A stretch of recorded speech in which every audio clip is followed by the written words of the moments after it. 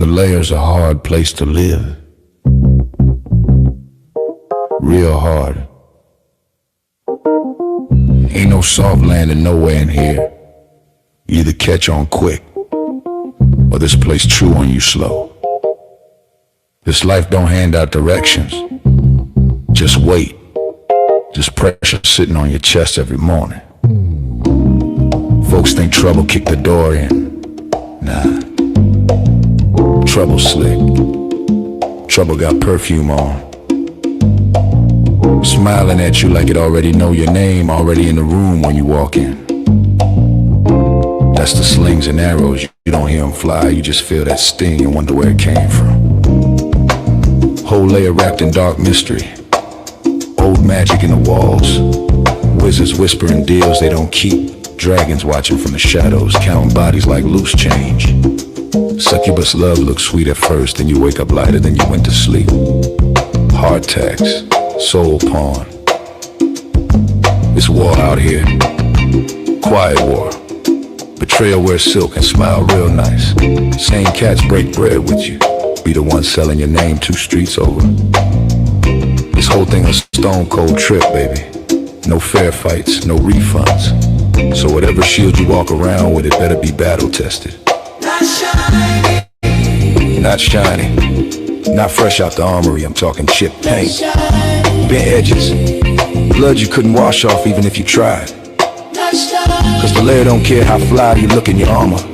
They care what's still holding when the smoke drift off. If you still here tomorrow, still breathing, still standing on your square, then yeah, you's a bad mother. Shut your mouth.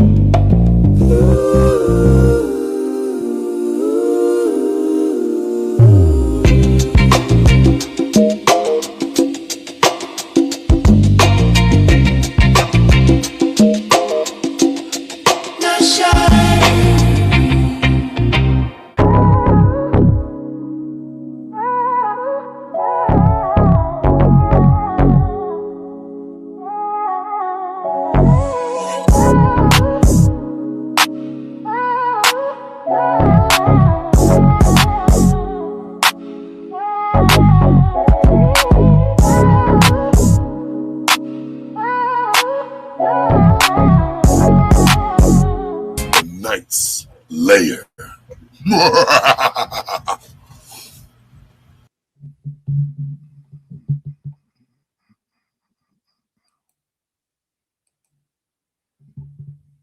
Yup. What's going on, y'all? Back at it like a crack at it. That's how they say it, right? I'm gonna get this banner up. Get this background together.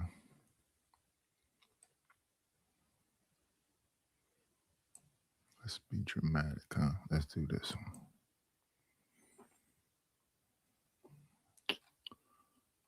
Keep playing around with the background music, but let's do this. I think it was 309, 039.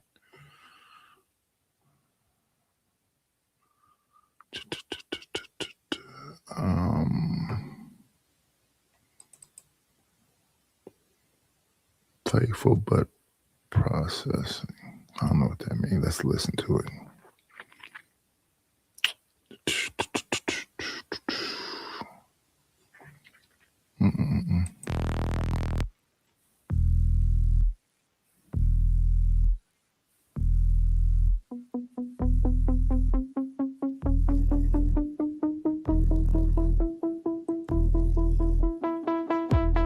Pass it through the static, floating through the night. Echoes in the plastic, neon blur of light. Smoke turns into colors, bass spins out of shape. Time slips through my fingers, reality escape.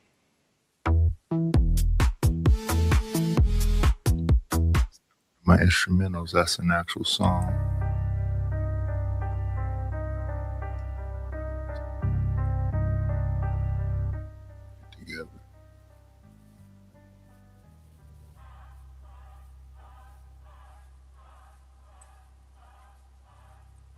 Um, and we bike. What's going on, Chicago Rilla? And why not get started? We're about to watch an interview from the ERTS report. He asked me to check this out. So we are reviewing this.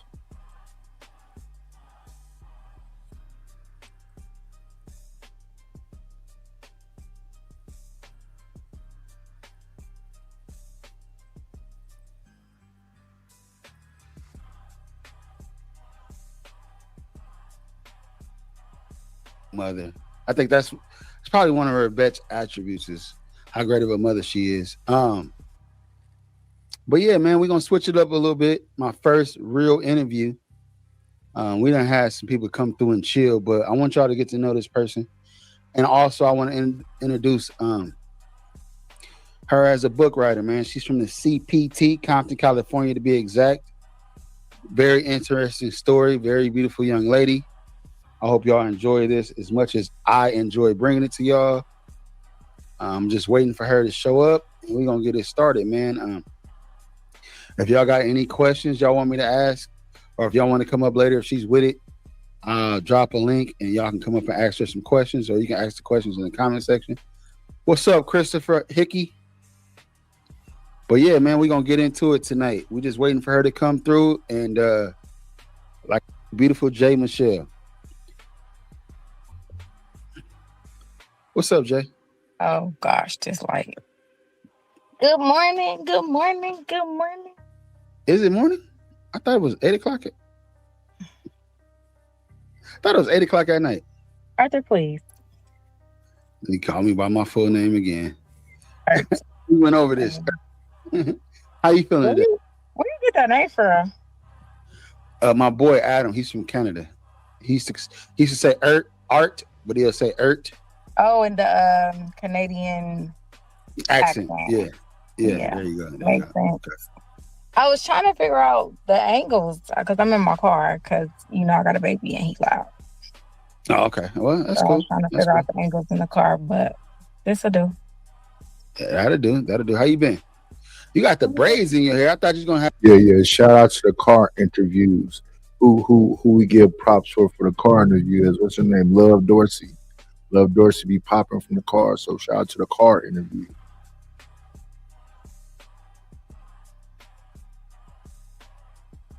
So let's turn this down just a hair more. But this is just good enough for the wake up.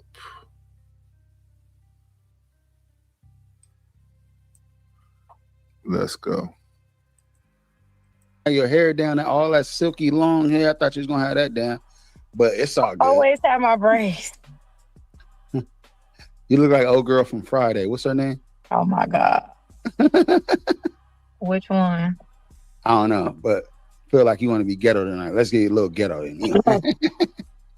Tell us a little bit about. Let's get into the interview. Tell us a little bit about yourself, man. Where you from? Who are you? What you want the people to know? Go ahead. Start from the beginning. Well, my name is Jay Michelle, and I'm from Compton, California. Mm-hmm. Born and raised in South Central Los Angeles. So that's where I'm from. Where did you go to elementary and high school? Like what cities? I started elementary in South Central Los Angeles. I was going to this school called How you don't remember your elementary? Birmingham, Alabama. I went to Falwell Elementary. No, that's wrong. I went to Wadsworth Elementary off of 43rd and Central. In the hood. Oh, you yes. In the hood.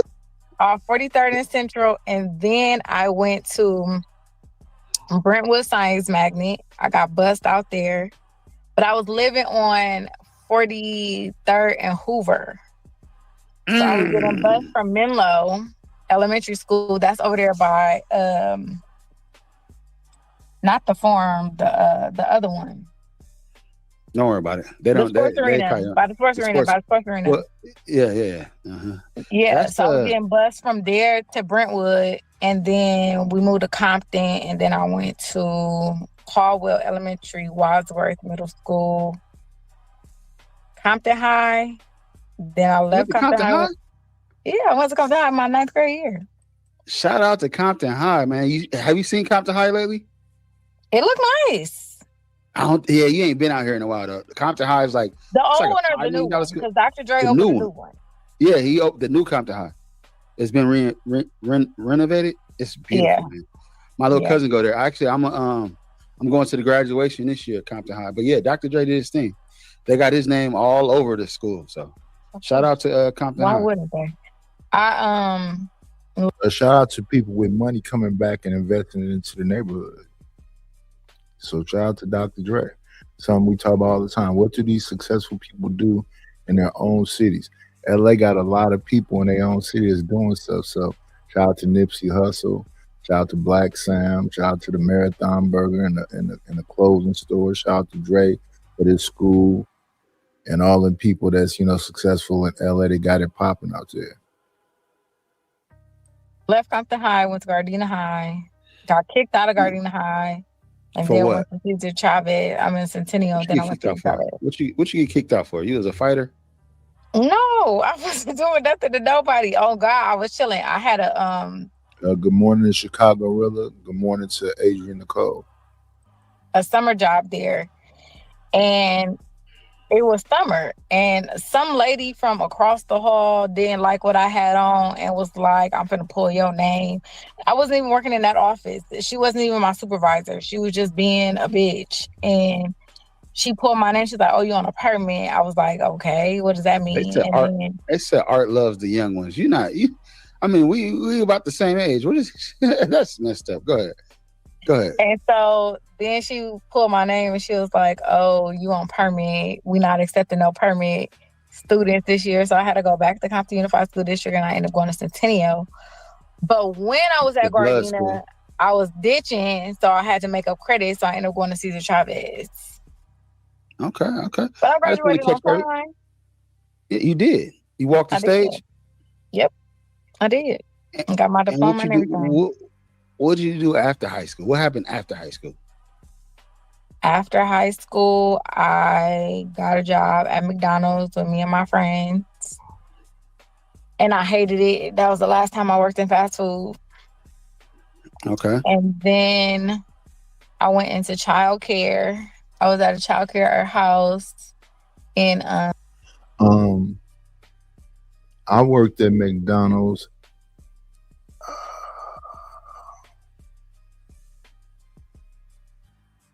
I want to say 1986.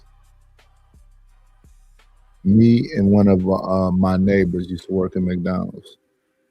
I used to always be up early. I would be out there and he'd come walking down the street, half sleep. That's I want to say 86. Into 85, beginning of 86. I was 15 or 16. And we had we were in there before the store opened, unpacking burgers and whatever else. Whenever the food truck came, we was packing the freezer, making salads, the whole everything. We did everything in McDonald's. Inglewood. Okay. And I was going to I went to LA Trade Tech, and then I went to the other one down there off Crenshaw. El Camino. No, I went to El Camino too. But the other one. West LA? No, that's far.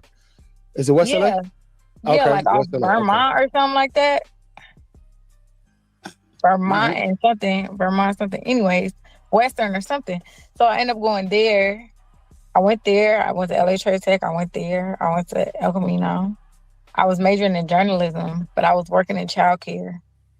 We'll get to that. We'll get to that journalism major in a minute. But I want to talk about Jay Michelle. Okay, so when I met you, you were working at Foot Locker, I think, right? Am I right? It's okay. And what else? What else were you doing? Do you mind? What else were you doing? Well, when I was working at Kids Foot Locker, I was working at Kids Foot Locker.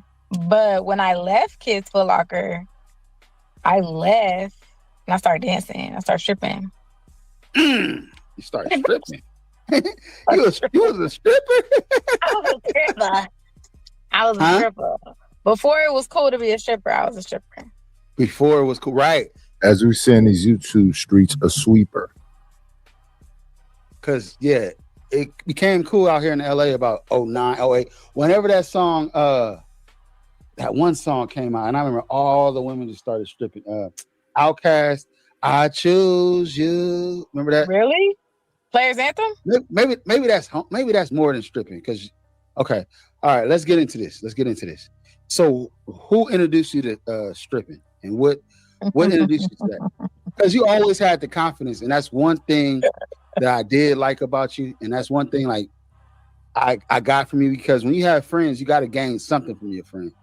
One thing I gained from you was having confidence, and you stand on what you stand on. I ain't never seen you say something or do something and didn't stand on it. I've never seen you do that. So talk about that. How did you get into that? Well, this part. Give us the first day, the first idea you had of getting into that. Well, the first And idea what I had age? of What it, age? I was 20.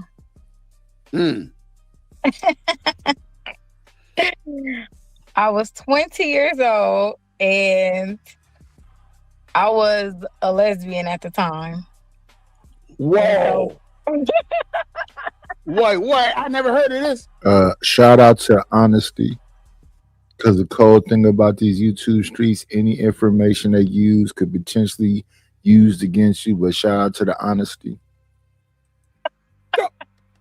You was lesbian? You was a lesbian, huh? A fake lesbian. I was a lesbian. What up, Sam? That's a part of that profession, though. I think it's more women that's lesbians that's in stripping than not. At the time, I was 20 years old. I was experimenting for sure. So was you I was full fledged, experimenting. full fledged or halfway in there, like 1 foot in? You ain't never been 1 foot in, 1 foot out. Like, what kind of lesbian was this? Well, all y'all do lesbian things at one time. Well, to be clear, I was interested in studs because from what I heard through the grapevine, the way studs get down, that's something that I wanted to kind of experiment with, because I was not interested in putting my mouth on nobody's vagine at all. And how does that? Vagine. Okay. Vagine. We call it fascine. But she said she wasn't. She was looking for a stud because she wasn't interested in putting her mouth on nobody. So how does that work? How are you a lesbian if you're not doing all the lesbian stuff? Vagine. I wasn't interested in putting my mouth on nobody's vagine. So, from what I heard, the studs, they wanted to just please you and they didn't want you to touch them. And I was like, all right, let's see how that goes. But anywho, a group of girls that I was hanging out with. Hold on. I got to ask this question. How did it go? Let's not just get past it. How did it go? A one-sided love affair? What is that like? The studs just want to do whatever. They don't want you to do nothing. Was that like a pillow princess? Did you not like men? Like, why did you? Okay, so so it's like. What happened? It's like things that are like, I don't know what you call it. Like they overlap each other. So I was with somebody and he got murdered. Oh. And he was my first love. And so I really, really wasn't trying to deal with no men. So this is like poetic justice, kinda. Nothing like that. I was just really trying to. With them. Wait a minute, where am I messing up? Where's the sound? Compton dudes, man, them street dudes, man. Go ahead. Well, he wasn't a street dude, and he wasn't from Compton. Like, I don't recall having no boyfriend from Compton at all. But, yeah, he ended up getting murdered. And I just really wasn't on that type of time where I wanted to deal with another dude. And then I had started dancing too, so I really was just staying to myself. That's confusing. So she lost her boyfriend, and that made her not want to mess with dudes. So she messed with a stud. Because was he too emotionally invested? It was a deep love, and the idea of that's crazy. You lose your boyfriend, then you start messing with dudes. Low key, you can say it like that. But the girls that I were hanging out with, they were gay. And so when they went to the gay clubs and stuff like that, I hung out with them. And so in the gay clubs at the time, the females would come out at midnight and they danced. And they made a lot of money. And I was like, I want to do that, but I don't want to do it for girls. And so at the time, back then, it was this little magazine paper called Dancer. And I don't know if you remember, they had all the clubs in LA and Orange County in the back. And so I just picked one. So you don't want to mess with dudes because you want to get that emotionally invested because of what you had just went through. So you mess with a stud, but you wanted to dance in a club for dudes?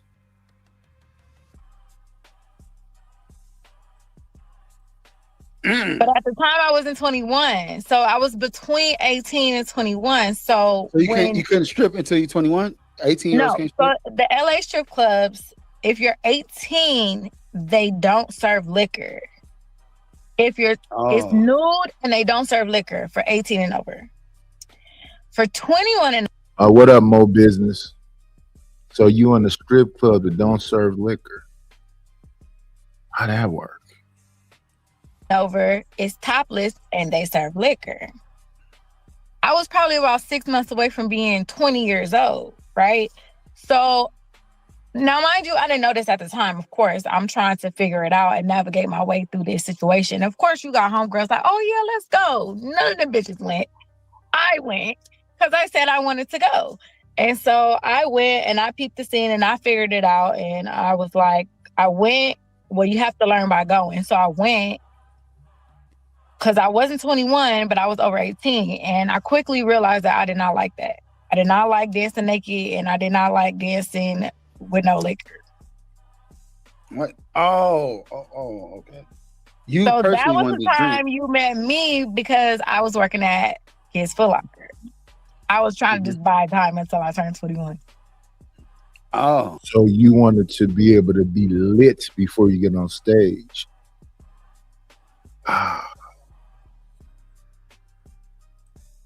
well, I thought we were past 21 when I met you, though.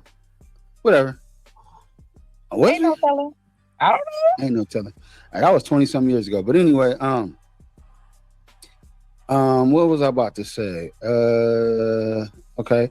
So yeah, good morning, Sin 7 Sin.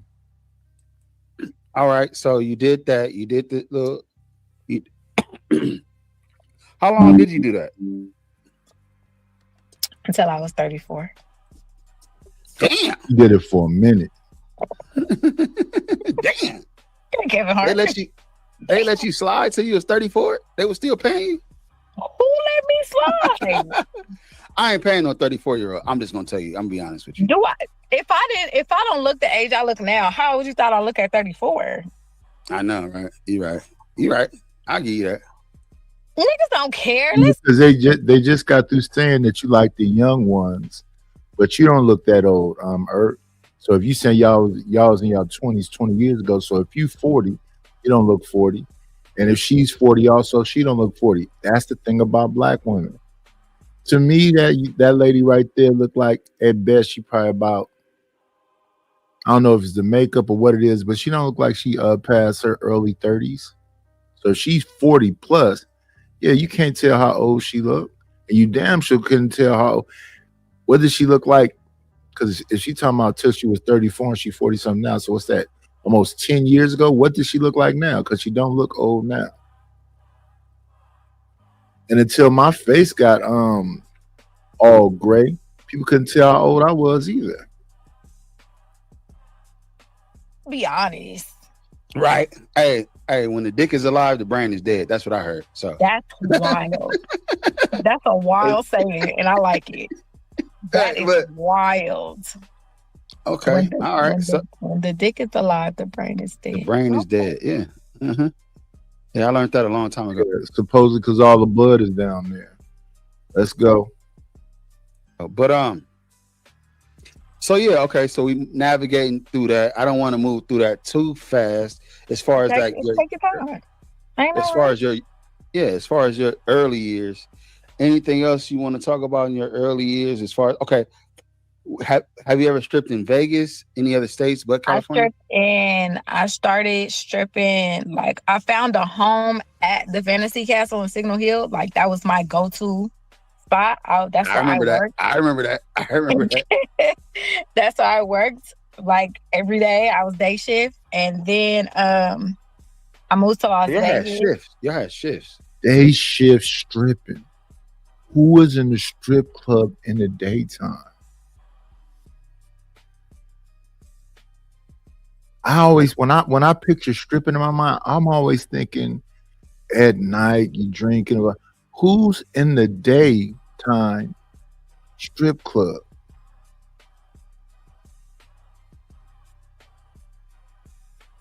Yeah, Either day shift or night shift. Then I moved to Las Vegas. I worked out there, and then I moved to Atlanta, and I worked out there. I didn't know you. Oh, you did live in Atlanta. We're gonna get to that. Okay. So where Good morning, Reese. Good morning, SD. Let me see.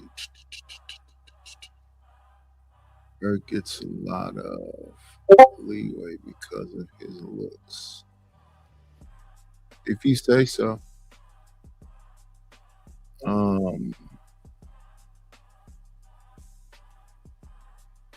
I was talking to Reese last night in Taz chat. She act like she don't know nobody when she not in the lair, but it's all good.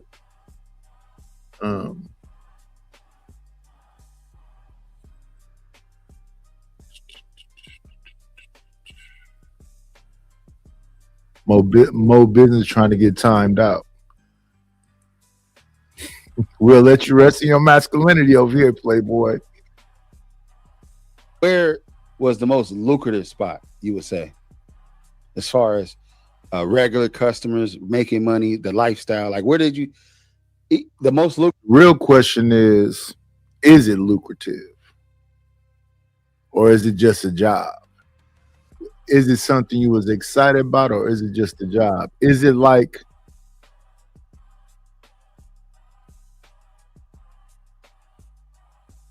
I don't really know nobody in all the little tidbits of stripping stuff I know that act like stripping is it. Was it for you? Because you say you was there to 34, or was it just you can get this amount of money and you was dependent on that amount of money, or was it more than that?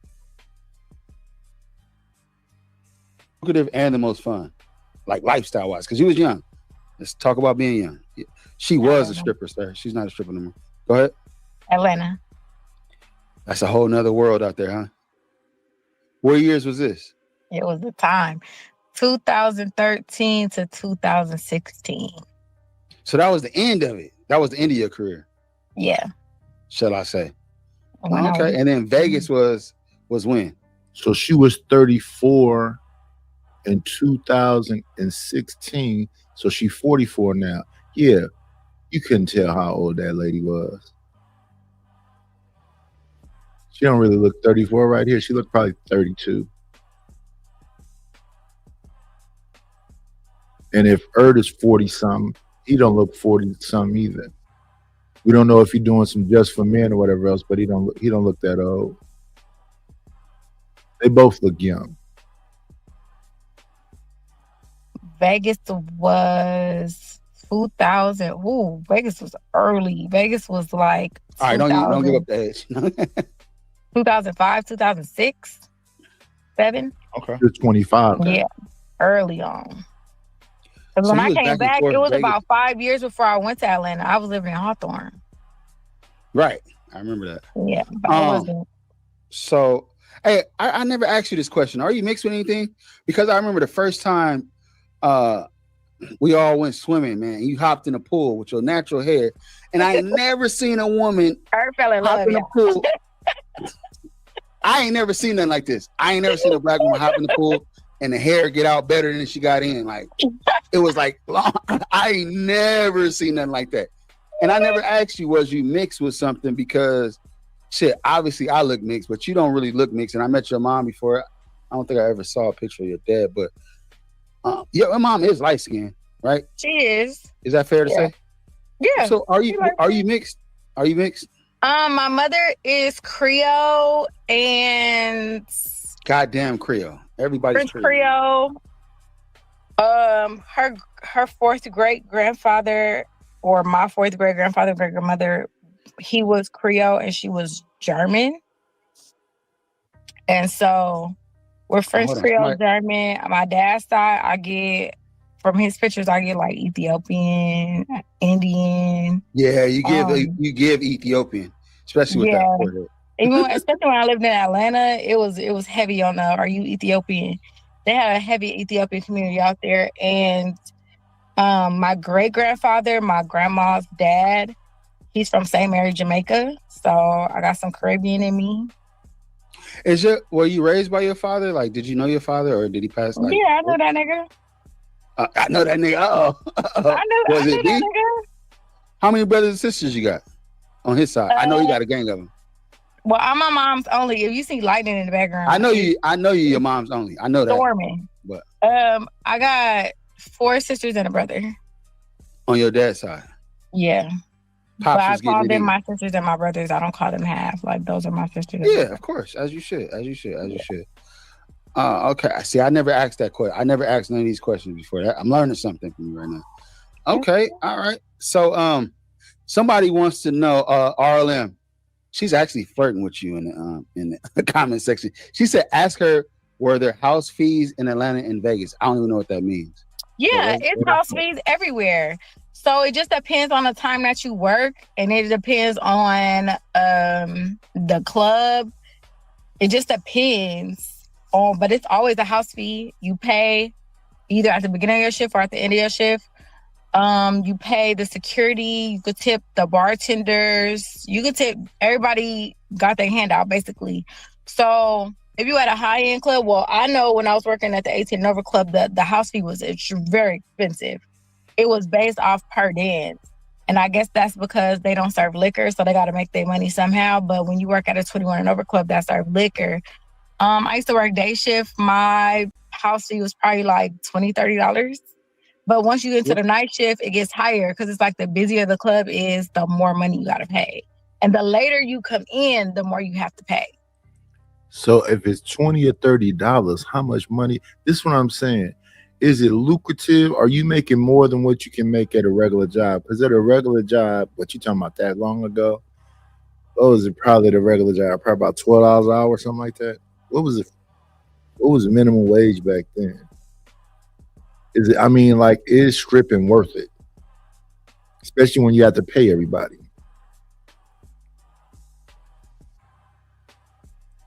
So let's say the night shift is like 6 to 2. If you come in at 6, it's going to be lower. But if you're coming in at like 10, 11 at night, then it's going to be higher. And they usually have a chart of how much, like, from the time, and then how much each time slot is. Got you. Okay. Well, I think I got enough about the stripper part of your life. But even though that was, 18 and 34, that's a huge part. I didn't know that. I didn't know you retired as stripper. Did they hang your jersey up? I really didn't start till I was 21, like I said, but because I was killing time between the 6 months from when I turned 20 till I was 21. And I turned 21 in July, so I didn't go like soon as I turned 21, but I was still working until I turned 21. Mega Band, old man Mega Band said, "What did you work at in Atlanta?" This is an old man. In Atlanta, I started at the Pink Pony. At the Pink Pony Club. I started at Pink Pony, and that was just a stepping stone. Like, I just needed somewhere to get in at. So 13 years, based on what she said. She said from 18 to 34. So 18, she don't really count that because she left out of there because wasn't no real money because they didn't have alcohol in a club, so she started working at a Foot Locker. So I guess you don't really count that, but so 18 to 34 is 16 years. It is a minute. Started at the Pink Pony, and then I made my way down to Shooter Alley. Rest in peace, Shooter Alley. They shut down the city, I think it was the city of Lenox, to annex that side of the street or some shit. And we had to go down to Platinum. Is it Thunder and Lightning? Where you at? Where you at? Yeah. I'm in Arizona. Yeah, it's a thunderstorm right now. We'll get to that. What was the most you made in one night, and have you ever stripped for anybody famous? Have I ever stripped for anybody famous? How much most I made in one night? Like, believe it or not, stripping is a very discriminatory job. I'm not going to use the R word, but it's very discriminatory. Like, being a dark-skinned woman in a strip club, how was it? Go. From management all the way down, because you have to remember, like, I started in an era where big booties wasn't popular. Like, that wasn't the thing. Like, natural bodies was the thing. If you could think of the time when Usher came out, whatever year that was, that's the year I started. 2004. Yeah, that's the year I started. So, like, it progressed over time. It changed a lot. I started being in music videos, like, especially in Vegas when they start cracking down on the hostro. Like, a lot of hoes came into the strip club. Like, shout out to the shout out. Good morning, Coach Ferg. Right, it's very. Give me a second. Very. I seen that. Go ahead. You got it. Go ahead. Oh, you said hold on. I'm looking. No, I was saying go ahead and talk. I got it. Oh, but yeah, it's it just depends. Yeah, and then when you just a regular person and not trying to be in the champagne room, and the prostitutes come up in there, who knows where they're willing to go? Good morning, Angel Earth Love. Who is that just talking to me that agitated me right quick? Let me go check out. We got to find out who you peoples are. And I don't see it, so let me put all, and probably in the virtual side of the thing. Most of the time, y'all, I'm not looking at the virtual side. If you want your comments to be seen by me, you will want to come to the landscape side. So evidently the person that's talking to me the most is on the vertical side. So let me go over to the vertical. See this nonsense. Give me 1 second, y'all. Like, comment, and subscribe. Subscribe to the channel, y'all. We need to get to the 500 subscribers as quickly as we possibly can. We on the road back. People being funny style. We're going to the vertical side to see what this stuff is. So we got half and half on the vertical side. Okay. So the vertical side is flooded with one commenter. Okay. So let's go see this person. They're writing individual words down like they spamming. And that's annoying me. So I'm going to have to do something to make myself feel better. But let's do this right quick. So this is a person with 1 subscriber. Emo. Yeah. We're going to let it rest in its masculinity or femininity. Do not spam the chat. We'll see you in a second. Oops, I didn't mean to do that. Let me reverse that. I meant to do this. Here we are. We're gonna give you a little second to think about your misdoings. We see you in 10. Do not spam the chat. Let's see. We are back. Like, some nights you'll have good nights, some nights you won't. Sometimes, you know, men are just as fickle as women are. they don't want to be bothered. Like it was the time when people was coming in just to watch the game. And it's like, it's a Friday down the street. It's a sports bar somewhere. Like, y'all don't have to be in here. You know what I'm saying? So the most money, I wouldn't say, because it fluctuates every day. Every day is a different day. But I was able to maintain my lifestyle. I never had to live with no man. I never had to have no man drop me off at work in my car. I always had my own car. I always had my own house. And I didn't become a mother until way later. So I was like 30, 37, 38. That's a different story too. As Art would say, we'll get to that. But have I stripped for anybody famous? I gotta think back in the archives. I don't think I stripped for anybody famous because, well, you consider Crooked Eye famous? I can't hear you. Yeah, Crooked Eye from Long Beach. That's the homie. Yeah. Crooked Eye. Like a private dance. Crooked Eye is famous. That's crazy. Yeah, he's a famous rapper. Yeah.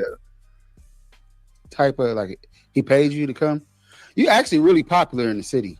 To go? No, in the club. Like, not private. No. No, I'm not talking about like they invited you over and paid you to come to their little, because you were in the music video. Remember Rocket? Rocket don't even. In a lot of music videos. He was. Me too. Being in LA, being in music videos. Me too.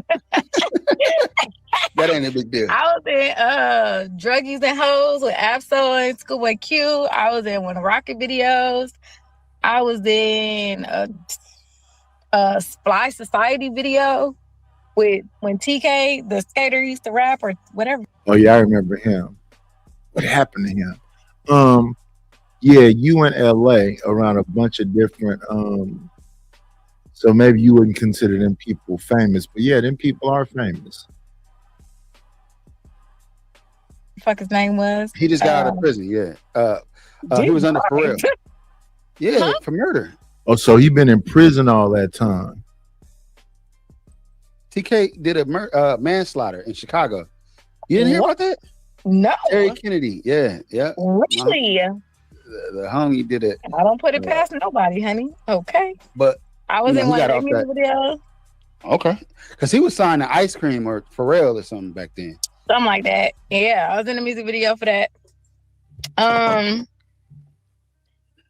that's what kind of catapulted my love for the entertainment industry as far as let's get into that. As far as me starting my hip hop journalist website when it was Up Next. Yeah, like some people be talking crazy about the artists that be around here in the town, like they wasn't famous also, or they said that they is local, whatever else, but they still famous. So when you seeing CNH, the Delinquents, you'll see Yuck Mouth a lot. You'll see Mr. Fab. When Short was around here, you see Short at the side shows and stuff. You will see Short's groups too. I think it's Black Dynasty. You'll see the Jacker. So all of them is famous. I don't know what they mean by is this famous? Yes, they're famous. Might not be at the top echelons of whatever, but yes, known, been artists for years. And even now when people see these people, they try to act like they ain't famous, they just regular. No, they are famous. They've been damn rappers for now. So we talking about like maybe like 92 to now. So hell yeah, they famous. And I don't even count all these new people that's walking around here, regular, that's artists. .com because I was because I was interested in interviewing people on the back end because I just thought it was so fascinating to watch these things being created, music and music videos. And my favorite place was to go to the studio. I love being in a studio session. So you was one of them studio girls, like, hey, call Jay up. and it inspired me to make this song. You just be sitting there chilling. Yeah, 'Cause but you was a chill. also it's exposure for them because I had the website and then I had connections as well. So it was beneficial for everybody across the board at that time. I used to go to 1500 or Nothing sessions. I used to go to Slim the Mobster sessions.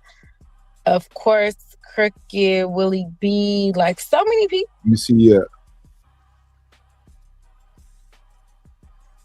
he said notable but not celebrities. Who did just said that?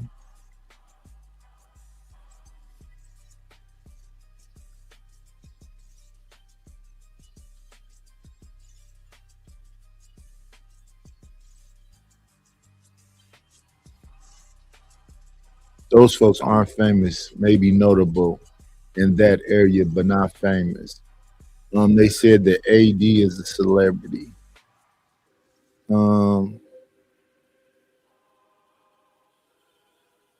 He say he don't recognize none of the rappers I name. Well, hey man, they famous. Oh, What about Terrence Martin? Kendrick? I love watching Terrence Martin. Terrence Martin, man. That's I my wish I favorite. had my That's my old buddy. phone, man. No, Yeah. listen, I had a homegirl, one of my white older friends, man. She used to like pay for Terrence Martin to come over just to play the saxophone and all. I didn't even know who the dude was. Yeah. Was that the saxophone? Whatever he played. Yeah. The dude is a musical genius. Terrence Oh, Martin. yeah. He did that album. He got an album out. Yo, He got a Terrence couple Martin. albums It out. sounds like Terrence, but with no end. Terrence Martin. Terrence Dope Martin, party. yeah. That's Been the to homie. a- That's the homie. Speaking of Terrence, been a couple problems sessions. Problem the rapper. They're brothers. Yeah, see, that's when That's LA all. was cracking. That's when LA was. LA was on super fire. popping. It was super 06, lit. I had 06 so to much 2012. fun. Yeah. 04 to 2012 LA for us, for our age group, was just Yeah. on fire, man. It was so much Yeah. to do, so much fun to be had. It was a time. It was so and fun. you was in the midst of it. I was. I remember how famous she was back I then. was. I was. But, I was on the internet radio with the homie So Social. We did So Social Radio. And then I went to Atlanta and did You and I Up Next Is Radio. Let's get to that. Let's get to Atlanta. One of my favorite moments in YouTube history was this like 10 years ago. I'm just scrolling through YouTube and I see an interview with 2 Chainz. And I'm like, who in the hell? And this was 2 Chainz was popping. This had to be 2014 and 16 in between there. So 2 Chainz was in Disturbing the Peace, and it was him and another dude. Before he was 2 Chainz, he was Titty Boy. I forget the name of that group that him and that other dude was in. I remember the song was "If I Don't Do Nothing, I'm a Ball." Lil Wayne was in it, and it was him and his. I forget the name of the group though. And you were interviewing 2 Chainz. And I Yeah. said, "Oh shit, she made it." How did that come about? Because that's when he was. I think you interviewed him at the Trap House. Go ahead, explain that. How did that come about? Well, I interviewed him on a set of his music video downtown LA with Tierra Marie. Oh, okay, that was in What song LA. that was. But the relationship has started, the business At the strip relationship. club. No, it did not start at the Go strip club.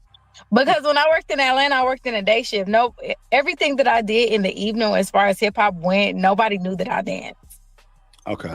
Same thing with LA. Like nobody knew that I danced. Everybody, that shit was day shift. At night and on the weekends, I was J Michelle, you upnextis.com, up next hip hop, all that shit. So how I got the interview with 2 Chainz was the relationship. They said you were showing a fake ID.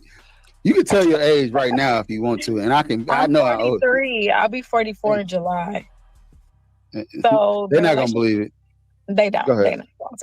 The relationship happened. It started in Atlanta. I was staying with a young lady. She was acting manager or whatever for me for the hip hop side of things. As far as she had some other artists that she was managing, so to speak.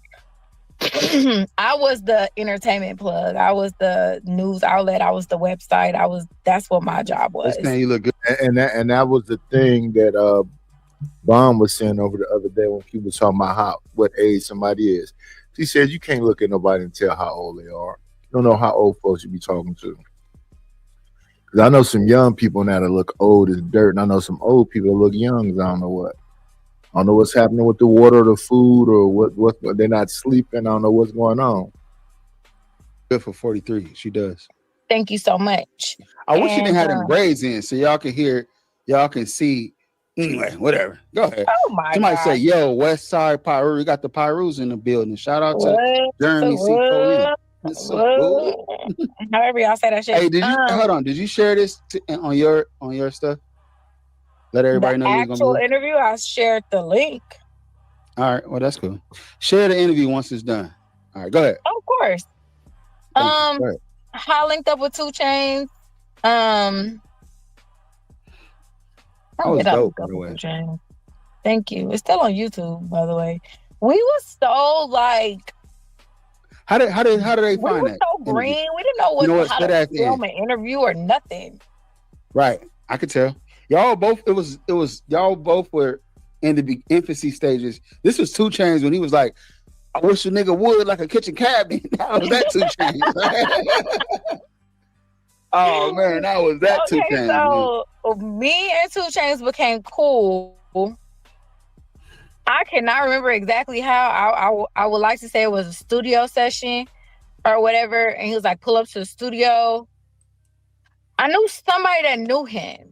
It is always a degree of, or 1 degree or less Separation. of separation Yeah. for somebody in Atlanta. Like everybody was connected. I can't remember who the exact person was, but I ended up going to the studio session and we That got was in cool. LA, right? I wanted to go to another studio session with him.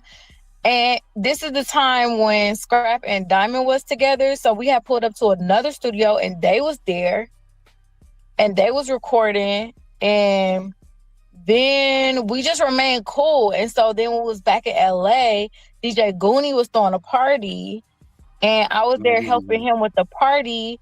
And I got a call from Chainz and he said he was in town. And I was like, well, we in the hills, pull up at this party, blah, blah. It was like a whole thing. Like, it was just a vibe. That's not fast. Look, I see the smile on your face. That must have been a fun night for you, huh? It was so fun. I used to have so much fun. I promise. So much fun. I remember those days. Let's go back and rewind a little bit. What was the difference between Atlanta lifestyle and the LA lifestyle? Like, for example, like, because LA lifestyle is you got to move a certain way. You got the gang thing going on, you got the politics going on, you got the hating going on. Is Atlanta a little bit different as far as that aspect? It's very different. There's no boundaries. Especially when you was there. Yeah, especially when you was there. They was all getting along, man. There's no boundaries. It's not boundaries to like, oh, you can't come to this hood. Who from this hood gonna be over there? It's not who all gonna be there type shit. Yeah. How many people gonna be there? Right. But because I know niggas do beef, but it ain't got nothing to do with a state or a color. You know what I'm saying? Because I know out here, if you did because you was, from what I'm seeing or hearing, you was doing mostly work with the blue side. Did you get any beef when you tried to work with the red side? Because you did work, I think, probably on the red side. So, like, was it? Let's pause it for 1 second. We'll come back to it. Yeah, Player Circle. Player Circle, that's the name of them. Let's do this right quick.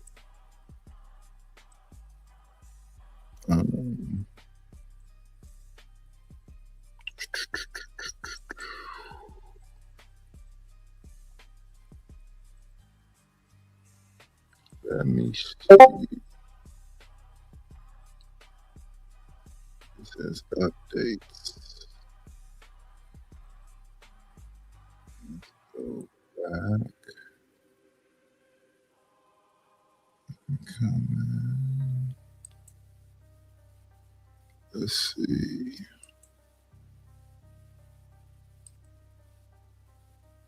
Let's see what her work is like.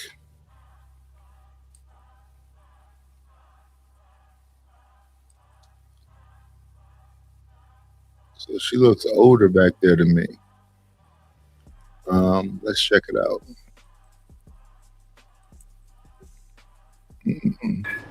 You had your first show in LA last night. How was it to perform the first time in Los Angeles? It was turned up. It was groundbreaking. A bunch of people in the building. It was Grammy night. A lot of A-list parties, and mine was sold out. So I feel pretty good about it. Everybody know you as 2 Chainz from Player Circle, City Boy. What was the name change about? Like, what made you change your name from City Boy to 2 Chainz? I've been going by 2 Chainz, basically the whole time I've been saying Titty Boy. It's just a situation where people started listening. I guess it was my time, hard work started paying off. Started introducing a lot of my records with 2 Chainz, and it just stuck. So it was nothing I did to be brilliant. Right. So, like, every song that's out right now is, like, featuring 2 Chainz. You everywhere, doing a whole lot of stuff. Like, what do you think happened between Chocolate Belly 2 and True Religion that made people, like, pay attention to your music more? I think my consistency, you know what I mean? And me just, continue to put out good music people can ride to, party to, get dressed to, smoke to. You know what I mean? Whatever your daily activities is. So me being in tune to the streets and stuff like that definitely helped my campaign. You have a song on True Religion called Murder with Krayshawn. Like, with all the negative, like, energy she was getting from other artists, what made you still want to work with her? Because of my own artists, I don't care about other artists. It's a real easy question.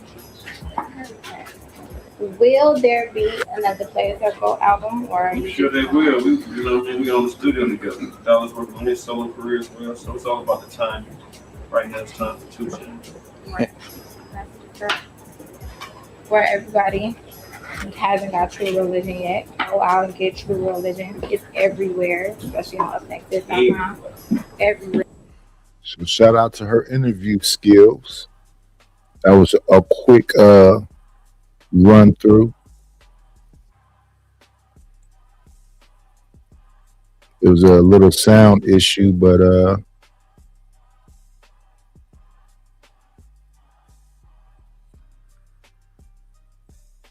this man say, "Why have a chat if you're not gonna pay attention to it?" I don't know how long you've been around these YouTube streets, SD, but you've been around the streets long enough and in enough different chats to understand how that works out. Everywhere you go, let me tell you what they say. I'll repeat what they say. I'll do a little bit of conversation jacket. They say if you want your comments highlighted, you know what to do. I'm reading people's comment and they didn't do what everybody asked them to do. So there's that. This is a business people do for money. And they ask you to, typically, if it's a monetized channel, hit the super chat, PayPal, Cash App, Venmo, Zelle, whatever people got, to highlight a comment. I'm reading your comments because I know who you are, SD. I'm reading Sin comments because I know who she is. But that's not how the YouTube streets supposed to work. Y'all know how the YouTube streets are supposed to work. So oblige and I'll oblige. It's pretty much scratch my back, I'll scratch yours.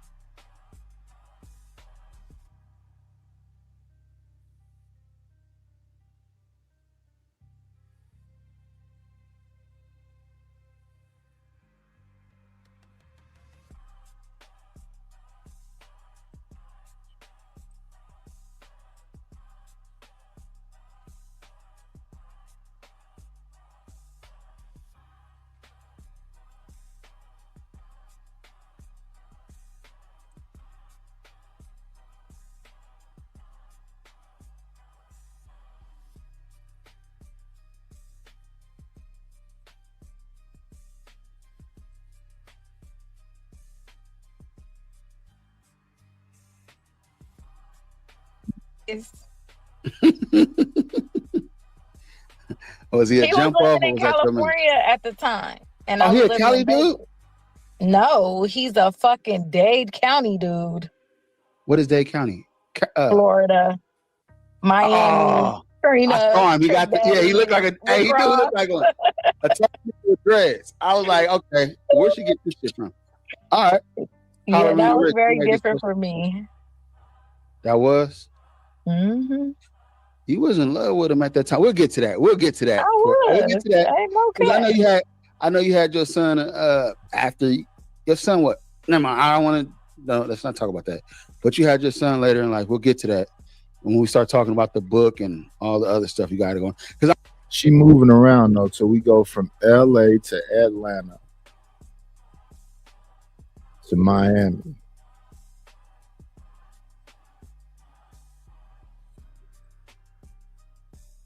I'm really proud that you did that book thing.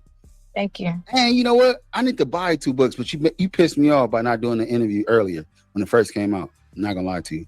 I'll It's be a hitting you book. up. It's not gonna be old. It not can't gonna get go nowhere? old. It's a book. All right, let's get to that. Hold on, let's get to that later.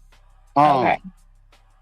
So Cali to Arizona. So what is Arizona like for you right now? What's going on in Arizona? What you doing? You don't have to say everything, but like what brought you to Arizona? Let's say that.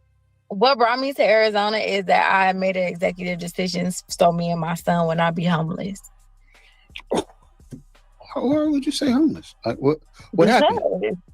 Because here's the thing, people, and I thought about this the other day, because I be thinking like, how did I get here? Right? I like to reflect on my life. Okay. And like, how did I get here? Because every decision you make is why you are where you are right now in this moment. Nice. And sometimes you need to think about that. Like, how did I get here? Not in a bad way, just how did I get here? Right?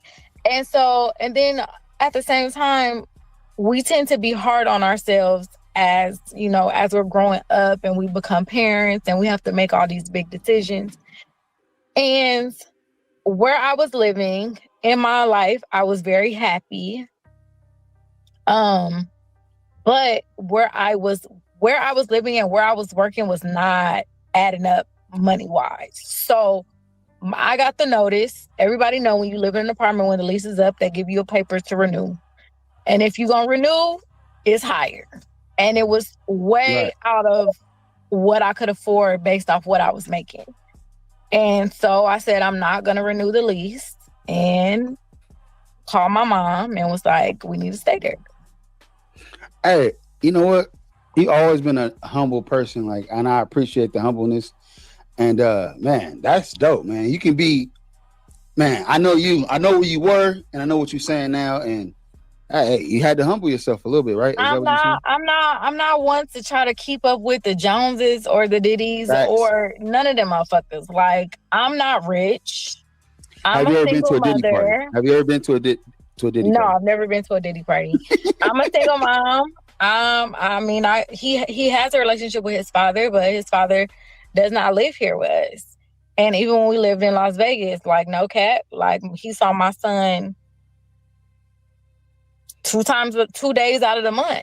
So, you know, I had to do what I had to do for my child, because if I was trying to stay there.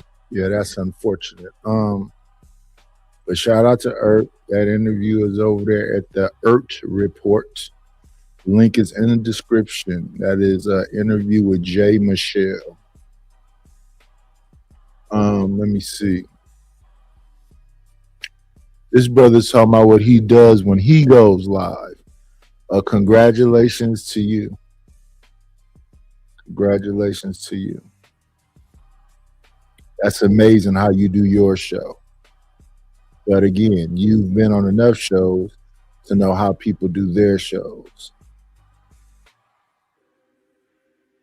I know that as well. Nobody wants to do this for free. And I mean nobody. So I'm in the same bag with everybody else. Nothing special.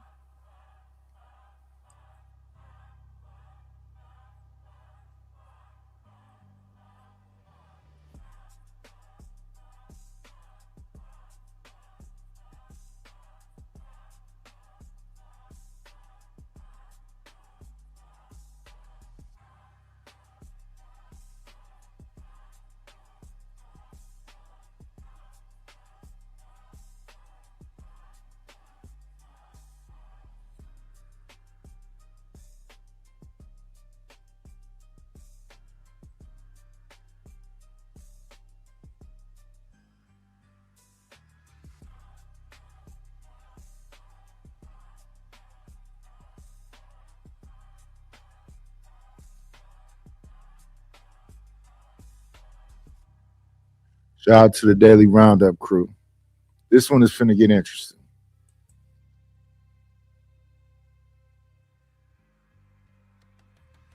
What up, Savage?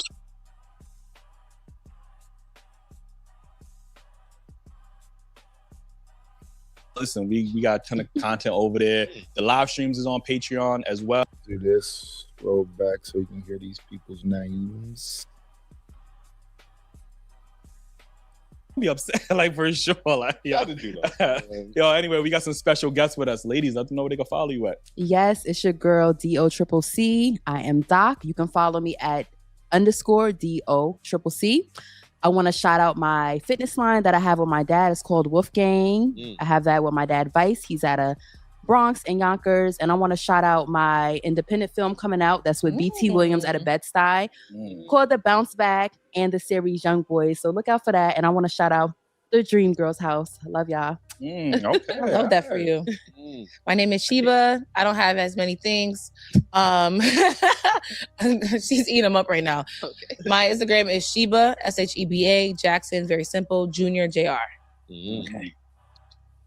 Listen, before we get into these topics, I should say, make sure y'all hit that like button, subscribe if you haven't already, subscribe to the YouTube, join the Patreon, man. If y'all on Patreon right now watching this, listen, y'all got this episode early before it went live to the public.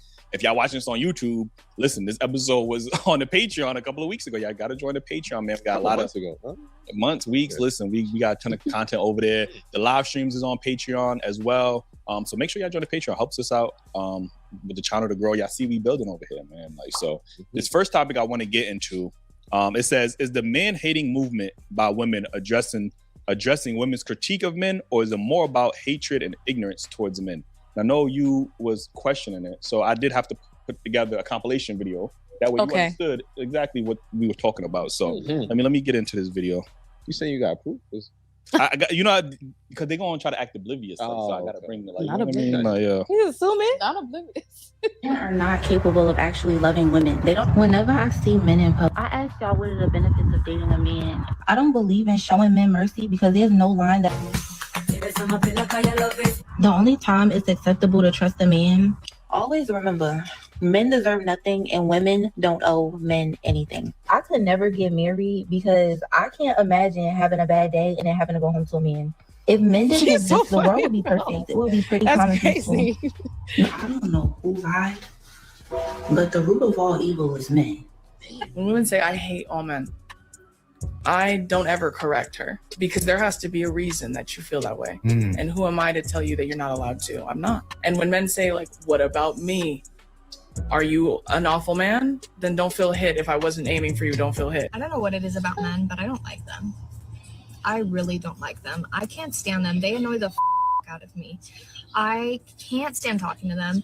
I don't want to be in the same room as them. Like if I'm annoyed, I need to go. Like I can't do it. It is hard enough doing it on the phone. I can't imagine trying to go out and date in person. I don't like men. And there's nothing really to like about men. Like when it all boils down, men are not really likable people. So when y'all be in my comments saying you don't like men, no, I don't. And if you find yourself liking a man, you need to fill in that space. Go back to school or start a business or travel more or fill that in with hobbies. That's great. Like, listen, this compilation could have been like 20 hour long, like, but I just wanted to keep. I wish you wouldn't have had so many of that first person. You should have a bunch of individual people because I see those kind of videos all the time. It's no reason to be nice to them. I would just crash out. I see a bunch of those videos. Keep it short. Could have been the whole episode. It could have been. Matter of fact, we might just have to have a whole episode. We just let the compilation play. Like, you know what I'm saying? So again, the question is, do y'all think this movement of do y'all see it on y'all end? Do y'all see a lot of women in the comment section on social media just saying how much they hate men? They're always talking about men of this, men of that. Do y'all see that in y'all life? I can't really speak to that in my personal life. A lot of the women that I know like men. They care about men. They're not happy with like the general experience. Wagwan, Rapid. Experiences that they have had with men. But outside of that, like they would prefer stronger and healthier relationships with men for sure. Okay. For sure, but they've probably had terrible experiences. Especially the lady at the end. Probably had really bad experiences, yeah. That's Doc, what's your thoughts? All right. I am a perspective person and I put my feet in other people's shoes. So with that being said, I understand where they're coming from. That's not how I feel. Have I felt like that at a point in my life? Yes. Not that strongly, but I've been like, what's not like, why are men so mean? Like, why are they so lusty? Like, what's not clicking? Like, I did have that stage, but I'm not there anymore. I love men. I love the man that I'm with. But I do understand where they're coming from. So when people say stuff, I don't just like take the bait and be like, oh, they said that. I kind of more so look inside and I'd be like, yo, what made this person get to that point? You know, like, why are they saying that? They're not just saying that for decoration. You know what I'm saying? So it's like, that's what I look at. So these women, they probably maybe had to do something with infidelity, with men lusting after multiple women, making them feel insecure, not worthy, not pretty. So there's always a deeper lens to look down when you're looking at statements like that, because it's not just a blanket statement. But I don't feel like that. It would be nice to see these women maybe like be around more healthy relationships and more men who are uplifting, so they can see examples and they could get back to, you know, what it is to really be with the man and to, you know, that's what I think. Yeah.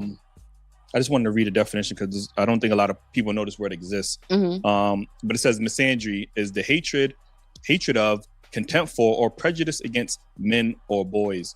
I know a lot of times we talk about not misandry. Misogyny. What is it? Misogyny. Misogyny. Yeah, we talk about that often, and even to the point where women even try to claim that, you know, we hear, oh, men hate women. Like, these are women saying that men hate women. I never heard a man, for the most part, say that he hates women. I ain't never heard no man say that. I don't think men can say that.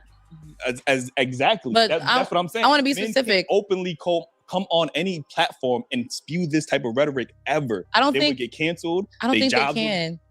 This is what I'm saying. So why is it okay? And why do we have all this sympathy for women? Nobody ever questions a man. If a man is has any type of hatred for women, why do we never have, damn, you know what? Maybe he really has some bad experiences with women. Because men do have plenty of bad experiences with women. I don't know if y'all understand this, but not all women are perfect angels that never do anything wrong. Like, women have their fair share of issues and trauma as well that men have experienced. Like, you know what I mean? Firsthand. Like, you know what I mean? This is why when you see some men on podcasts and they talk about their experiences, and instead of some women listening, they so quick to try to cancel him, take his mic away. Well, these are real experiences. And this is probably why men are gravitating more towards these spaces, because these are shared experiences that a lot of men have probably dealt with women. Like, don't say experience no more.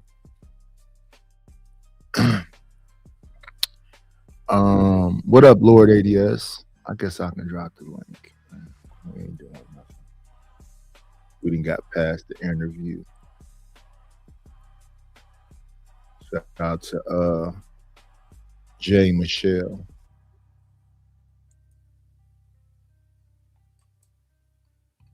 And that was Earthsay's first interview.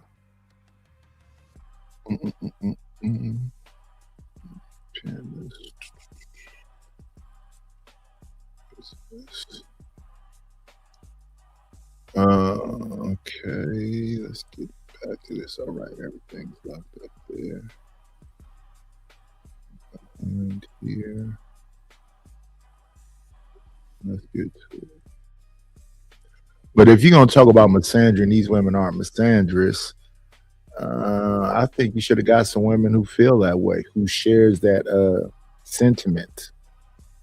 Like, being taken advantage of, being used, being cheated on. Like, we hear women talk about, well, we better cheaters than men. Like, I swear, it's like y'all do the same things that men do, and they got to repurpose it. But anyway, again, I think going back to this, the reason I brought this topic up is because I am starting to see it, and maybe that is the algorithm just putting it in my face because they understand that maybe it's triggering or whatever the case is. They understand I'm gonna watch it longer because I'm frustrated, like, why is she saying this or whatever the case is. But there is an uptick in women feeling this way towards men, and it's celebrated. It's not shamed. It's not, damn, girl, you need to go heal. It's not, damn. Instead, I understand where she's coming from. we don't give men that same grace, and this is what I'm talking about. The patriarchy doesn't give men the same grace. Y'all call them all types of incels. Y'all say they red pilled and all of this stuff. But again, we allow women to have these platforms to say this stuff openly. The girl in the first video, I don't know if you've seen it, she gradually went from feminine to more masculine. She had a do-rag on. Like she became the man at the end of the video. Like the crazy part. Like, you know what I'm saying? I became the man.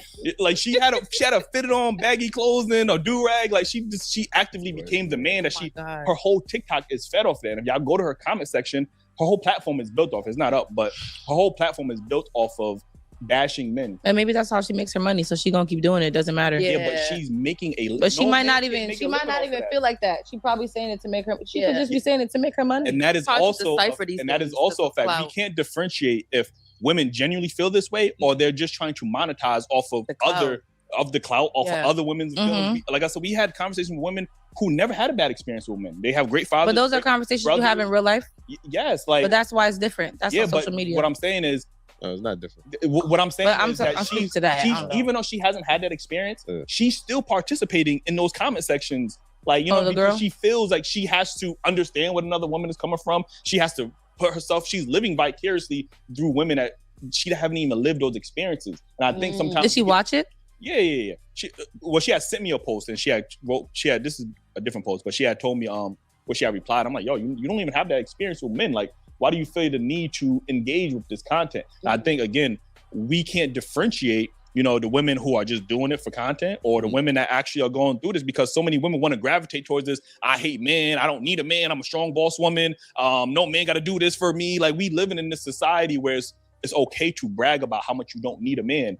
And like you said, we need each other. Like, you know what I mean? So we had a ton of episodes, but we had this one episode years ago. And I still think about this. And Shorty was so convicted of what she was saying. She said, women don't need a man to reproduce. Y'all need women to have a kid, a baby. You remember that clip? And I'm looking at, and she was really, It's true now, though.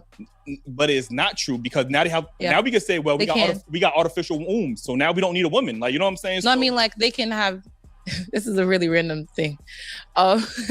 They can take it's something within the bone marrow of a woman. You can take it out and you can impregnate yourself. But it's a study. Yeah, they still working on it. It was years ago they came out with that. So crazy.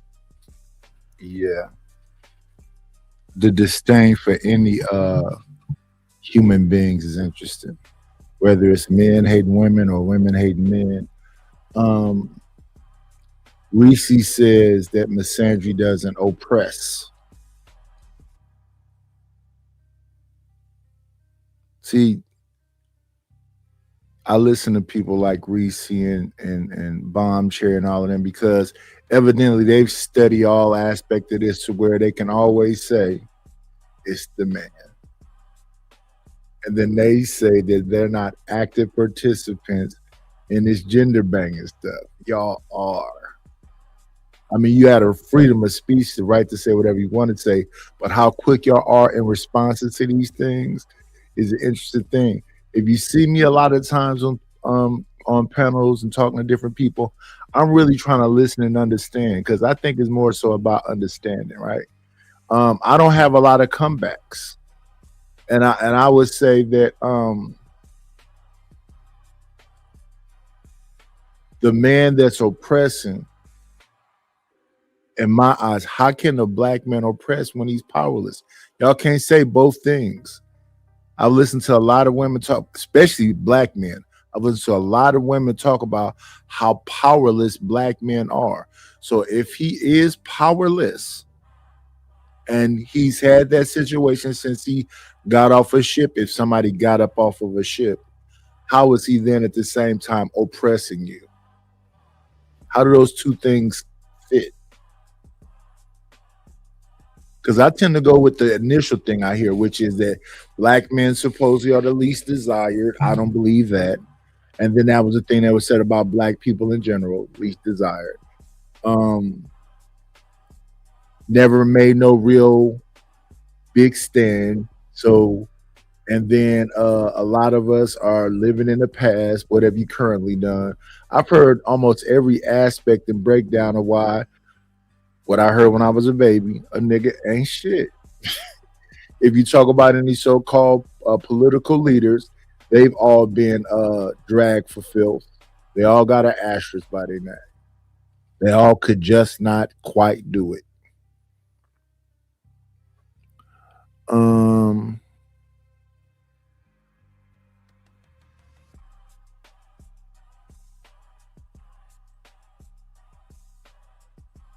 what is Reese saying right here?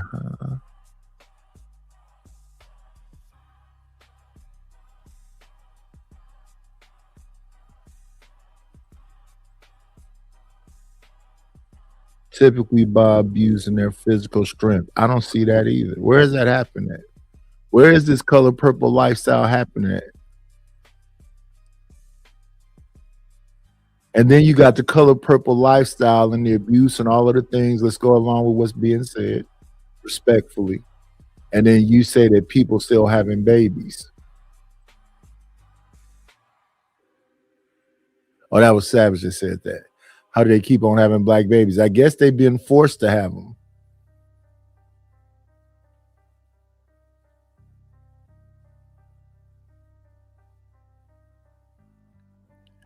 Me not seeing the color purple everywhere because, so let me give you an example. Let's make it anecdotal. I was married. I wasn't oppressed to my wife. Most of my cousins got married around the same time I got married. We all got married in our 20s, all of us. The cousins who have wives are still with their wives. Their wives are not in no abuse. The family wouldn't accept it. Her family wouldn't accept it. Where's these places where a man can just get off like it's the 50s and everybody just gonna go along to get along? Motherfuckers is finna get at you. I couldn't jump on my wife. She had 100 cousins around us. And I don't think she could jump on me either because I got 100 cousins around me. I don't know where these situations at. Are you like a only child? Do you not be around your family? And it wasn't finna be no shit where I'm gonna take my wife off somewhere she can't see her family. Even if she don't want to see them, they finna come and be like, "What's up?" So I saw her. So when I got married, I became a part of her family, no matter how mad they wanted to be or do whatever. And she became a part of my family, no matter what. So what I mean by that is that some part of my family, even if my wife is not around me, is gonna tell me, "Oh, I seen your wife today over here," or "Your wife was here." And the same thing with her side. I literally was working with her first cousins and whole family. So I don't know where, if I was this asshole, where I could just take off on my wife and somehow that shit was just gonna go by. And I don't know. And most of the women I know that got family is not finna let no shit happen, and it's just gonna go by. Unless it's a situation where motherfuckers is doing shit and then she going right back to the nigga. And even that's rare. So I don't know where this is, where these dudes can just take all this shit out on this helpless, defenseless, Whoopi Goldberg ass shit. Somebody finna get this motherfucker. How the fuck he's finna get away with everything? And I'm not saying about the police, because I know for a fact the police don't do shit. But I'm just saying, are you like an only child? Whether she goes back or not, she's doing it. Huh? Doing what? Let me see. Yeah, I don't know everybody. And I'm not saying that this is not something that happens. I'm sure it does happen. But you saying if I'm not seeing it as if it's prevalent, like it's happening everywhere. I'm just saying I don't see how it could be happening everywhere. Who would accept that, male or female? Right? Science. I told you. That's what she said. But again, you can't get the X and you can't get the Y chromosome. Like your baby will come out deformed. Like, you know what I'm saying? You're They'll not come out a girl. If you ain't got no Y, you're gonna just have a world of girls. No woman has ever done it. You don't know how that child is gonna come out. Like, and we get to the point where we like, damn, you know. Let me see this too, because I find this interesting. Right here. Is this one? No, let me look. I think it is this one. So right here, why are you denying facts? I don't know what the facts are. Was someone speaking on you? I'm not talking about me. I'm talking in general. I've been on too many panels. I looked at you see the content that I review over here. I review this content to look at it. So for example, we looked at the Saint and the Sinner, had an interview with who Stanley kept calling a librarian.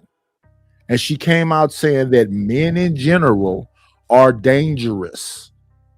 Just the simple interacting with men is dangerous. That's what that woman said. Then Saint and the Sinner said that that can't be the case because these women have family. But he basically said the same thing I said. And she said, well, that's just a lie, but I don't want to make this interview about that. And she kept hitting him with men dangerous, men bad, men bad, men bad. That was the majority of the interview.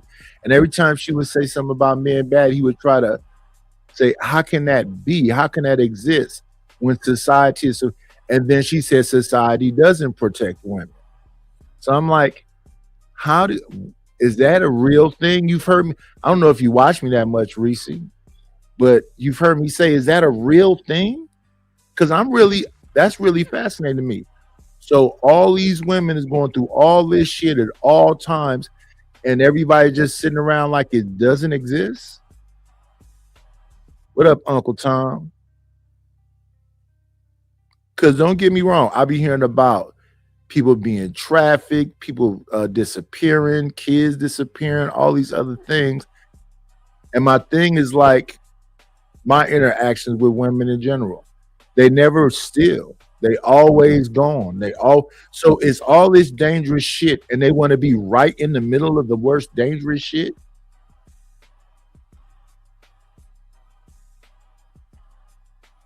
Like this right here.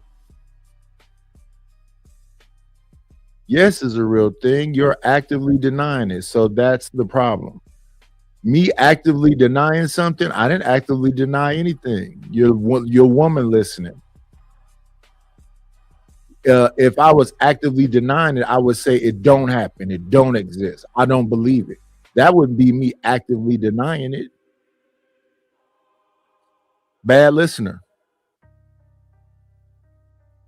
And saying that kind of shit right there is an attack on me. The shit that y'all say casually be attacks on people. You're the problem because you're denying something.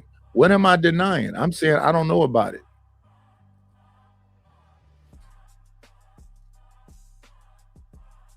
And then when it's said so matter-of-factly. So if I was denying it, I would never have been looking at Bell Hooks and fucking Gloria Steinem say the same shit. Don't get me wrong. I keep hearing people say it based on the stuff that I react to and respond to over here. I keep hearing people say it. So let me understand this. We in society, somebody drives up in the van and just snatch you, Reese, and everybody just ignores it.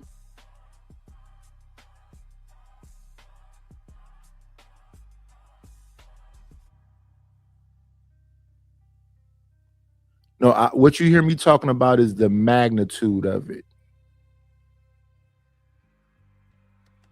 Because even when I'm over there on Sharon channel, what I hear is that it's out of control. What I hear is that men are just dangerous, period. That's why the women have picked the bear. So what you hear me talking about is magnitude. How when you say just men in general. So you're saying that the majority of men in general are monsters. And if men in general are monsters, how is women still dating them? How's women still playing in their face? Because the other day, what were we looking at? We were looking at decisions. They used to be called horrible decisions. You hear me listen to Poor Minds. You hear me listening to a bunch of different women podcasts. And on all those women podcasts, they don't be talking about just cheating on men. They literally be talking about fucking over men.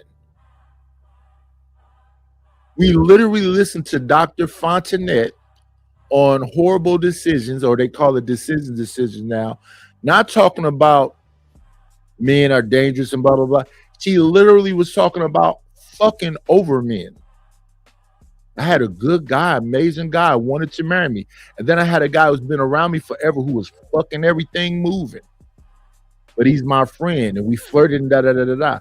And then we went to Costa Rica, where I got a guy who's actively trying to marry me. So I kissed him out there, and he said, leave that nigga alone. And then I left the man that's been around, proving his whatever for me, for this man. So that's them literally fucking over men. So if all these men are bad and dangerous and whatever else, what's up with the game of fucking over niggas? Like it's easy, like it's fun, and it's show after show after show after show after show, woman after woman after woman after woman. And when I listen to these more powerful women who have a voice, they're literally telling you about your sexual liberation and your power. And most of the power is about fucking over men. Straight up. No ifs, ands, and buts about it. And I just got through listening to fucking them talking to Ari Lennox, the singer, where she was talking about, a matter of fact, I was talking about something, I forget who that was in the chat, who said, they might as well fuck with a Pookie and a Ray Ray because the so-called good guy is boring.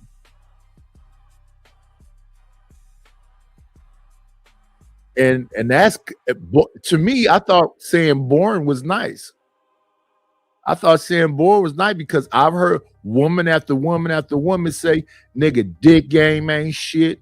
What's the point of being a good girl? What's the point of being a good woman? Show after show after show after show, women straight up shitting on niggas. Fuck being good. What's the point of being good?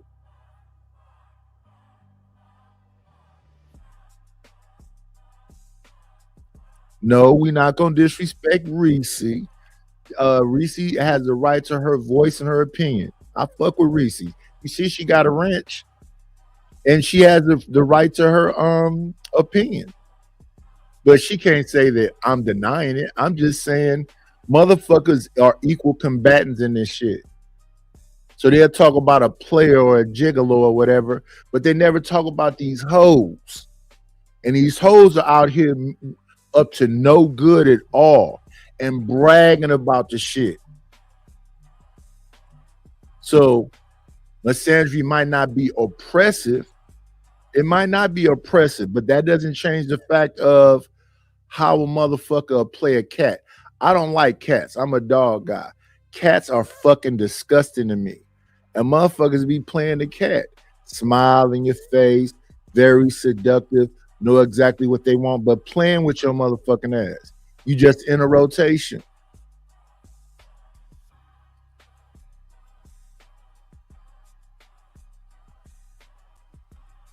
No, Reese, I'm not saying that. I'm not saying it ain't niggas as assholes. I can throw some names out there. I think Minister Jap do pretty, he done said some crazy shit to black women. Tommy Sotomayor. If I think about it for a minute, I know some motherfuckers, who done said some wild shit. I'm not gonna deny that. No, I'm not gonna deny that. I'm sure Ari Lennox has been disrespected. I'm not saying her opinion is not valid. I'm just saying that she's saying the shit. So, what is a man to do when when somebody actually are listening to y'all? Fuck the good guy because the good guy's born and blah, blah, blah, blah, blah, blah, blah. I need some action. So then you want an asshole.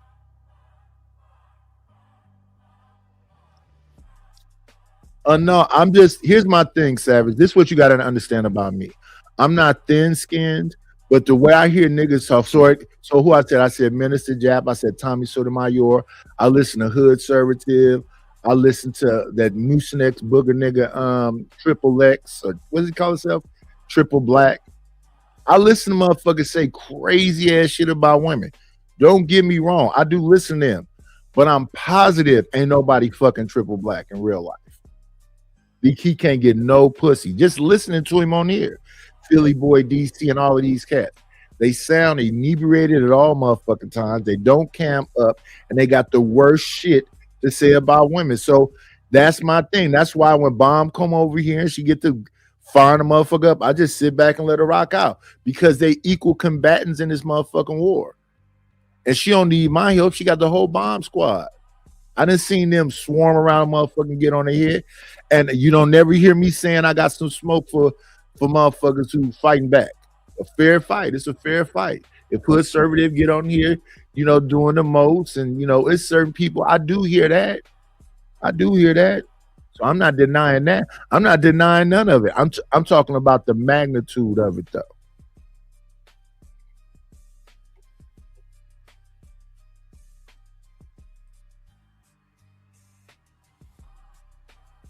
And it's actually what the audience want. The audience want the pure fuckery.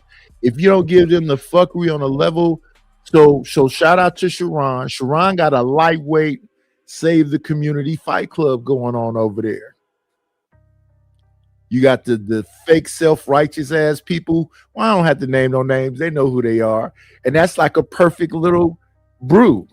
I couldn't do it. I can't do it.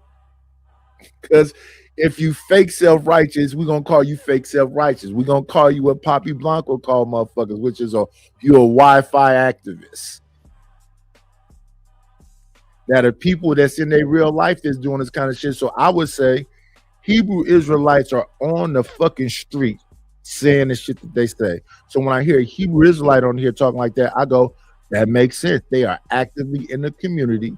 They actively got your husband out there doing push-ups, practicing fighting, going to the range, doing shit to make men and ready to, you know, do some shit. It look like anyway, even if it's performative. Same thing I feel about the Nation of Islam and the Fruit of Islam.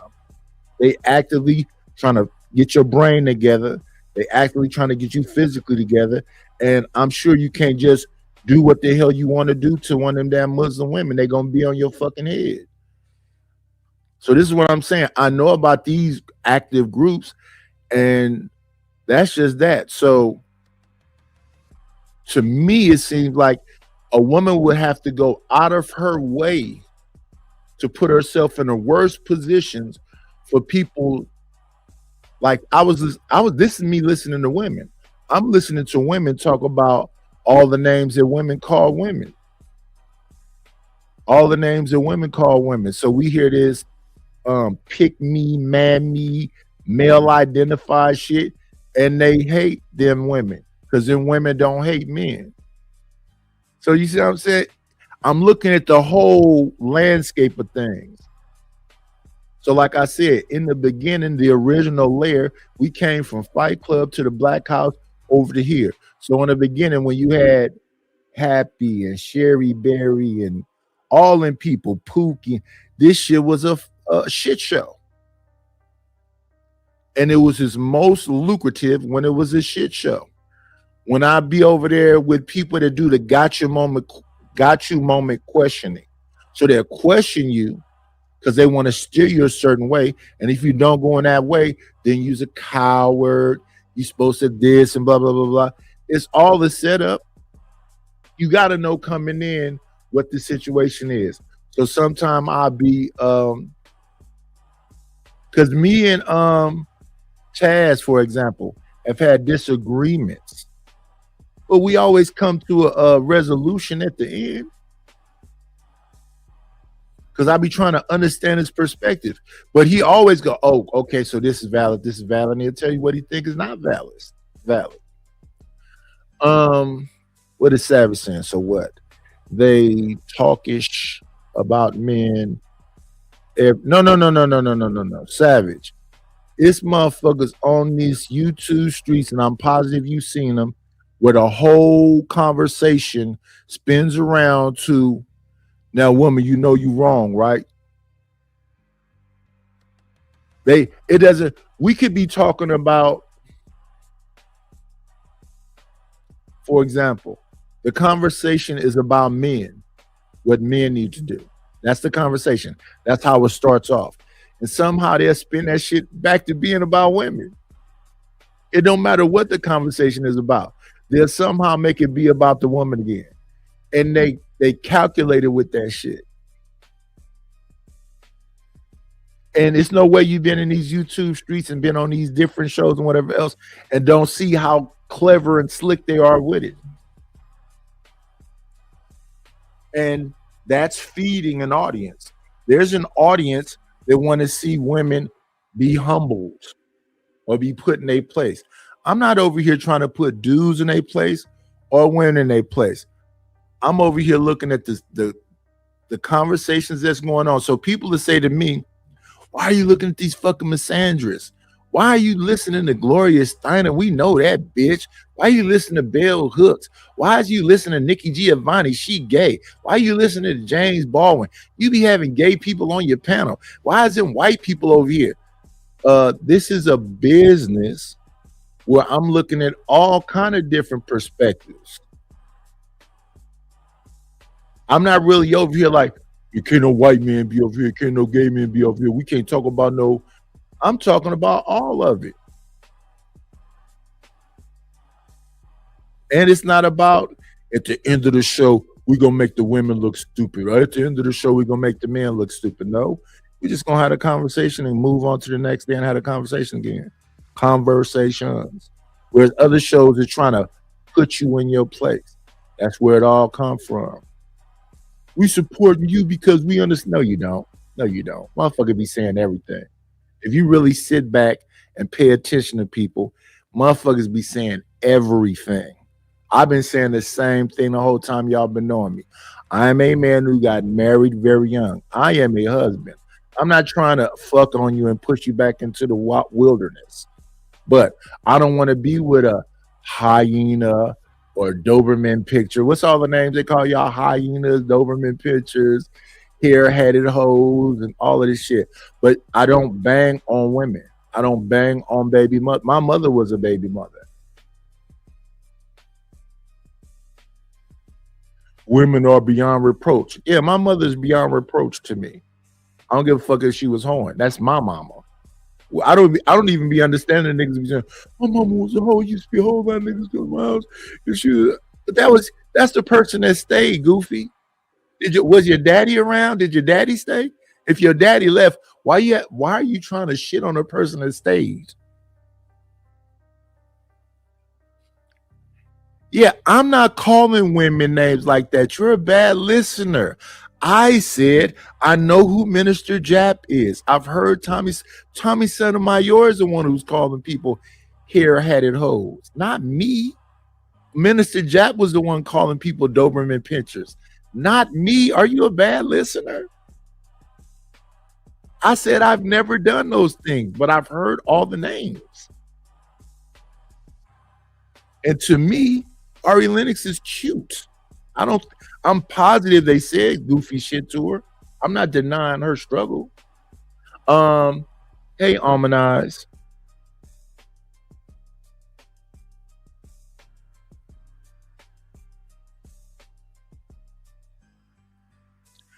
Yeah, you don't get special credit, but you have. Here's my thing about this comment right here. Here's my thing about this comment right here. The same thing for the motherfucker who impregnated you. I'm not supposed to get no special credit because I'm doing what I'm supposed to do as a father, right? But they'll say, you'll hear motherfuckers say, but I'll be watching my kids though. Who the fuck else supposed to be watching them? So if you left all your responsibilities and then you get in these YouTube streets and you start talking about baby mamas and what a woman didn't do, she's supposed to have more responsibility than you. So this is like a bad argument for me.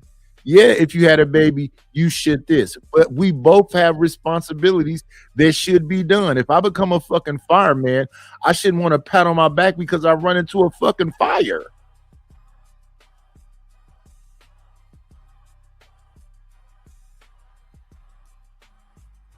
Come on in.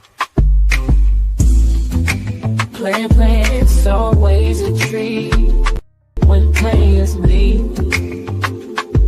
Judge.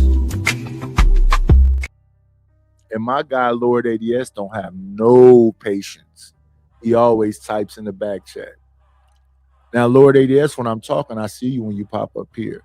But a lot of times, you know, if you ever done this, I'm on the channel moving, you know, stopping it and pausing. I'm not inside StreamYard, so I might not see when you pop up then.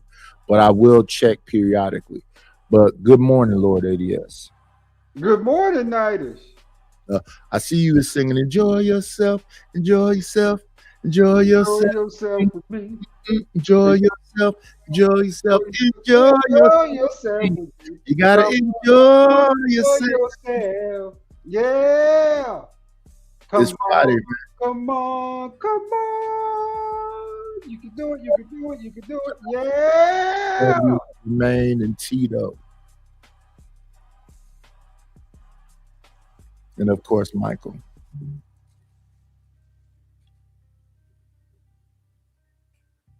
Man, there was some good songs back then, brother. Oh, yes. That's the thing, though, because somebody was talking about musical eras and they started talking about the 80s and the 90s. I'm like, come on, man. Come on, man. Come on, man. You trying to tell me the 60s and the 70s wasn't all genius? 50s, 60s, 70s up until, in fact, music really started kind of like falling off and becoming mechanical in the 90s and 2000s. They wasn't having live bands. It was a bunch of sampling the others. You're going to tell me that Curtis Mayfield, Teddy Pendergrass, Isaac Hayes, Al Green, Stevie Wonder, Marvin Gaye, what are you, all the shit you love is samples of them people. So the live in Quincy Jones, James Ingram, it's just unlimited. Patty Austin, Patti LaBelle, Sherelle came in the 80s. Let's go back though. Diana Ross and the Supremes. All you mean it's the Temptations. There's no new edition if there's no Temptations. And then the Jacksons are musical royalty because of the lineage that they came through, all the people that made them what they were.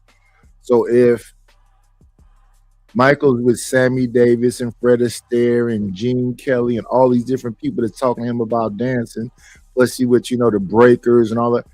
What? And then his other thing, because it was so much live instrumentation and music production was this big old family. If you talk about Motown or Hamble and Guff or whatever it is, of course that music is going to be better. I mean, people don't understand that for real though, Nightish, that back in those days that was real talent. You know what I'm saying? That was real music. You know, right? That was people on instruments and using their vocals. There wasn't no background, none of that stuff. It was just them doing their thing. You know what I'm saying? And they just had that kind of, they had that divine talent, right? For singing, you know what I'm saying, get things going, music, dance and stuff like that. They'll take it to a whole nother realm. You know what I'm saying? Listen to that, you know what I'm saying? He was doing something, right? It puts you in a much better mood, keep your head straight, you got you feeling great. Nowadays, man, I listen to this stuff, bro, it make my stomach turn. It's so whack. So lame and so whack. Let her cook. Let her cook. Man, cut that off my radio, bruh. I can't listen to that no more. I'm gonna be honest with you. I really can't stand that type stuff, man. It's so weak. Shout out Glorilla. Yeah, man. I mean, but these new cats, they soak it up, but they don't know no better. They don't understand what that is because, unfortunately, those kids wasn't really raised in the same kind of environments that we was, right? We was first world living, you know what I'm saying? We was living in a first world country, but treated like we were third world, you know what I'm saying? So it was different for those cats, you know what I'm saying, when they was going through the ranks. So you know, right? that's what's necessary for the family to work. We got to be treated like a 3/5 human being. No. It's if you haven't noticed, like I've been saying for the last year now, the women are starting to come back around. That safety net is eroding. Yeah, but that's bad because that's manipulated. That's not them coming back. That's because they're gonna have a survival instinct, and is what you getting the real woman coming back, or are you getting the girlfriend experience? Because people are going to adapt to the situation, but the situation is being manipulated. So if you cripple women by changing laws and doing all this other stuff, is that her really coming back? Because to me, why not in the best conditions for you? You can still have this job, you can still have your money, you can still have your housing, your bank accounts, and whatever else, but you just remember your men, the majority of your men that were marrying you or being in relationships with you were trying to provide for you, do all this other stuff. Now that the system is made it where now you're in power, how do you then forget the person who is willing to make these sacrifices and changes for you? So to me, when I think about like unity or black power, whatever else, it's not something that's forced on you. It's a natural thing for you. A natural thing for me is to think that these are my sisters. But I hear a bunch of black women on there say, miss me with that sister shit. Because, Nightish, in a first world country where there's abundance of resources, abundance of technology, you know what I'm saying? The laws. But see, that's outside of you, right? No. Let me keep cooking and I'll give it back. You know what I'm saying? Where the laws are beneficial, people willing to change the laws to acquiesce to times changing. People will create their own. Hold up. Let him. People will create problems. It's just honest. Where there are no problems, people will make problems. That's just the way people are. And if you give them an inch with good intent, they will take a mile. They're just taking the inch back. But then you getting that extra person though. No, you're getting somebody who actually understands the realistic views of If it's good for the goose, it's good for the gander. Would you agree with that? Not necessarily. No, goose and ganders, they both eat the same food, but they have different mating rituals, different something. Well, I'm not talking about mating rituals. I'm talking about they had the same opportunities. Don't mean they have the same outcomes. Facts. Right. So if you agree with that, I shouldn't be doing anything to try to oppress this person. And if I'm doing something to manipulate laws and all this other stuff to make this person do something they don't naturally want to do, why would you want that? Well, you watched for 4 years what they did to you. What did they do to me? 4 years of oppression under progressive reign. You have people leveraging our civil rights, our platforms for their own benefit. They even stole Jesse Jackson's Rainbow Coalition. They stole the rainbow from God. Let me go. It's a list of things, but it's so long, right? And then let's be honest, no. They've had lists on YouTube about red pill men. Remember that? You know what I'm saying? And they happen to all be black content creators. Where do you think that comes from? You were being arrested for rap lyrics, Young Thug. You know what I'm saying? Where do you think that comes from? That's black women trying to score on you again. You know what I'm saying? They're willing to use you as their leverage to climb the ladder and willing to leave you behind. But yet, when that ladder finally gets cut off, you're going to be at the bottom screaming, hey, give them another ladder. No. You know what I'm saying? They had access to society. They saw advantages. They saw opportunities, you know what I'm saying, to do things they want to do. And they wanted to leave their men. And for 4 years, they had ample opportunity to do so. Just nobody else wanted them. They sent them back down here. So to give them the upper hand again, Nightish, would be to your own detriment. So giving somebody equal rights is giving them the upper hand. Equal rights. You're talking about equity, friend. That wasn't equal rights. That was equity. What are you talking about? DEI or affirmative action? DEI being leveraged against affirmative action. Women taking advantage of opportunities to use men. I mean, Oprah sold Michael out. People forget that. You know what I'm saying? They sold out James. You know what I'm saying? They try to weaponize everything for sympathy. And then when it backfires on them, now they're back down here with us again. You talking about Michael Jackson? Yeah, Oprah sold out Michael. Remember, she's the one got behind those two white boys. I don't remember. And James, who? James Brown? James Brown, yep. Wasn't he a woman beater though? I know. That wasn't what James was. That wasn't what James was accused of. Oh, what was he accused of? SA. But he was a woman beater, though, right? I'm not sure. I wasn't there to see it, and that wasn't what was reported. Oh, okay. Do you think Ike was a woman beater? Probably not to the degree that Tina said he was, but possibly. Did he go to Nutbush and get anime as a child? Back in those days, 16 was perfectly okay. Mm. See, we keep trying to leverage, saying what we know about the past. I'm not leveraging anything. I'm just talking about the shit within the parameters of what is being talked about in it. If we keep justifying fuck shit, we justifying fuck shit. He went and got a child from her mama who sold her. If it was light abuse or abuse at all, why do you need to do that? If she's not doing what you want her to do, let her go.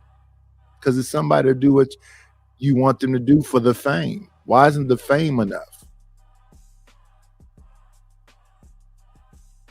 Well, Ike did harness her talent, and let's be honest, but Tina Turner be Tina Turner if there was no Ike. Maybe not. That's a different conversation. But that's my point, though.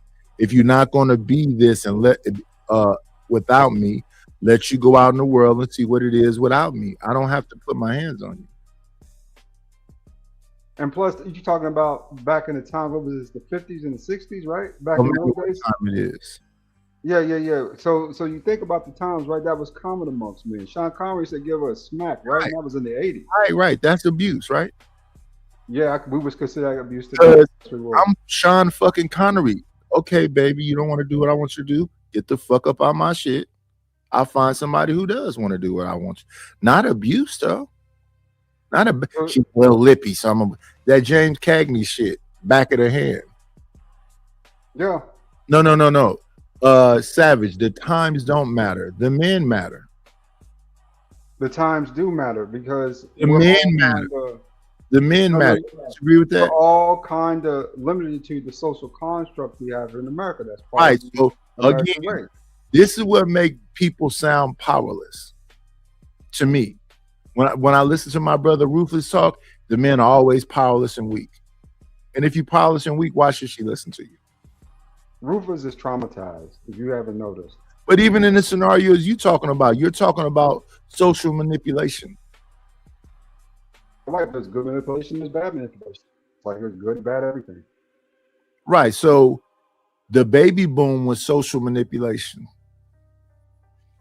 Yep, and that's how we all kind of got here, right? Yeah, and it looked like they're trying to recreate another baby boom because birth rates are down. So that's pressuring people into doing things. Yep, you only got 100 years to live. You know what I'm saying? You might as well leave somebody else here. Leave a few people here. You know what I'm saying? I think that'd be my best advice to you. Legacy matters. Lineage matters. Pedigree matters. But what kind of legacy? Legacy that most people are going to die and not in luxury, but ain't going to have anything to show for it. They're just going to go back into the dirt and leave nothing behind, not even their name. They're going to be forgotten in the first 30 years. Oprah will be forgotten 100 years. That's the type of legacy I'm talking about. If you got children on this earth, that is the best extension of your legacy you can have. I don't believe that you'll be forgotten in 100 years if you did something of any significance. It's going to be hard pressed to find Oprah in any type of book, article, anything like that anybody's reading, at least right online at that point, or anybody's going to care about at that point. She didn't get any laws created. The only reason you hear about Anne Frank and Margaret Sanger is because they got laws created behind that. Yeah, but we still talking about Billy the Kid. We still talking about fucking John Dillinger. We still talking about Al Capone. And wasn't that like the 1900s? 1920? Yep, 1900s. But those are because those are American legends passed down through society. Yeah, the criminals are American legends. Yeah, so with American legends, right? Also be careful Wyatt Earp in them because some of the stories are falsified. And some of those are just stories, right? White men use those as examples of wild men who tame, you know what I'm saying? Of civilized men in society that tame certain parts of the West, right? That's what they use as example of. You know what I'm saying? Even when it comes to historic Americans telling you to be a gangster. Yeah. So basically the original gangsters was cowboys. Yeah. So that's the thing. If we normalize it and to the victor go the spoils, that's manipulation again. Always. You know what I'm saying? To the victor go the spoil. That's just the way it's always worked throughout history of man. We're talking about for hundreds of thousands of years. Right. So we still talking about Cleopatra. We still talking about Mark Antony. We still talking about she's way more than 100 years Why old. do we talk about Cleopatra? Because she was a seductress that made two men go to war for her. Because she married one of the Roman emperors, or she was with one of the Roman emperors. One of the really They don't just talk about that, though. I forgot his name. Huh? They don't just talk about that, though. Yeah, but that's why she's still popular. Because she married the Roman emperor, not because she had a war behind her. Yeah. If you take away that Roman emperor, nobody cares. Nobody cares. War part wouldn't matter. Mm-mm. Not one bit. That's the part we hear about the. Where people talk about elegance and beauty because it resonated through Rome. That's the reason why they keep bringing it up, right? They talk about Cleopatra. Also because she gave the Roman emperors, I forgot which lands over there. In Talk about Ethiopia, all those places. She gave them lands. They talk about Nefertiti. Nefertiti, Queen of the Nile. Cleopatra. That's more than 100 years also. But because of the historic references, though, man, like I keep mentioning. Now, Nefertiti, that's different. That is pure Egyptian, right? Yeah, that's way, way back. Yeah. I mean, that's more biblical premise, too. You know what I'm saying? It's like if your name's in the Bible, yeah, people are still going to talk about you. But ultimately, though, we read about the stories from the biblical perspective, what some women did. But throughout the history of man, there were literally thousands of women who helped put the building blocks together, right? You know what I'm saying? To get us where we're at now. But there were also millions of men who died for that, and millions of men who contributed to that, and millions of men who built that. So the women are more of the sidebar versus the main character, right? That's because it's supposedly a patriarchal world. Yeah, Sean Connery wasn't reported for abuse, and yes, that's a fact. So that means women are willing to accept it based on who the man is. Burt Reynolds was supposedly a physical man too when it came to women, but he was Burt Reynolds. See what I'm saying? So depending on who it is, that's the thing, right? At the same time, when that was a common thing, it was a bunch of people wasn't touching their women. So if you talking about way back when James Cagney was in films, this man was a tap dancer. That's why he was always on the tip of his toes. And in all the films, that little short man was backhanding some woman. Talking about, listen here, toots. Those were the days. Normalized. I don't think all men was running around here. Well, maybe white men. But I don't even see that happening. But yeah, let's get back to the whole misandry conversation. A misandry conversation with two women that aren't misandrous is wild, though. But I want to try I'm that. trying to find out. So I'm taking no chances. Again, and now, but you don't hear men like we just seen a study where they have artificial wombs. Scientists in China just created an artificial womb, so now they don't need a woman. I mean, they do because they need an egg. No, they don't. Like How they gonna have the science now. Like, But- you know what I mean? So, But like just how you said that it's gonna come out wonky. The baby gonna come out wonky if they don't got no human egg yeah, to but impregnate. what I'm saying, but It sounds like we need each other. Like, yeah, to but have like a good offspring. Yeah. But men ain't going around saying, "Damn, we don't need a woman no more." Like again, but why is there such a effort to try to eliminate men or try to like, oh well, we can do a bone marrow and like why are we even thinking about these type of options? Like, you know what I'm saying? We need each other. Like we were designed for each other. We're getting too much against that, man. Ace, what's your thought? That's true. but in the beginning, you said that a man can't. Yeah. So basically, I was saying a man can't do that because, like, he does, like, they do it in their behaviors. Like, women interact with men in a specific way where men don't have to say, I hate women. They don't need to say it. It can show up in their behaviors. They're not gonna, if they say I hate women out loud, they're not gonna get no girls. And you know that they So at the they end of the day, they can't reject women outright and say I hate women and then get the quality of women that they like. It's just not gonna work. That's why I said they can't do it. But men can show, and It's a bunch of men saying they hate women. Straight up. All that other stuff, I hear you, but it's a bunch of dudes straight up saying, I hate women. I hate these bitches. And they got women. have shown up and done it in their actions, not in their words. Like how? Let me see, 1 second, y'all. 1 second. Come on in. Playing, it's always a treat when players leave. Judge. What up, Savage? Good morning. Good morning, Kings. I have to find a better damn. Let me correct you, Savage. I am Sir Lord ADS, sir. No, I'm Sir Knight.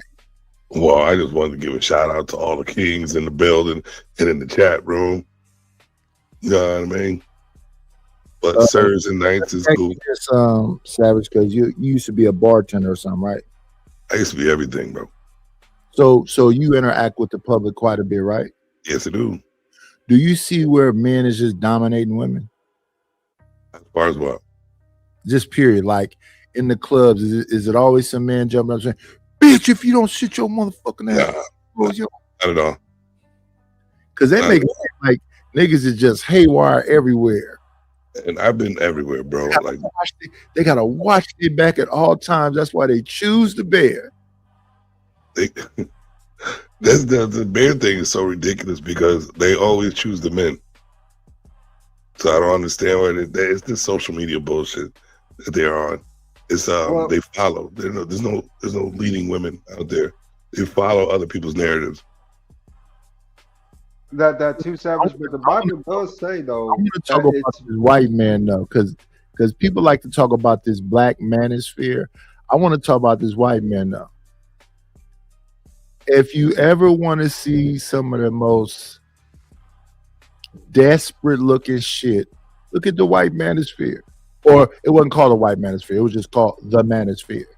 Listen to Rollo Tomasi and 21 Convincing. If they woman is not whooping they motherfucking ass, if them is not the most broken sounding men, who is?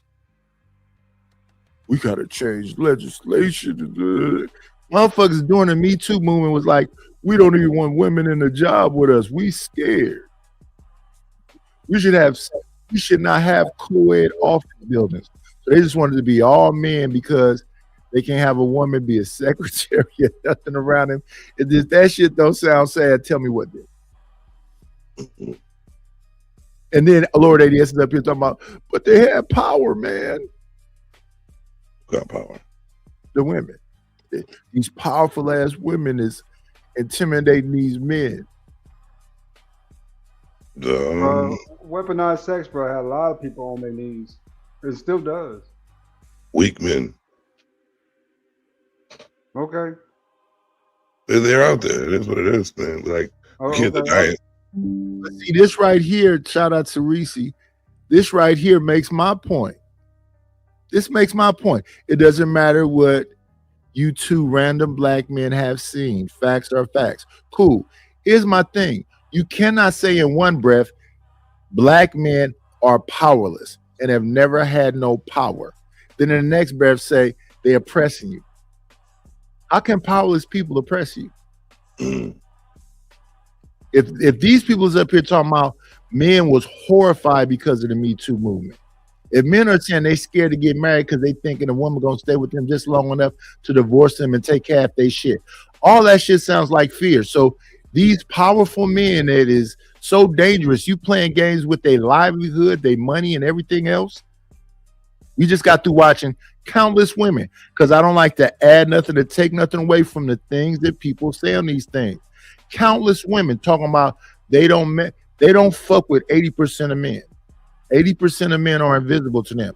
So they only mess with somebody that got a bunch of shit supposedly based on all the stories that they tell, and they playing games with them. If you really listen to what Ebony K. Williams said, she said she's been through all kind of men, Latin men, white men, black men, all successful. She ran through them all. That's the same thing Melissa Ford is saying right now. She's been through all kind of different millionaires. If you listen to what Mandy say from Horrible Decisions, she didn't play with all kind of millionaires. If you listen to what India Love said, she done messed with all kind of millionaires. Devin Haney, I can't even name all the motherfuckers India Love been with. Now she's a streamer. What did you do with all that fucking money? Since men is the ones that, even DDG went and bought her a fucking $20,000 bag, and he just her friend. And here's where this is where we wanted to get to. This is where we wanted to get to. It doesn't matter what you say, Knight. It's going to be an excuse. This is where we wanted to get to right here. The misandry in you. So fuck all them niggas, right? Thank you, Reese. Thank you for this moment of honesty. So if you're a misandrist and you're very comfortable with shitting on niggas and fucking over niggas, that's all I be wanting people to be, is just be your honest self. Just live in it. And this is what them niggas be mad at me about. You understand that bitch hate niggas? You should be fucking with that. This is what they said to me about Reese. That bitch is... And I said, I understand completely. So now when she fuck over you, nigga, she can't fuck over me. There's nothing Reese can do to me. The fact that a man would even say that, why are you invested in her? Even if she hates you, why? How can she fuck over you? How? All I do is throw in the chat.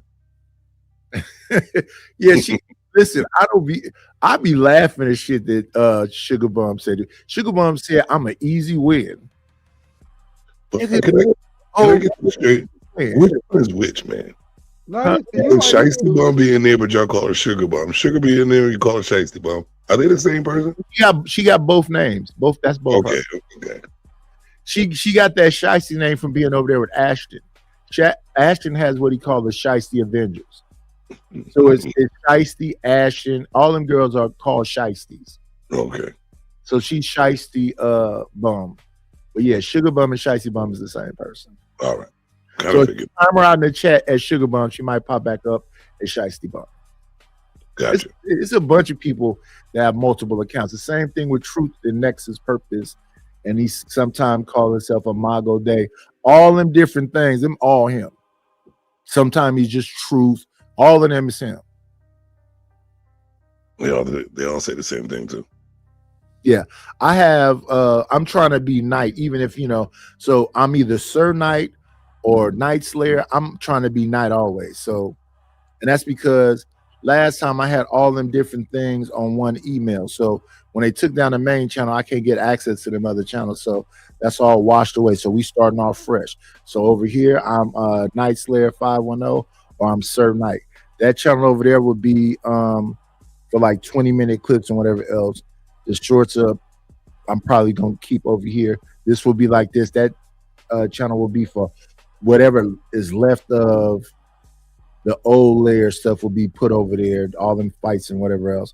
And then when we get all that stuff put over there, then we'll, whatever we got popping up over here, we'll put over there as 20-minute clips. Because a lot of people don't watch long form, 11-hour shows, 12-hour shows. So I decided to do that too, but I got one that's just for my shorts all day long, just shorts. Yeah. I was talking to Rufus, and I was saying, maybe he needs to work on the bells and whistle a little bit because he don't have no thumbnails over there, and I think he only got one short. But of course, he's like, what does that mean? It means the same thing that YouTube tell you. YouTube, at least I would have it. Because the short version in the long form. And long form, people want to see it live. They don't want to see it. So I have people that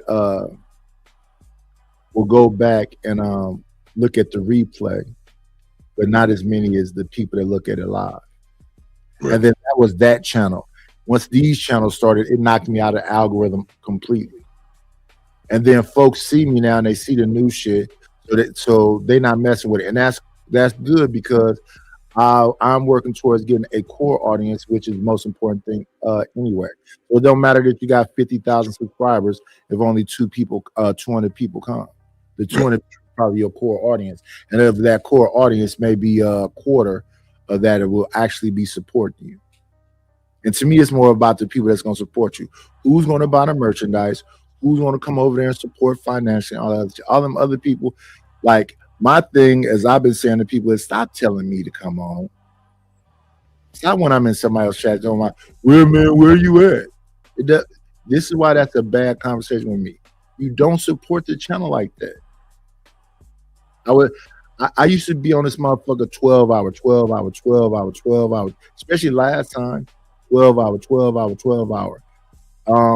And the panel used to be full because it would be people that know me from different places. But them people, I'm not trying to recreate that. That shit was sheer fuckery. And then the people that know how to manipulate it and tell you that they're trying to help the community when they really just want another fight club. People got to be able to see through that also.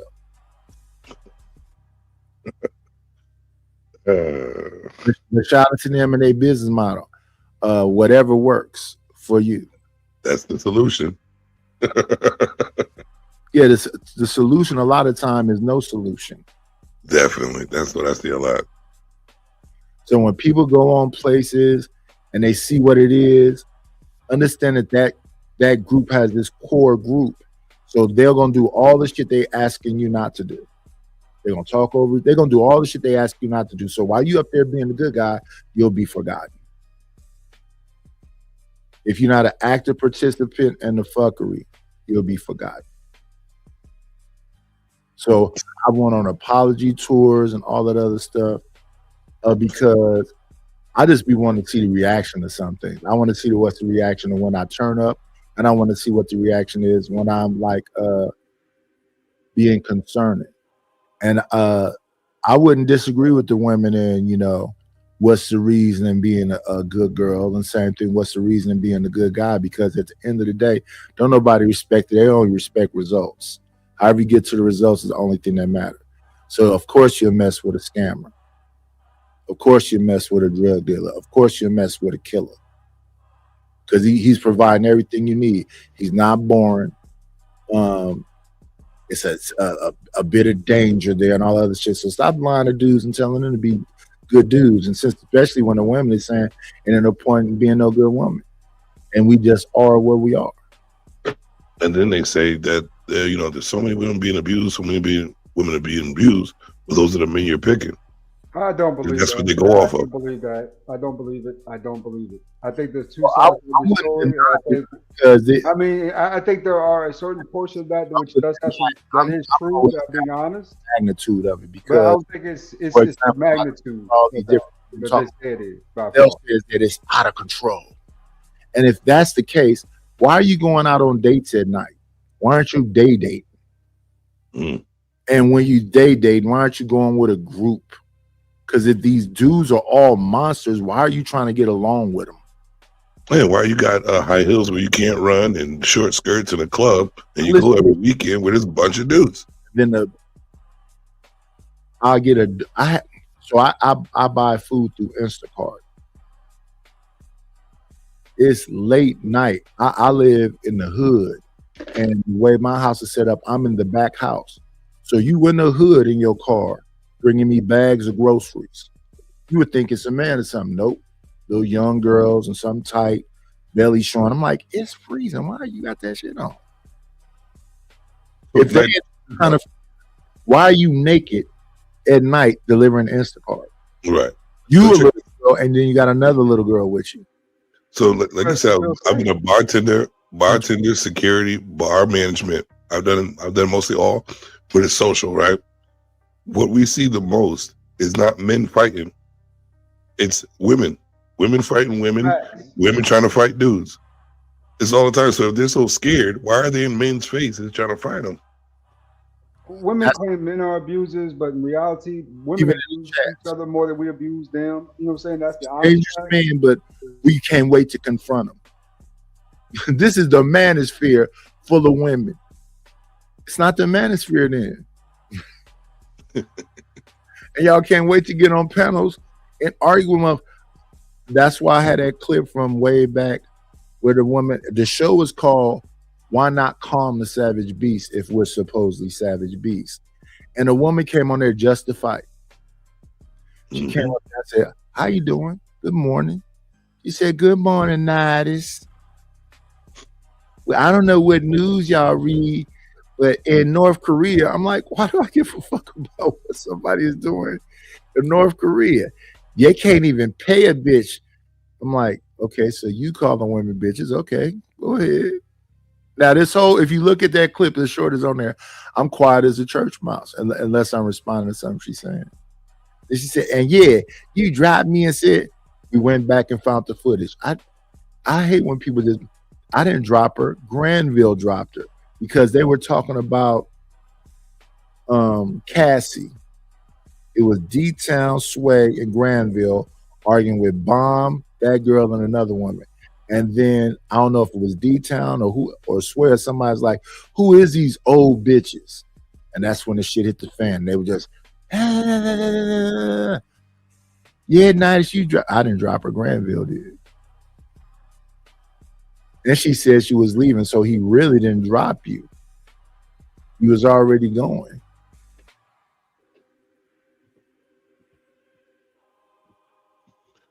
Yeah. Sin said, do we think men are fighting their wives in public? Niggas that don't give a fuck, yeah. Yeah, just shout out to Dana White, right? The niggas that don't give a fuck if anybody see. And the ones who doing it privately and sneaking is cowards. Get them up out of here. If you gotta be in the so that seems like an easy way to fix that.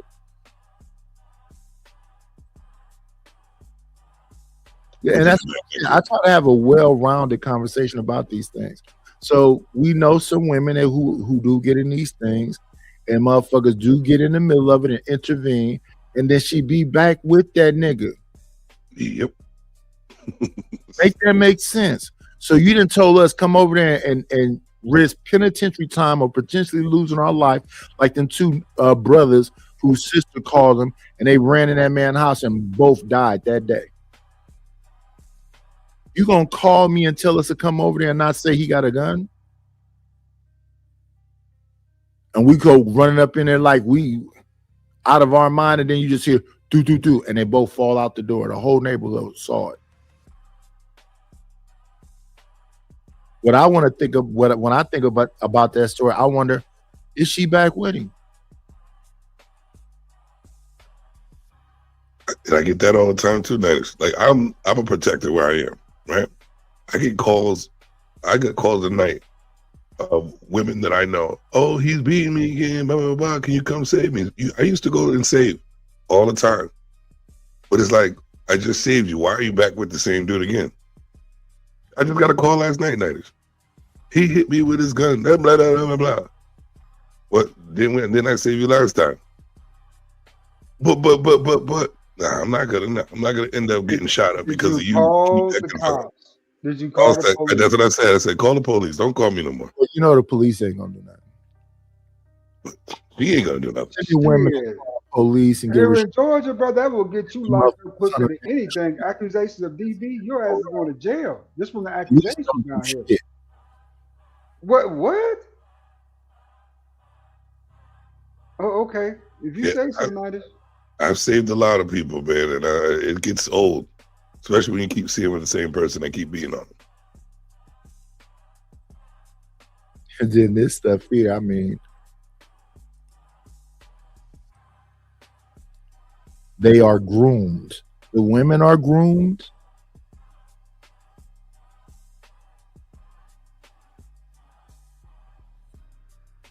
I don't even right here about in most of these how you say it, bodyguard for hire situations, because that's all it is leverage, really. Is that they don't be calling the cops. They don't be. What they'll do is something will happen. They'll call up a nigga to come take care of it, come talk to him because they don't want him going back to jail. They don't want no saying call the snitch. It's all types of wild stuff, man. They be saying. In the back of my head, I be thinking, so you would put your life on the line, you know what I'm saying, in order to save this man, you know what I'm saying, from any repercussion of the law. You really don't want to get away from him. You don't want to get away from him. Right. So they want you there to be maintenance for their relationship so they can stay with him. Right. Facts. Yeah, That's what they do. And yes, I love the girls with the tattoos on the neck at the library. Definitely. But I guess that'll be denied when that's people's reality. We know that you just want me to be a goofy to maintain, you know, come over here and it's like the fucking Godfather. Oh, he's gonna use another movie reference. Yeah, because you don't know all these people that I know. You don't know what was the name? It was April and Danielle. So you don't know April. Of course, you're gonna go back to the motherfucker that's jumping on her. Coming up the street crying with the scroller.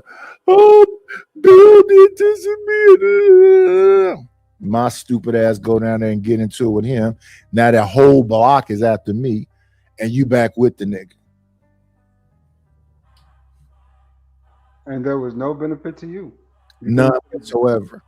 Exactly. And then she see me some years later and go, "Is that you?"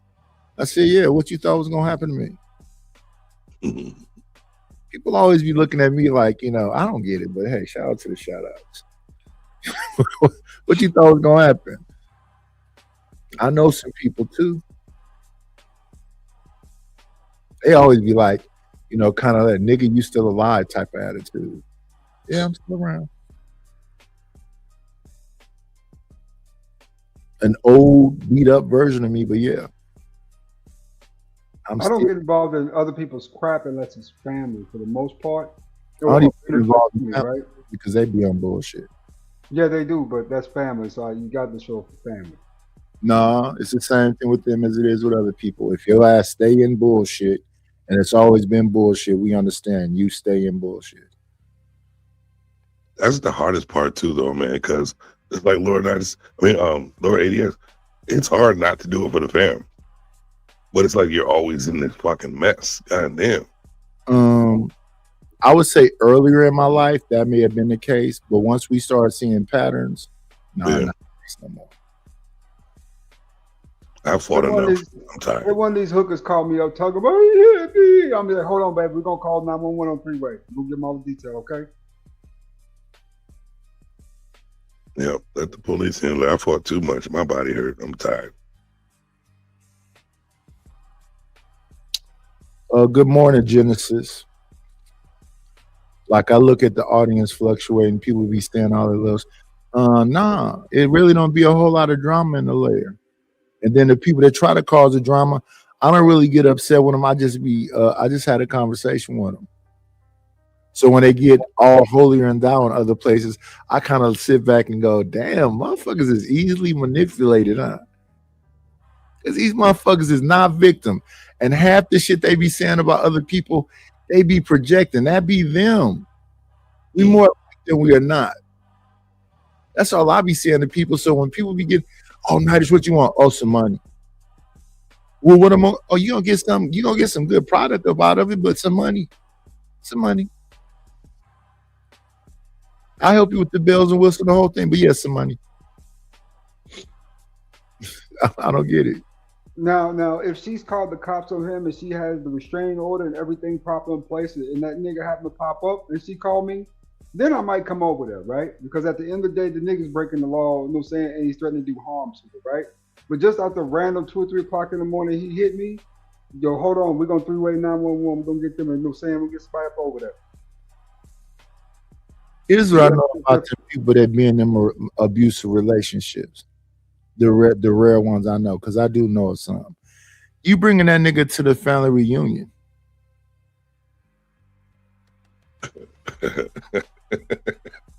I'm gonna say that again.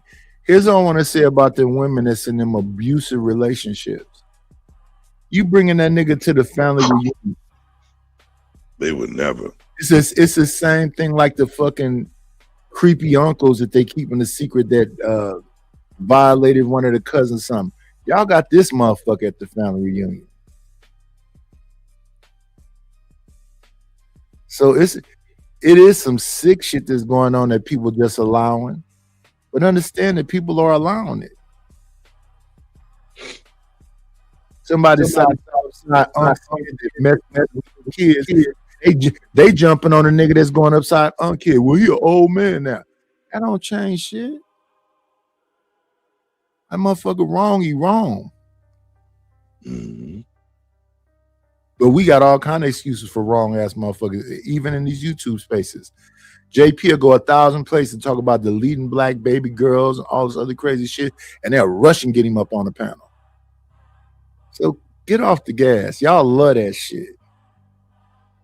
Y'all love him, so y'all can say, yeah, the majority of them is like him. So I don't listen to nothing they talk about, man. If you like, they say so much in the chat that's ridiculous. It's like, if you keep reading it and paying attention to it, it distracts your whole show because all they do is say nonsense. It's not even believable. Damn, you got Genesis calling you Sir Lord? Respect, son. Respect. Put some respect on my name. Sir Lord ADS. I've been knighted. Not by you, Knight. But yeah, you know what that means? You get tapped on the shoulder with a sword.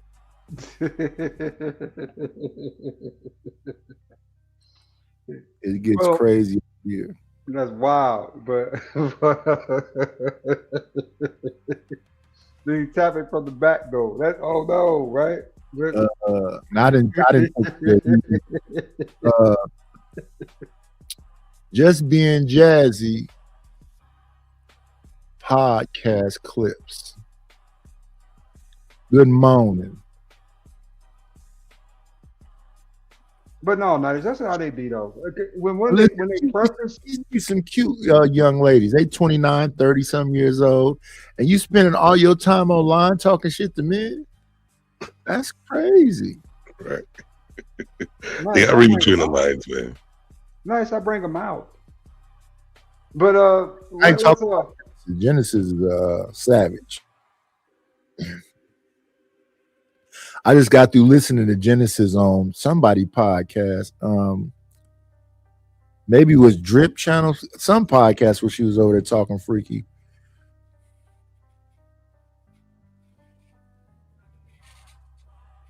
You know, Genesis, you know what I'm saying? Love get a little nasty sometimes, you know what I'm saying? But that's just how she be. But no, I was going to say before I was cut off twice. Saying that not 3 times. SD was saying. SD was like, do you pay attention to the chat?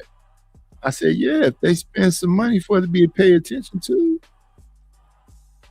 We do not do this stuff for free. Let's listen to these young ladies who are not misandrous have to have a discussion about misandry.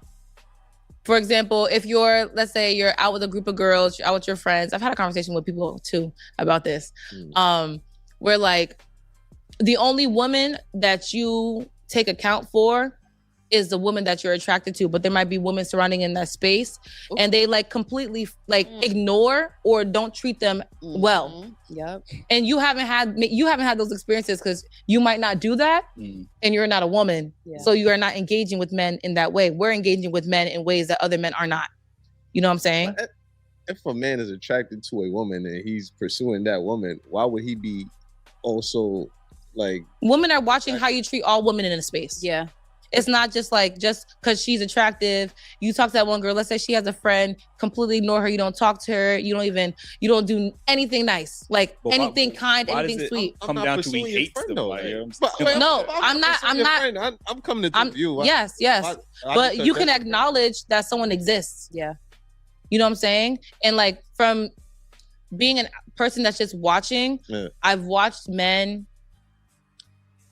not treat women the best because they don't have some type of like tie or romantic tie. Like it's just for women are talking about hating men, it's like a human to human thing, like human decency. Yeah. They are not treating women like this. Women in general doesn't have to just be a romantic thing. Doesn't mean like I hate you. It's just like you're not treating me decently, but I'm watching how you treat other men in the space. You can't even treat me like that. Yeah. Do Because I want to reverse the roles. Wait, hold on. Yeah. I'm gonna add something to that. All right. So to feed off of what she's saying, I agree. I think men only display that they're a good man when it's transactional. Like, oh, she look good. I'm trying to get her number.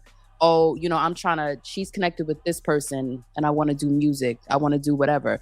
That's when they put on their, nice guy. They're good face. So they're like she was saying, you guys are better at masking it. Women just speak straight from that gut. Yo, I've been cheated on 8-9 times. I hate men.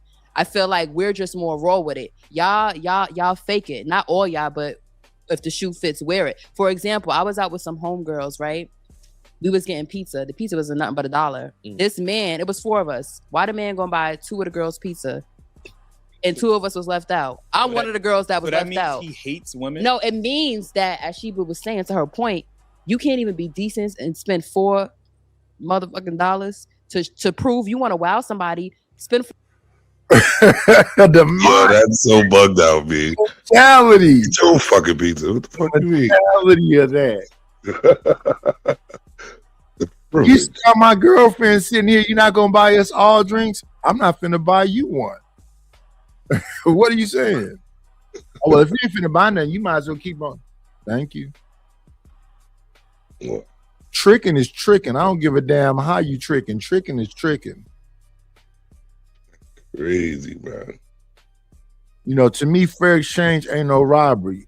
It's a bunch of black folks up in here. I'm black. I come amongst these black people. I expect a certain level of respect. I don't give a damn where I'm at. I don't give a fuck how y'all present yourself. I'm going to a damn liquor store called Booker's. It's on like 90th and something. It's a whole group of folks out there that people go like, oh, they're dangerous. I live around here. I live in this city. Hey, dude, I got alcohol 2 for $1. I'm in back of on the side of the store buying stolen alcohol. Yeah, I'm right in the middle of the hood doing all of the hood shit. I don't think people really know what danger look like. They just see shit on TV and they get scared because it look familiar. They don't know what danger really looks like. They ain't never really been in danger. Well, it's not like Hollywood. It's not like every second. And then motherfuckers is sizing you up also. And then they talking to their people and it's a little bit of politicking to it. It ain't just go. Now the people that's just go is locked up. All the just go dudes keep getting locked up because they just go. So you can be at all these different places I'm talking about. I looked at something on YouTube where people was going, don't go to this liquor store. If you go to this liquor store, you got to have this kind of weapon. No, you don't. Not at all. You're going to have to do something to stand out in order for something stupid to jump off.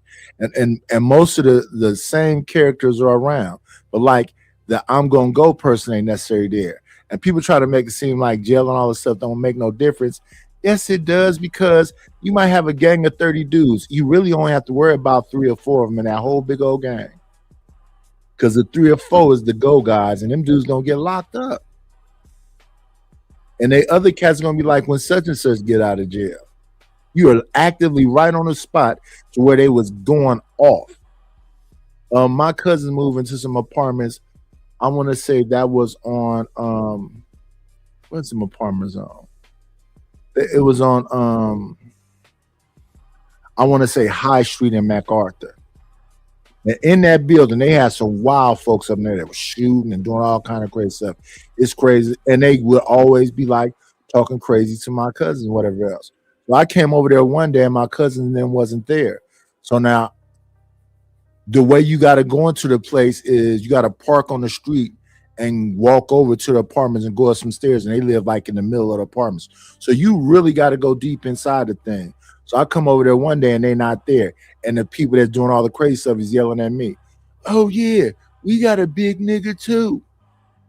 But I don't care what you're saying, as long as you're not no imminent threat. You're not coming towards me, walking towards me, doing whatever else. So I don't acknowledge it at all. I just kind of smile to myself and keep walking because I'm finna go up the stairs. So I knock on the door. I knock on it again, then I'm coming back down. So I see the folks in there a little bit closer now. And I just look at them and kind of smile and go over to my van and leave. I don't think you should show your cards in those kind of situations. What I'm supposed to do? Yell back at you because you yelled at me, or what? I mean, we gotta be. It's an army of y'all. It's just me. I don't think I'm finna win this. I'm just not finna lay down, and I don't really care what you're saying. But I think they talked to me that one time and they never said nothing else to me ever again. But it's really about how you interact in them situations. If you act a fool, then now you done put yourself on their list. Oh, we got to get that nigga. Yeah. But yeah, most of these places, it's more like Friday than it is Menace to Society. So a lot of times people just sitting in the hood, drinking, smoking. And I mean, in some of the most craziest places. So when people be like, oh yeah, you live in the hood. And that's the other thing about the so-called hood. I don't care, even if it's the projects. A bunch of the people in the projects are good people, just going to work every day, trying to stay out the way. They are not turn-up people. Are there turn-up people in there? Sure. And they may be what we call urban terrorists in that apartment building. But you know what the majority of people gonna let you know? Oh yeah, that little motherfucker, stay away from him. They gonna help you be able to come through there and know who's on bullshit. Right. And they live there. They got to deal with this goofy motherfucker all the time. So I just and then everybody knows this.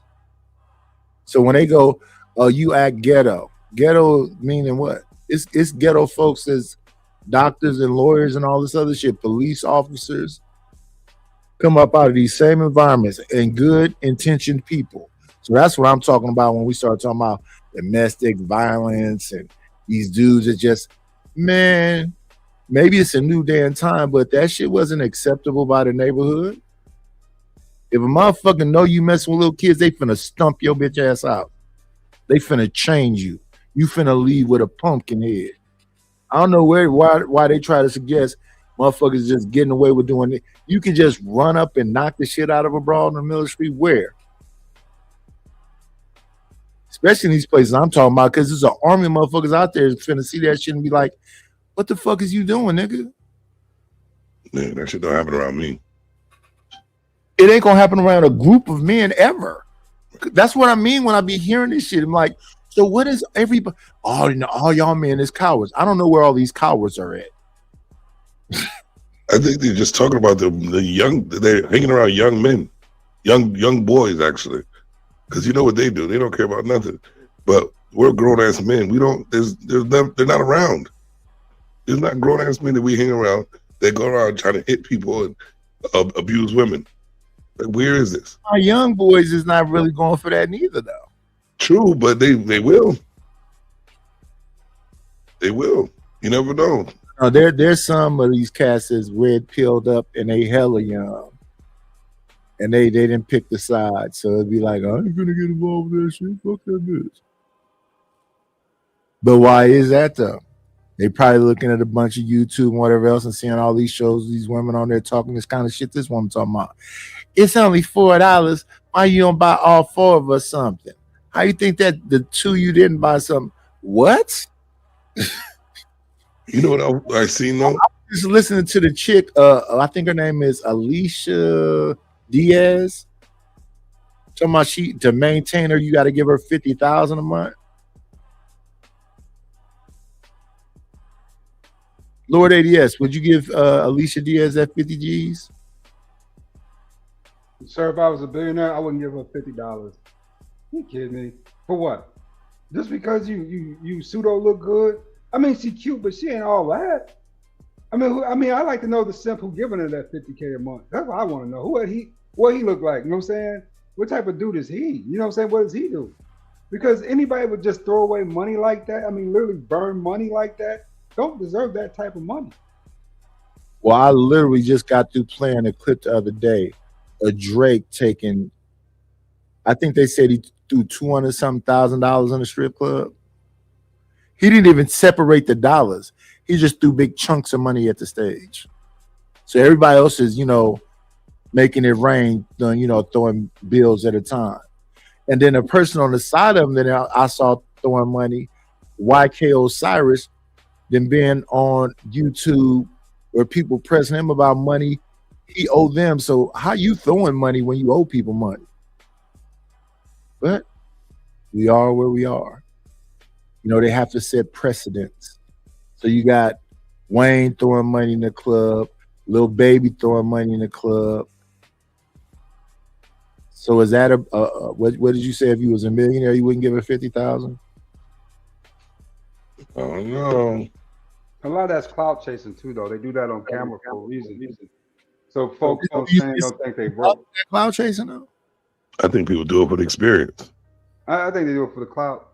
You know, and there's only one reason why you got a camera on why you're doing that anyway, right? Because you want people to see it. Clout. Yeah, but when people see it, when you go to the next strip club, they're gonna be like, "Why you didn't throw 250 here?" Well, just based off the potential that you can, they still treat you different. They know you can do that. That's a different thing, right? Top dollar trick.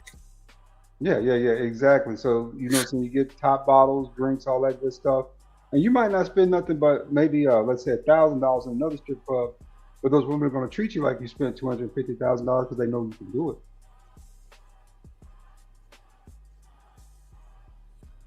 Yeah, man. The youngins. $4 and buy order girl. like Why are you going to buy 2 pizzas and it's 4 women sitting there? We're clearly hungry because we in a spot. We in a pizza spot. That's so you know what we did? That's He gave the $10 bill to one homegirl, and I said, "Now give 4 pizzas," and she got 4 pizzas, and you give him that change, and that'll teach him something because you don't do that. You don't. What did that teach him? Get your ass out of the pizza spot. You can't fucking buy pizza. The fuck wrong with you? Y'all went to the pizza spot to spend the $1 on the pizza, and you made this woman spend $2 extra. What if he'd have snapped? Bitch, I told you to spend 2. We'd have been some fight manufacturers up in there because you're not just gonna buy 2 girls' pizza. What? Oh, you gotta stay away from them. Hardcore. I mean, it's just, to me, it's a subtle hint to her that, you know, saying he ain't appreciate her, you know, saying being out with it. It's just a subtle hint, right? Like, I wanted to go out with her. All y'all came along, and y'all looking for me to feed y'all, give y'all drinks, to treat y'all a certain way just to keep her attention. And at the end of the day, no. I came with her. This dude didn't know them. He was trying to flirt with one, so he bought 2 something. Yeah. I can see that. You know what I'm saying? I mean, but here's where we began the conversation.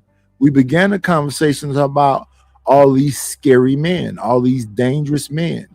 And you gonna tell somebody to do what with his money? And this is dangerous men? It's a tactic, bro. It's just a verbal tactic, always just to belittle men just because they didn't get what they wanted. Nobody was flirting with her ugly ass. Nobody was giving her nothing. She felt some type of way. So the only way she could feel good about herself is to be like, "Oh, you didn't do this shit, bro. You should do it for us. You ain't this, you ain't that. Make my girl spend the money." That's all it is. I see it all the time, bro. It is what it is. You just laugh at them. Obviously, you needed it. I mean, we forget that women are master manipulators, bro. We tend to forget that a lot. And That's they will what weaponize anything, bro. They will weaponize anything they can verbally against you. So, you know what I'm saying? If they don't get their way, they just gonna try to guilt and shame you into it. You know what I'm saying? At the end of the day, and you know what I'm saying? I'm with the brother on this. You know what I'm saying? I like her. I bought a friend something that was 2 of y'all. Other 2 y'all need to figure that out. I ain't coming, you know what I'm saying? I ain't volunteered to buy everybody everything. You know, I got, you know what I'm saying, the 2 people I wanted to buy stuff for, I got them with, you know what I'm saying, they want it. So you other 2 need to figure out, you know what I'm saying, what y'all gonna do. I get that. I'm just listening to the whole, girl, you got that $10, you better buy 4 pieces. That'll teach him. That'll teach him. That'll teach him is crazy. Like when I was watching Risky, and I think that girl name is Saudi or something like that, talking about she gonna put a dude, what's this? She said she gonna put a dude in his place or she gonna do some straightening. And she's saying this to Hamp, and Hamp is like, what? Everybody on the panel was kind of like, what? But it's the casual comfort of saying that. You can't tell me all these men are dangerous and women will walk around and say some shit like she said about doing some straightening. Oxymorons. So like people be talking about like, do I see this women, little women getting at people? I've seen it before, but I don't see it commonly. Has it ever happened to you before, Nightish? And I try to think about that. It happened to me once on 94th. And I was gonna say now in my life twice it happened. But when it happened, I was kind of like, this is funny as fuck. What is this? Because it was, if I decided to turn up, it wouldn't have been nothing nobody could have done, because I would take it as an actual imminent threat. But yeah, I had a chick turn up on me on 94th and another chick, I want to say we was in North Oakland. But in my everyday regular life, hell the fuck no. Never. I had to be way away from where people know me at for that to happen. And then the chick that it happened with on 94th said, I think you soft. Now I was with my cousin over there. He started laughing. And the cats that knew me from over there, they started laughing. Because they was like, bitch, you done read the room completely fucking wrong. And I was trying not to laugh. Because as she was saying what she was saying, I'm just looking at her. Yeah, because I think you soft. Okay. It's so funny how they can say men are soft. Like, but that's what I'm saying. If men are crazy, bro. If men are dangerous, how could she be so casual with, I think you soft? Oh yeah, it happened with me over my brother's sister house too. I'm in my brother's sister. My brother's father name is Charles.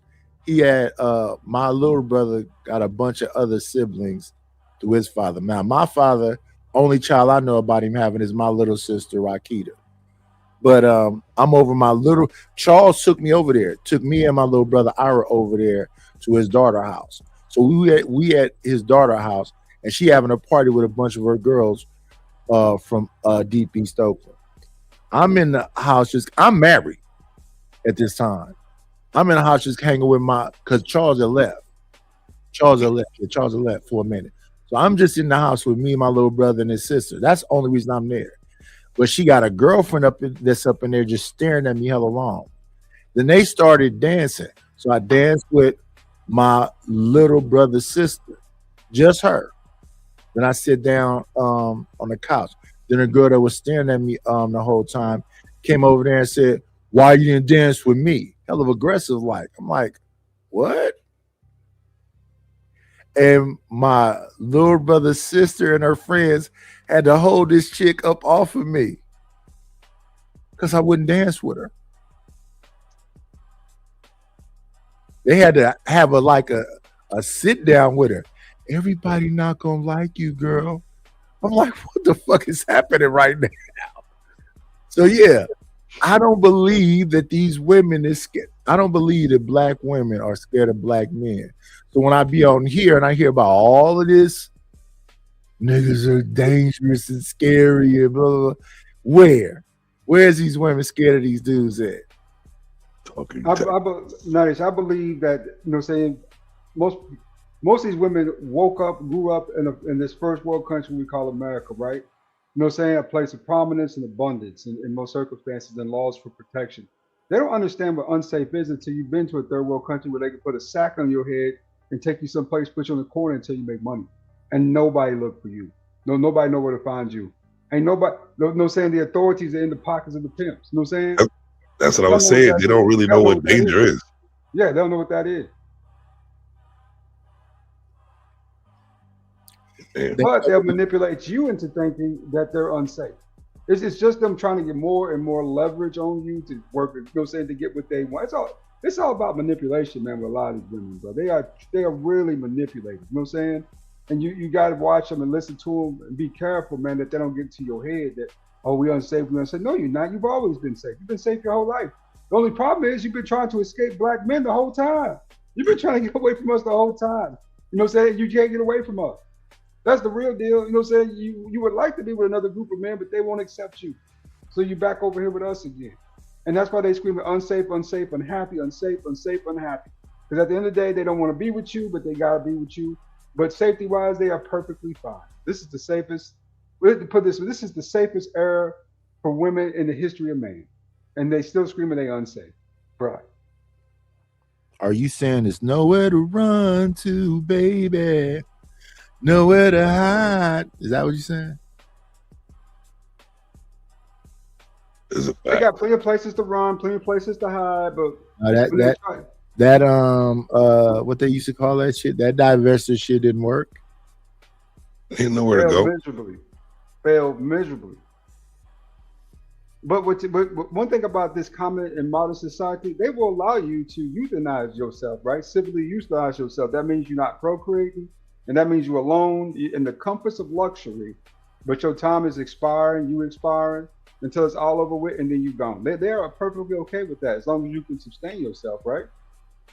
It's just when you try to, especially in our community, when you try to branch out and do other things, you know what I'm saying? When you try to do bigger things, that's when they come at you. But for the most part, though, they are perfectly okay. You know what I'm saying? Especially these progressive folks, they are perfectly okay with you civilly euthanizing yourself. You know what I'm saying?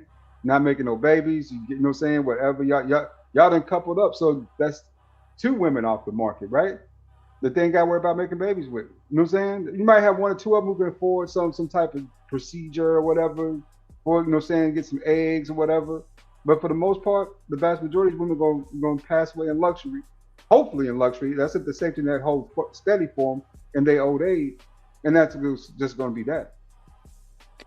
And I just got through looking at Yamanika Saunders the other day, even though she was privately having this conversation on her channel, talking about, I didn't want no baby. I don't want no man. I don't want no nigga up in here. Blah, blah, blah, blah, blah. And yeah, I'm fat. Blah, blah, blah. And I got shit to do. I'm doing my comedy. I'm moving around. When it's enjoyable, why don't it sound like you enjoying yourself? What's the bitterness? If what you like, for example, I've been alone for some years now.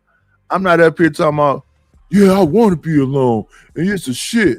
I'm not saying that. It's just comfortable. Now, it would be different if I was up here bitter about being alone. See, and that's the other thing. Alone don't mean lonely. It's lonely when you ain't got shit going on, maybe. But when I hear people that sound like they're upset about the choices that they made, it would seem like you would be happy about that choice. I mean, y'all throwing divorce parties. Yeah, you got away from me. Woo! Now what? The fun is done. Now you just got a bunch of women who are aging, looking. I mean, to tell you the truth, it's amazing to me. But it comes down to this, Nice. A lot of women come from the same homes as a lot of these dudes come from, right? These single mother homes where they're underdeveloped and they don't know shit. They just get in the real world and they're just forced to live. Survival mode, survival mode, survival mode. And it's taking a lot of black women to, you know what I'm saying, we talking about late 30s, early 40s to figure out that, hey, you know what I'm saying, they want to be with somebody and they want family, they want this and that, but it took them all this time to figure it out because they were chasing somebody else's dream versus focusing on their own lives, you know, right? Everybody's chasing somebody else's stuff, you know what I'm saying? Everybody here, to me, I see so many people chasing somebody else's American dream versus building their own, right? So you got all these people outside the black community, you know what I'm saying, who are having families, couples, building, leaving lineage, leaving, you know what I'm saying, legacy, you know, growing it out, being more, you know what I'm saying, extending themselves, right? Well, we used to do that. We did, but black folks now becoming eggs. Talk about that without saying the first part. We used to do it like they go, these Mexicans are moving the building and they'll be like 8 deep up in there and they're working away to get a. We used to do that. I don't know what happened where we stopped doing it, but when people talk to me, I said, well, all the old things still work. Why are you running away from the thing that works? Is the thing that's a trip to me. People in countries with no problems will create problems for themselves. I was That's the honest truth. for my cousins that's talking about struggling and they broke and blah blah blah. I said, well, we all family. Y'all all come together. I got a damn duplex. If you don't mind, rooms being rent out, there's plenty of space up in here. You can come up in here, stay around until you get your money built up. You know what the motherfuckers kept saying? I can't be around, folks. Your family? I said, okay. I pivoted. So y'all could have been up near paying half of the shit that y'all paying, and whatever else it'll just be a little tighter. But it's enough space around there, especially when it ain't wintertime and ain't storming. And now it's being forced, Nidus, because the cost of living, all the massive layoffs, all the people who are underemployed are now being forced to, find roommates and move back in with family. So, that's reciprocally what's happening now, right? You know what I'm saying? Y'all really think y'all could like knowing your family, y'all could live with your family? I could. Cause I'm a loner anyway. Even when I was living with my family, I'm a loner. So when I was younger, before I got shipped off to Pops, I was living in a house with my grandmother, my uncle, his wife, his kids, and my other siblings. So it was 8 of us in that house. And that was a 1-bedroom house. But the way it was broke up, when you come in, it's a foyer. From the foyer is the living room. Next to that is a dining room. Then it was the main bedroom, kitchen, and then she built an addition on the back for the laundry room or whatever else. So we was in the living room. My grandmother made the den into her bedroom, and my uncle was in the main bedroom. So my uncle, his wife, and his newborn child was in that room. My grandmother was in the den, and then me and my 2 brothers and my mother was in the living room. We ate deep up in there. But we little at this time. We wasn't taking up the whole house. I could see if we was all like teens or something like that. I was gonna say grown. Yeah, but grown, yeah, I could live easily. Because I'm not in other people's business. I'm not messing with your stuff and all other stuff. If you have basic decency and whatever else, I don't see why it can't be done. And they be like, well, what? I said, listen, our family does construction. Yeah. So let's just build another bathroom. Mm-hmm. That way y'all won't be all on top of each other, because in the house in the front it's a little it's the supply room where the hot water heater is. Next to that is a laundry room. So if you just knock that wall down, turn the damn laundry room into a bathroom and move the washer and dryer over to this side, you got your own bathroom. You can easily fit a tub, a sink, and a motherfucking toilet in there. It's big enough. Then you got 2 bathrooms and 3 bedrooms. Because you just turn the damn living room into a bedroom. It's 2 bedrooms already in there. So you had a kitchen area, you'll have the damn storage area where the hot water heater was, and take that damn hot water heater out and put a damn tankless in there, you got even more room. And then in the summertime, throw a tent. Well, even in the wintertime, throw a tent up. You got a damn 5-car driveway. So a space around here is just about how you utilize the space. And if it's about saving money, what do you need all that other space for? Other than vanity, pageantry. Well, when I throw something, you're going to throw it outside, right? United, who's more business? Huh? Who's more business? I just looked at the other one. You got it. You can't Mo Business, evidently one of SD's friends. Mo Business, these people I'll be forgetting, but evidently he's been around for a minute. So but I was in a chat when this individual said about what's up, Buttercup. I'm like, who the fuck is this? A woman? That's crazy. Then I went and looked at the damn channel. I'm like, this is a person with 1 subscriber named Emo. Yeah. I'm like, this is the dude. He said, well, that's why I call my friends. I said, I don't know you, partner. Yes, you do. I don't know you enough to where you be calling me fucking Buttercup. And even if I knew you, I don't know you like to be calling me Buttercup. Right. But that's where we at. Or just be a nice person because you think somebody's fire. It's just like, be a good person. If you're nice, you're just and nobody. nice. Yeah, it's not about the money. Obviously, I have $1 clearly, but it's about human decency. If you're gonna be a good person, be a good person. Now it'd have been funny if the person my $2 don't have nothing to do with human decency. I don't want to spend no money on you. bought the pizza was a damn transvestite. I don't look. No, because Y'all if you're gonna be a good person, I feel like I get what we're saying because it's very simple to understand. Like if you're gonna be a good if you're gonna hold the door, don't just hold the door for a Bernice Burgos looking chick. Hold the door for Precious too.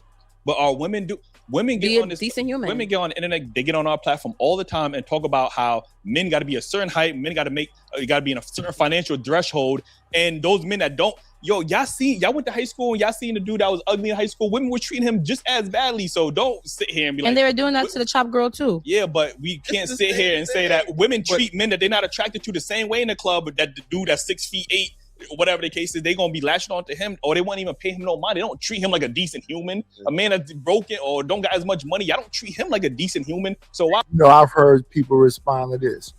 Women will say to that, we treat him the way the men treat him. Y'all said he was a nerd. Y'all said he was a dweeb. Oh, damn it. Have y'all been able to hear me this whole time? My mic turned all the fucking way down. It was too loud now, bro. It's too loud now? No, you were good the first time. Okay. Yeah, women treat dudes horribly too. If they don't find you attractive, they'll say you did something to them. It's a famous Patrice O'Neal joke about Tony. Tony was a cool kid in school. He used to thump girls in the back of the head, and they'd be like, "Tony, why did you do that?" And then Patrice said he saw. He's like, "Damn, that's when I'm messing up because I used to be the draw and write words. So I would write, I cherish you, I draw a chair, and I draw an eyeball and give people notes, give girls notes, and they would ball that shit up and go, oh no. Then he was watch Tony do some shit and he say, but he couldn't do it cool like Tony. He'd thump a chick in the back of her head and she'd slam her head on the damn. That's the thing. Everybody's their individual self, but he said women used to treat him horribly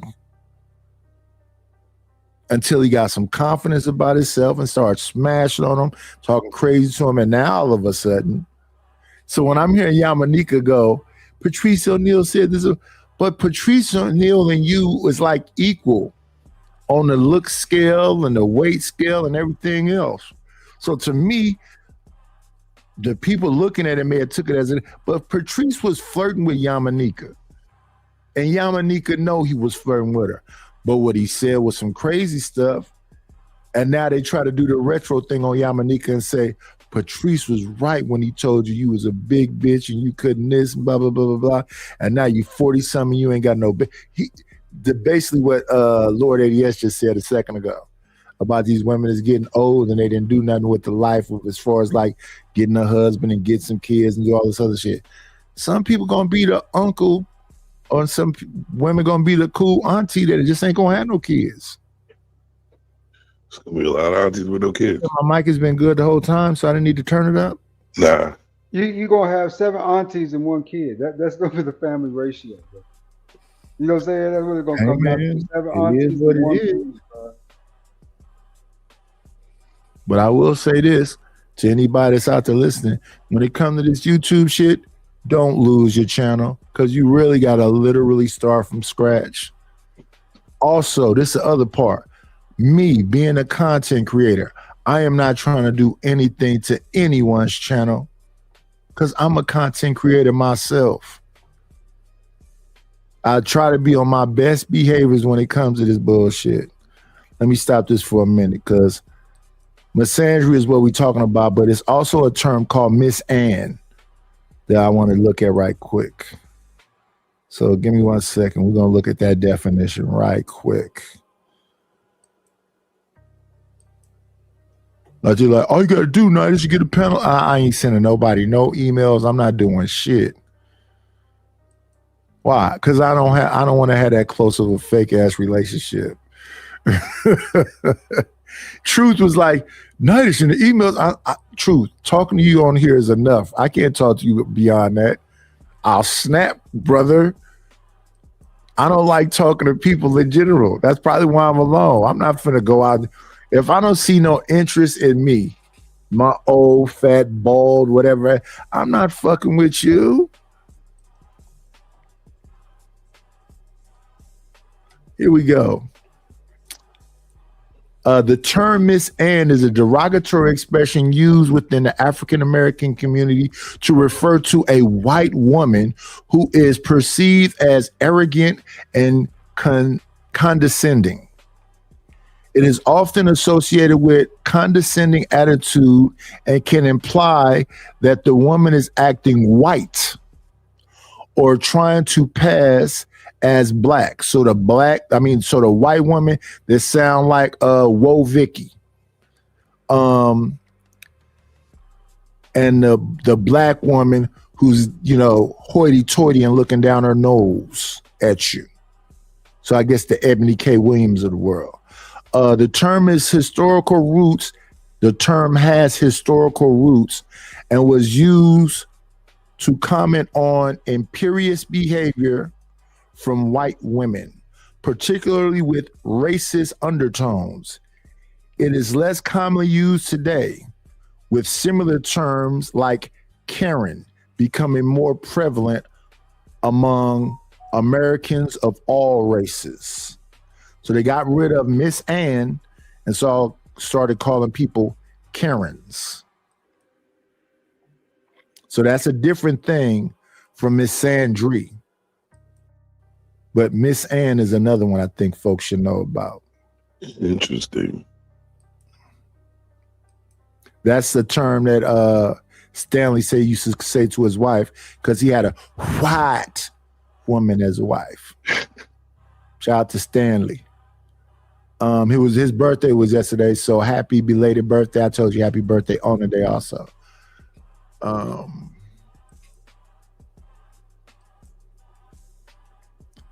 And then outside of that, all this stuff I bring to y'all, I go buy membership so we can look at it. You got to pay for the StreamYard, the Premium, the Suno, the Canva, the Chat GPT.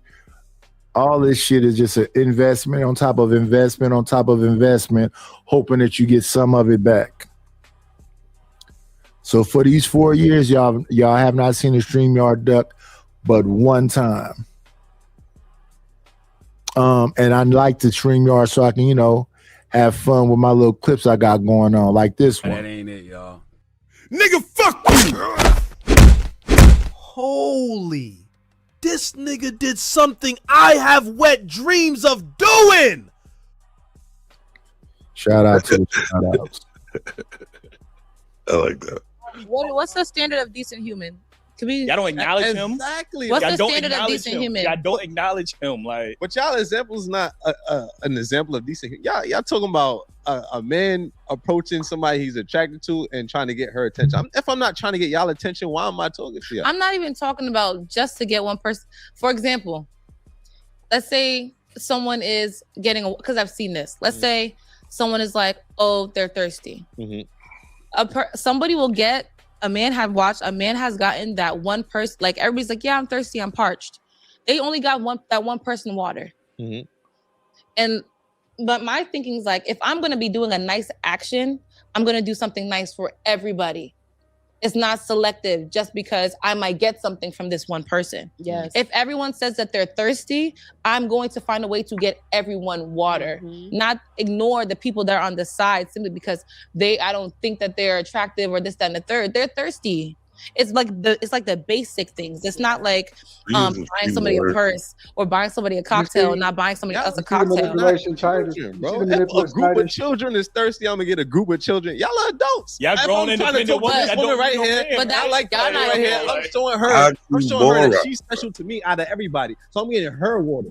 Y'all not getting water from me. Y'all get y'all own.All adults. But that's y'all want to be treated like everybody. No, but no. If a woman It's a basic standard. You like, I'm gonna be like, y'all there. Why she ain't getting I get what y'all saying, but I definitely know what we're saying. But you haven't experienced I think I just Yeah, it sounds crazy. Yeah, you do that for children. They're still children. That's why they want to be treated that way. But see, they have to. That's see. And I'm shout out just to saying OJ that Jackson. it's all in the words they use, all in the actions. They want to be treated like children 24/7. They act like children 24/7, bro. And they still have that job mentality. Yeah, exactly. It's entitled princess syndrome, right? You know what I'm saying? Where 40-year-old women still believe they're a bunch of princesses and they're entitled to stuff. You know, but even then, I mean, shout out to O'Shea Duke Jackson. He did a couple videos a couple days ago that kind of summed up Atlanta and what we sort of going through. You know, in most cases, you know, women are very, very, very particular about what they like, right? So what had happened in Atlanta is that women start picking their preferences. The preferences ain't good for them for some odd reason, so they blaming all men as bad, right? O'Shea was the first guy I seen on YouTube to call that out. Like, hey, you got these bunch of guys who are single who are doing well. These bunch of guys are saying this about these women down here, and everybody's ignored it. Shout out to O'Shea Duke Jackson. But on the flip hand side of that, though, man, yeah, this is manipulation, man. Because what she did was use a need to leverage a desire, right? Say, oh, I need water. I bring water, everybody. Okay, I get that, right? But you don't need pizza. Okay, you don't need pizza. You can buy the pizza yourself if you want it so bad, right? Right. Oh, so definitely don't need pizza.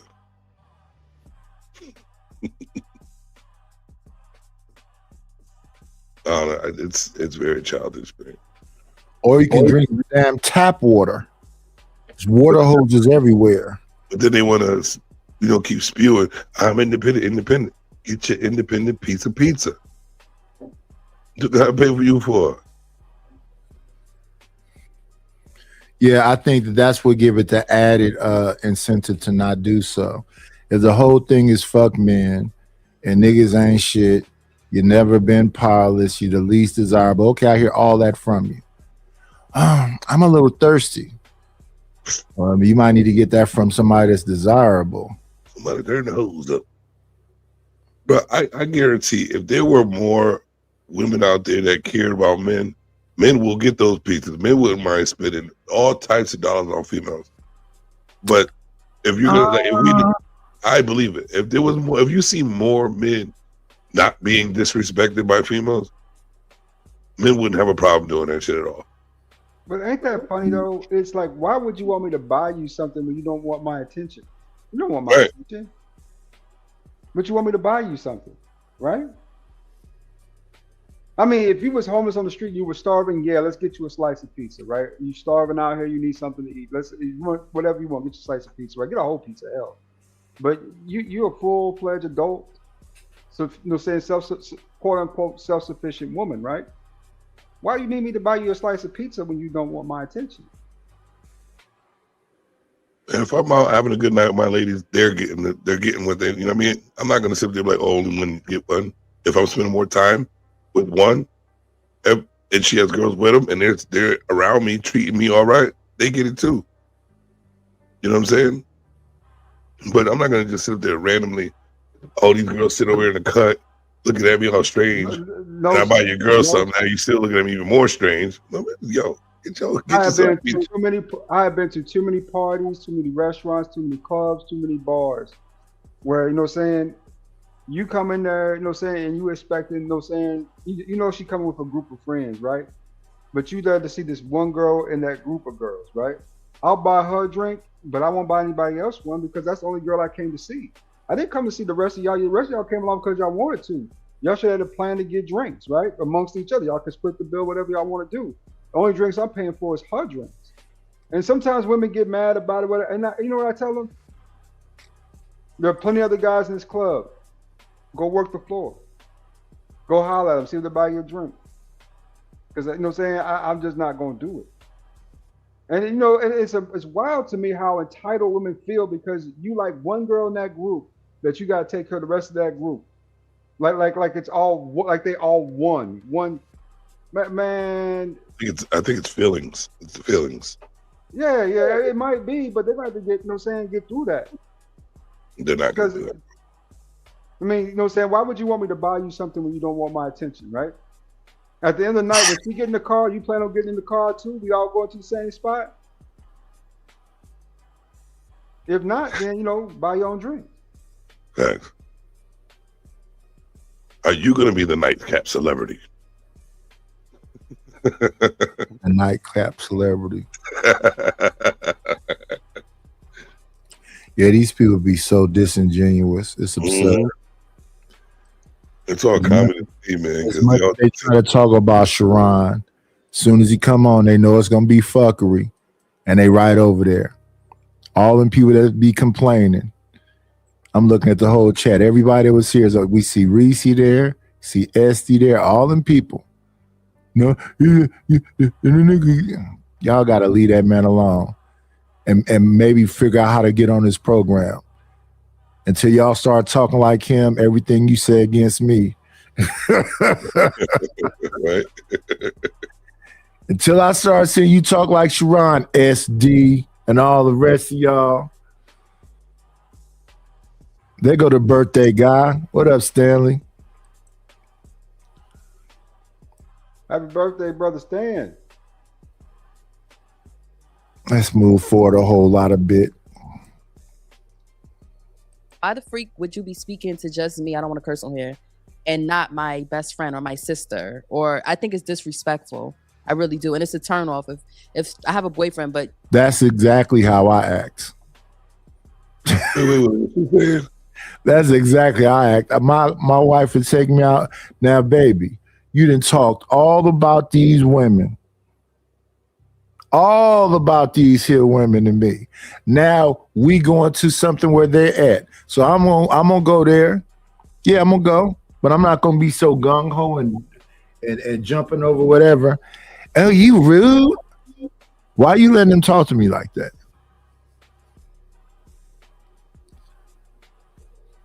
I'm just asking.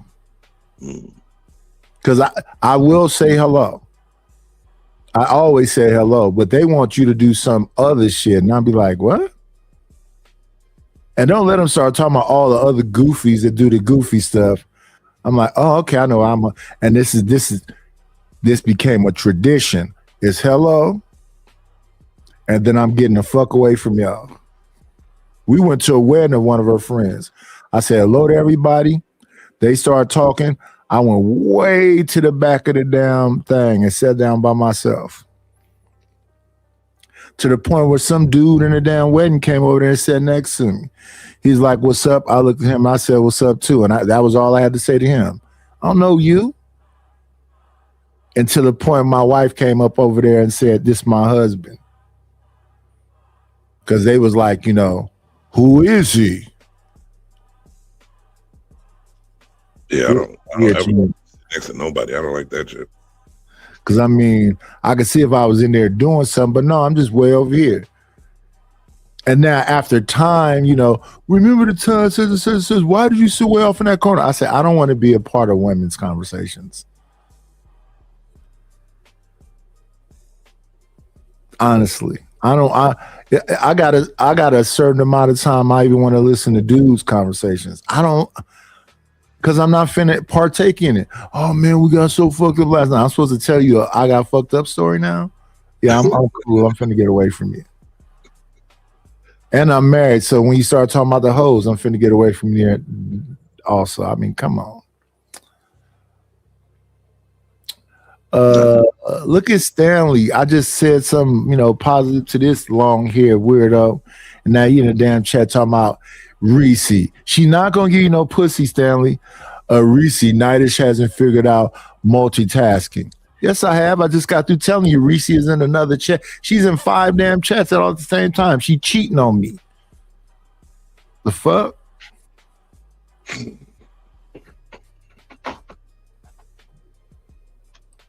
And yeah, until I hear them men talking like Sharon, everything they say. Pre-boyfriend days. So you saying if you're not speaking to, I'm a girl's girl, first off. So if you're speaking to me, you open my face and you're not.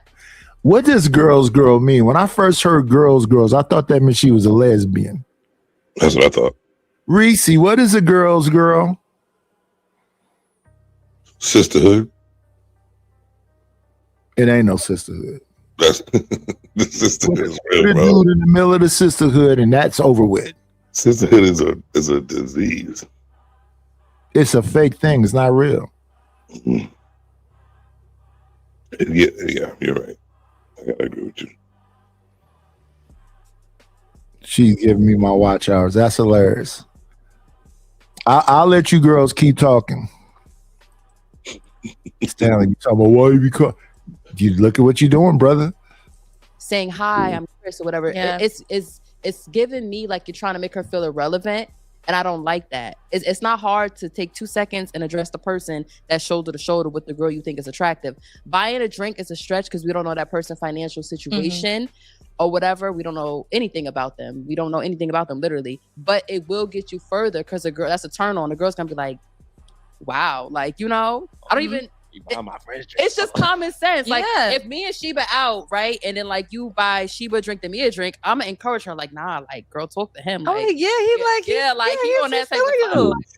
He takes care of and we ain't had everybody. nobody to get a drink tonight yet. Like, but if you can't do no, don't just jump to the negative. Listen to the positive. I said speaking and opening your mouth as a man would suffice. That's the bare minimum. If you're not doing that, I'm telling my girl not to talk to you. Yeah, but why is that? You're disrespectful. You know what I'm saying? Because the girl already feel like that. I'm not gonna lie. Because we close as hell. If we close, I'm gonna give my insight because we close. We made eye contact. I'm interested in you only. I can acknowledge your sister, yes, but I'm not about to. But that's what she's saying. Just acknowledge. You don't have to do a whole lifetime interview. That's all you don't have to do. Seem like now I gotta entertain. You don't have to do a TED talk. No, you don't have to do all that. You say hi. Yeah, and also your time. Hi, I'm Eli. Hi, I'm Ace. Hi, I'm That's like Drew. me. That was Hold on. You see what just happened tonight? And Shorty pull up the ace, and I'm like, You see, so she said you buy 2 people. She was talking about the pizzas at first, right? Mm-hmm. And then now that all you got to do is acknowledge, and I'll give you credit on my girl's behalf. Mm-hmm. But if you don't buy that pizza, they don't make no sense to me. Well, she's saying that if your boyfriend is on her, she'll give her girlfriend a word of encouragement. Because there's always a girlfriend there that's to be like, "Girl, don't talk to him." The hater, the one that ain't getting hit on. So what they're saying is buy the hater something, pay the hater off. It's 10-1. If that chicken, if she got to listen to her chicks because I bought this chick a pizza and her friends is mad because I didn't buy her one, it's 10-1 out there. Yeah. Buy all of y'all. So here's the thing, family.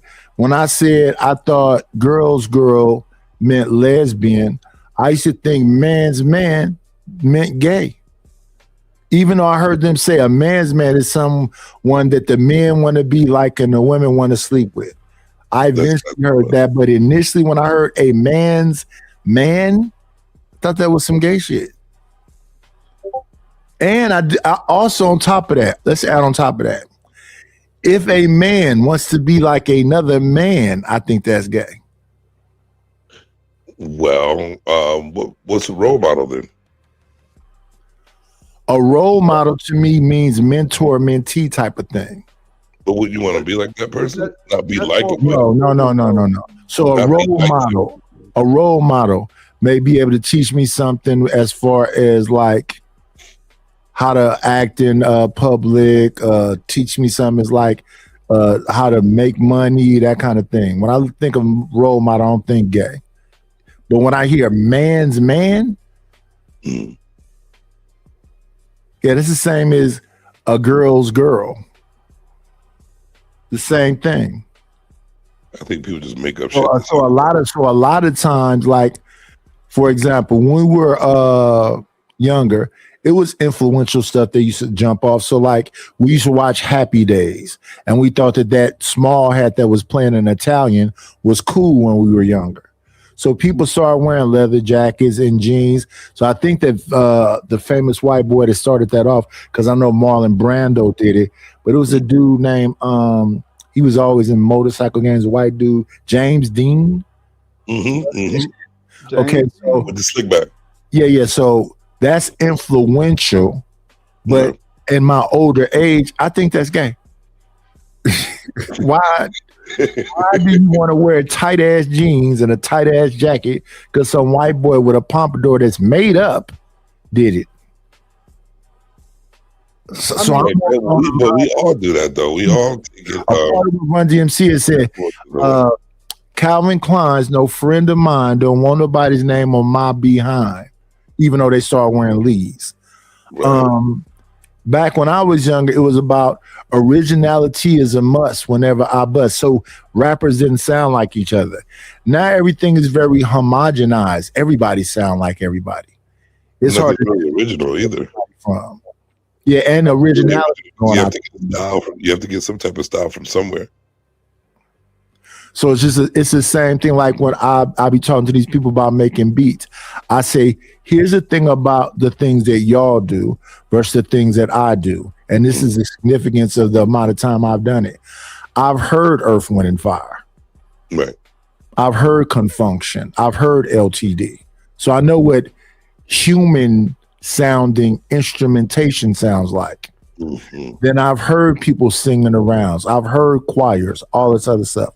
So I understand I'm not just, I could punch and play and put this out. So what I would do is say, put all y'all stuff side by side. See how it all sound the same? It's kind of catchy. Then play some of my shit. Well, it's still the same. No, it's not. It's not. I don't know how many beats I made before I got to the sound. Then when it comes to prompts, do you know what arpeggios are? Do you know what staccato is? Do you know about how to get the sound effects in there? Do you know how to make it be two people singing? Do you know how to, in the middle of the singing, have somebody talking? Because I don't hear that in y'all shit. Okay. If you listen to mine, it's a man talking in the beginning like old ass music. I don't hear people talking in the beginning.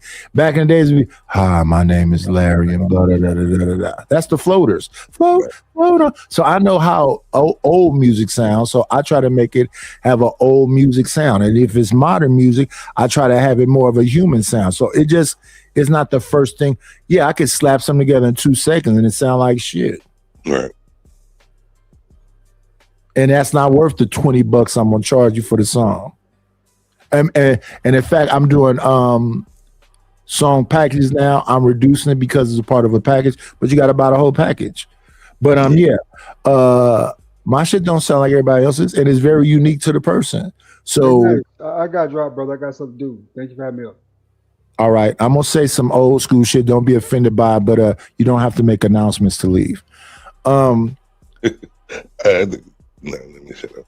They used to laugh, so they'd be like, damn, now that you mean the shit. I'm not being mean. If you gotta go, go. We still mess. I think it's out of respect.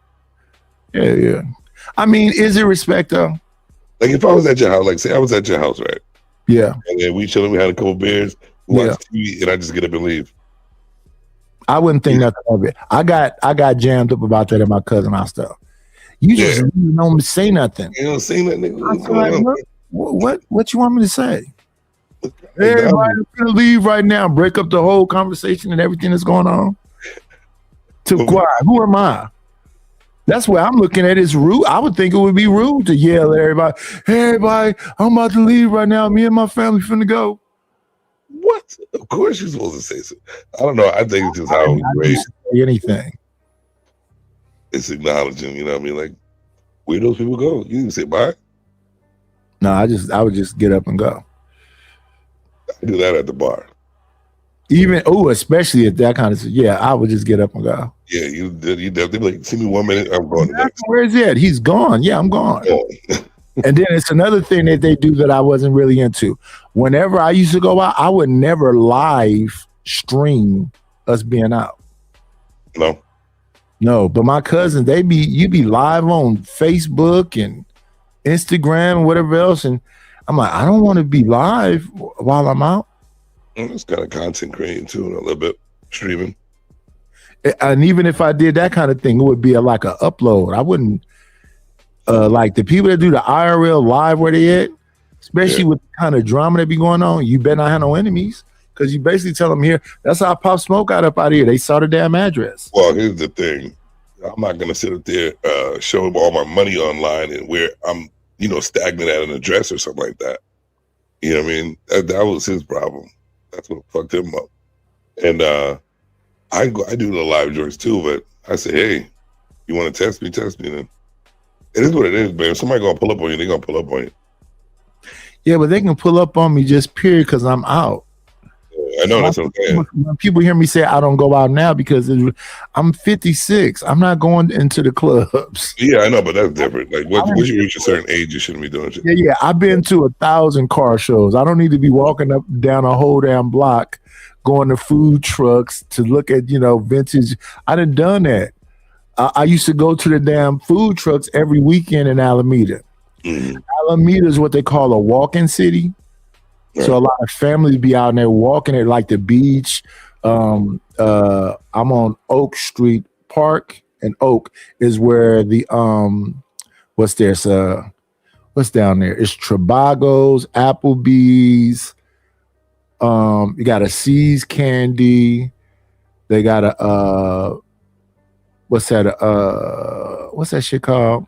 It used to be Albertsons, and they changed the name to like Food for Less. It's a Hawaiian joint where you get the rice and the like marinated chicken. It's what else is over there? But anyway, that plaza. I'm in that plaza so often, you don't have to guess if I'm gonna be there. I'm gonna be there every time the food trucks are there. Why? Because my wife is gonna be like, the food trucks are there.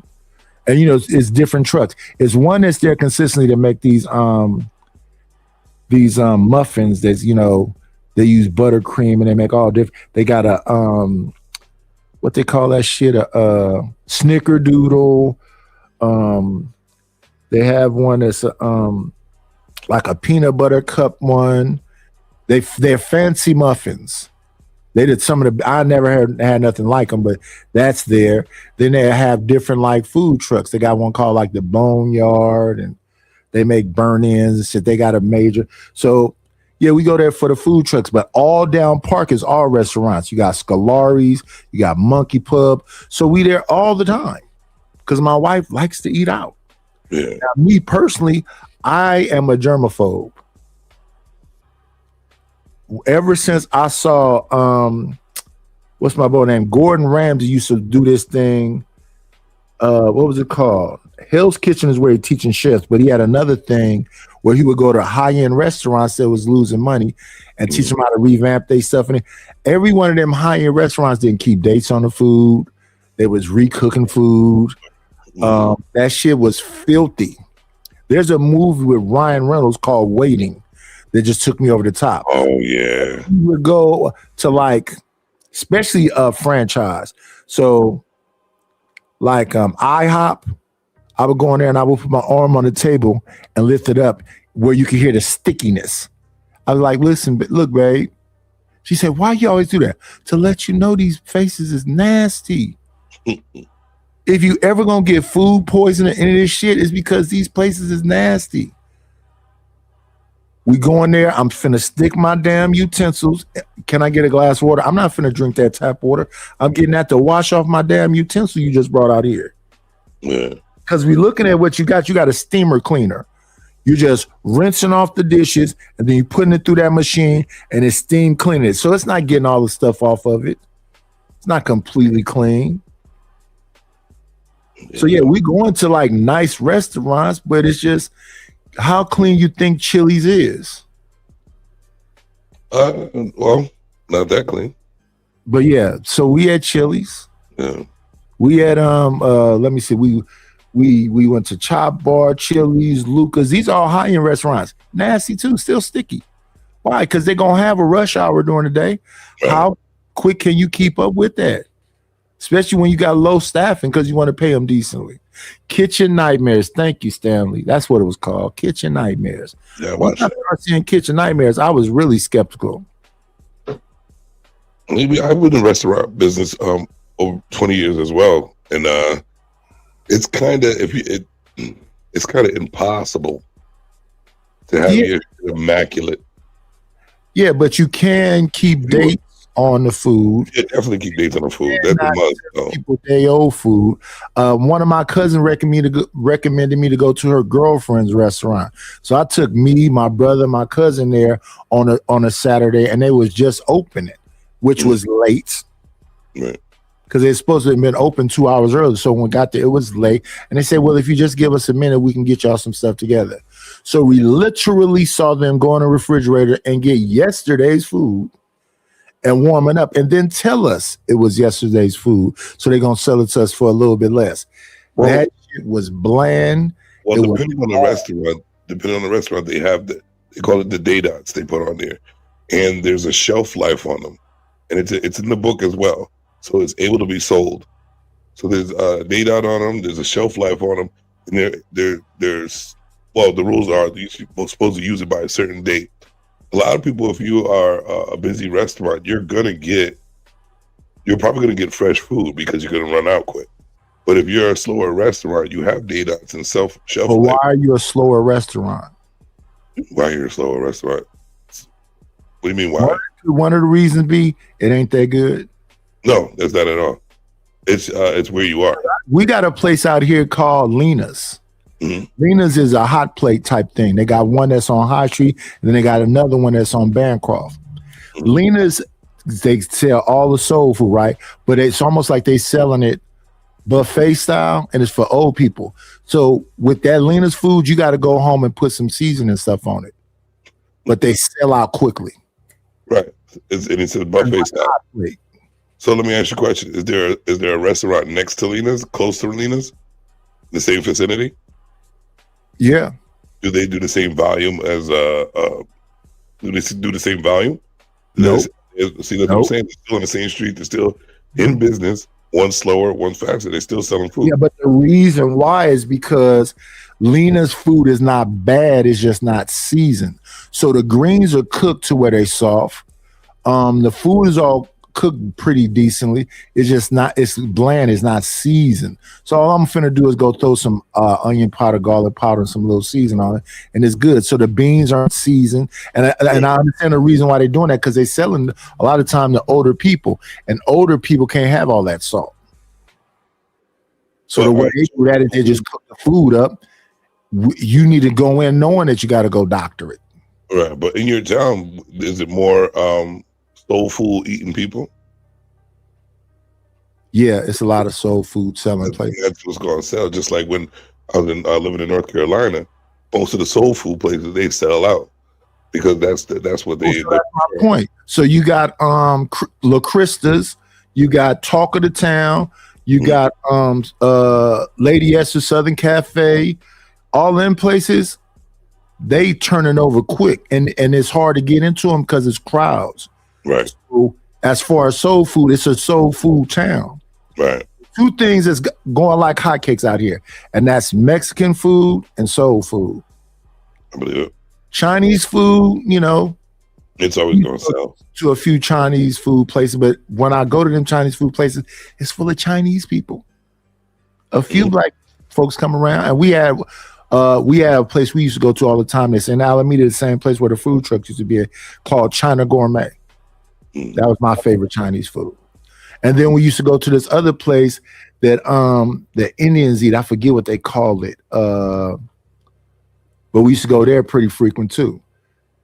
Hello, Bridget M. Oh, where's Bridget's wrench?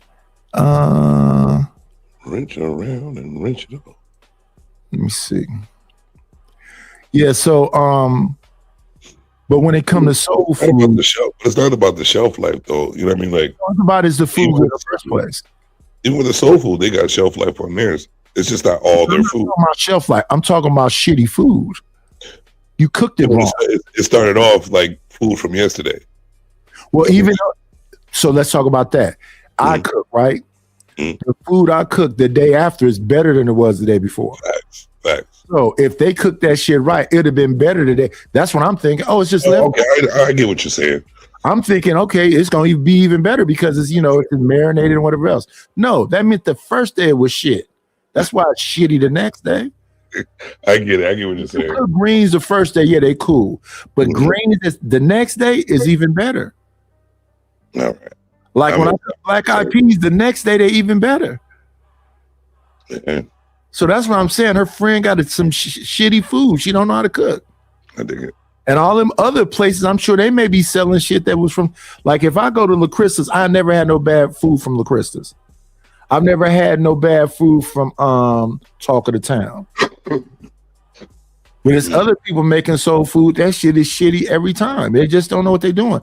And Lady S's is the place my grandmother used to work at when I was younger. It used to be on International, on like 58th and International. Some of the best food in the city. But once them older women passed away, them new people that's cooking that shit, it's cool, but it ain't what it used to be at all. They changed up the fucking seasoning. They did all kind of shit where it's cool, but I wouldn't put it up there with like a place we had down here called Pecans.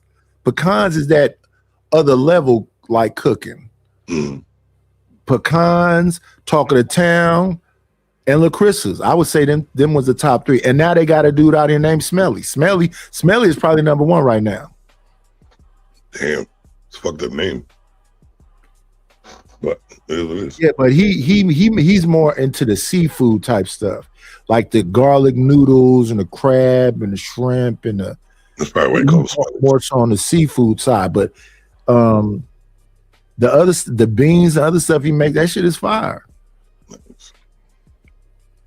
So yeah, I think it's just about if it's a good product. Like whenever we have went to Pecans, we have ate there and then took a to-go plate, and the next day is better than it was the day before. No, I'm talking about bad cooks, and not so much the day after, because I would think the day after, and then we got some barbecue place down here where, you know, these people just don't know how to make barbecue. Barbecue sauce, right, yo? You gotta know how to make some barbecue sauce for your barbecue place to pop off. Yeah. So I would say the best barbecue we got down here off the top of my head would probably be what's that called? Everett and Jones. You can critique a barbecue rub, then your barbecue sauce will be on point. Oh yeah, they got some barbecue sauce that they selling in the stores. Okay. Everett and Jones barbecue sauce. Nice. It's perfect. It's not too sweet. You got a little bit of smoke, and they only got a couple of them. They got the mild, the medium, and the hot. But it's not too sweet. Got a little bit of smoke flavor in there. Yeah. And then some people, they just got that sweet ass barbecue that ain't it. Yeah. Well, yeah. What do you say, Steve? I agree with them. Like I just said, Sam, like if the rub is good, you probably won't even need the sauce. Well, I know I'm gonna try to make a barbecue without no rub or nothing on it. Go with the name call. Like this, I'm not even gonna do it. Never mind.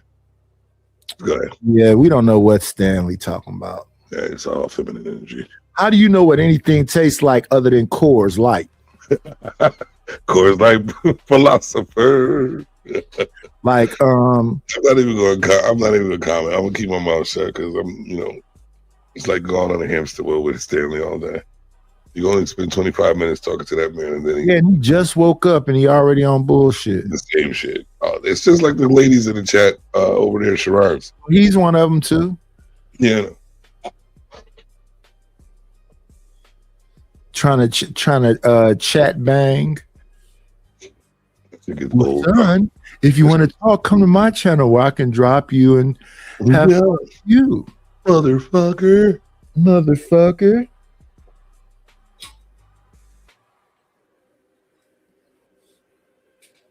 We not fighting with Stanley. My whole family's south. CKJ3. My whole family's south, so we got that cooking down pat. Yeah, the side of the family that do all that cooking is from Mississippi, so I don't really have no bad barbecue from the family. Yeah, mine mostly North But yeah, if you cook it right, you don't need no sauce. You don't. That rub would just do it right. Marinate that shit up. Oh my god. Yeah, we didn't have stuff that's been set overnight in beer. We didn't have stuff set overnight in what they call a brine. You don't need no sauce on that stuff. My favorite thing is to marinate for like a couple of days type thing. That flavor seep. And I always poke holes into to the meat just so it can seep down deep into it. Or I might even cut a thin slice in there and stuff it. You know what I mean? Right Yeah, after like, I was telling them about the spatchcock turkey and injecting it. That turkey is not dried out. You squeeze it and nothing but liquids coming out of it. And it's completely flavored because the breast is supposedly be the toughest part and the driest part, but if you inject it properly, cook it properly, the skin is going to be crackling and the inside is still going to be moist. Right. But folks don't know the temperatures and they don't know how to smoke and they don't know how to age and they don't know how to brine it. They don't know how to inject it. They just turn it on fire and expecting the best. Yeah. Like, I don't even know how you can mess up food, but somehow people doing it. You can if you're not paying attention. You're not paying attention. Stanley think I'm not black because I'm not dark enough. Have you listened to her talk? Ooh. Like this. This is something that a woman would say. I told him he listen like a woman and talk like one. That's why. Sorry, I hurt you. That's why most of the stuff you say I got ignore because I'm like, I'm not listening to this female. There aren't any feelings involved. Observation and reaction. Yeah. But well, like female, your birthday, because I know the day before your birthday, you got lit up there. You were sounding crazy. Well, hey everybody, tomorrow's my birthday. I'm already started. I guess I'm gonna get my next course.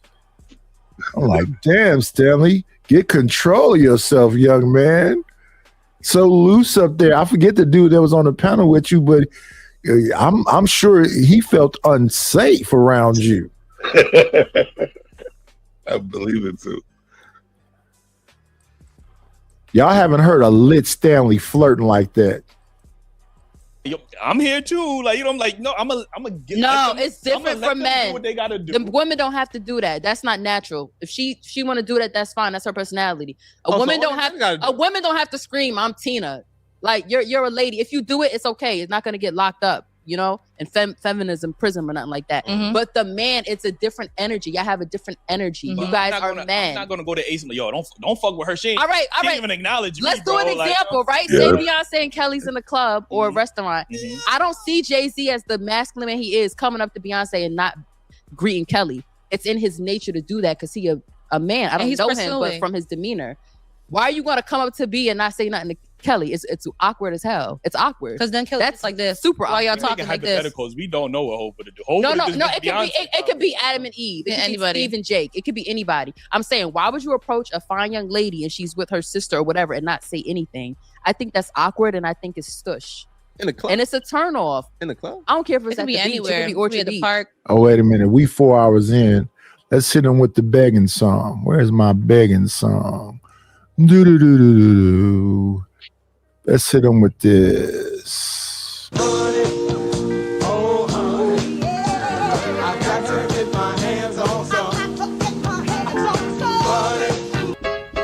I need a dollar, that's what I need. Hello, bro, I'm trying to get the money.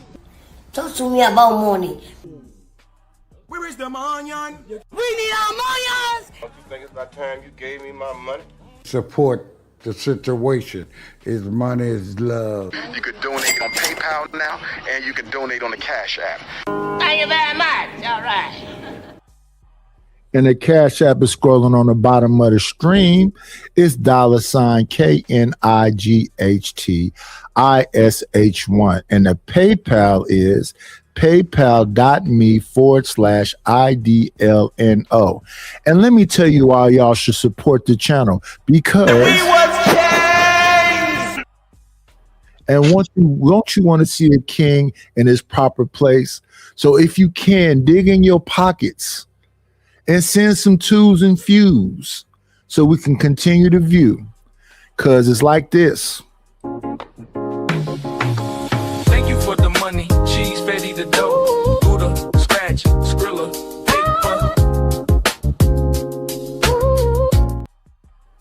Don Magic Wand say he don't wipe his behind with nothing but cash. Yes. Be generous. Today is Friday. Support the wine fund. I would like to be tipsy like my guy. Stanley said he wasn't. So he just somebody told me I got a slur. Am I slurring right now? He said, yeah, you slur all the time. I went back and listened to some tape and I'm like, damn, was I drinking that day or do I just have a permanent slur? Actually, I wasn't drinking, son. Sometimes when we talk, not even drinking, we just, a word slur. Yeah, you don't sound like you slurring, Savage. Nah. Sometimes I do. Actually, son, I wasn't drinking that day, sir. And look, Stanley, you can't use my jokes on me, sir. I'm the one who introduced that people are lisping. You got to come with your original material. Let's listen to this woman try to shame somebody into buying stuff for her friends. It could be anywhere. What if your sister feel like, oh, he was flirting, or she might have felt like... Keep it short. How Common she- sense. hello, Keep it short. the Don't be giving her the googly eyes. And you want Beyonce. Why would you be like, hi? You look good too. No, if you think she attractive, you better fake I it. said what's up to Kelly. I'm like, damn, Kelly looking good too. But then you might as well walk away because now you fucked it up for yourself. That's Yeah, individual yeah, discipline. yeah. If you can't, you should have gave both ladies a look, and you got to make a game plan. You can't be doing all that. And even if you you don't know how to can. speak to introduce yourself without being all lusty, that's why I said the lusty stuff in the beginning.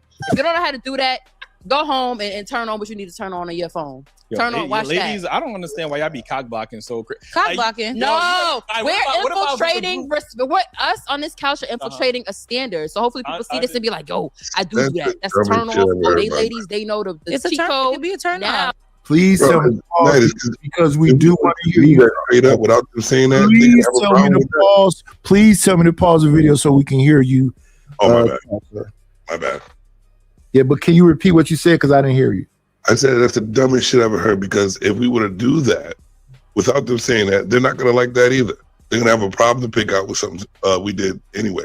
If we try to give a compliment to her and her friend, oh, why you compliment me when you want her? It's always going to be something. So I don't listen to that dumb, goofy shit that they talk about.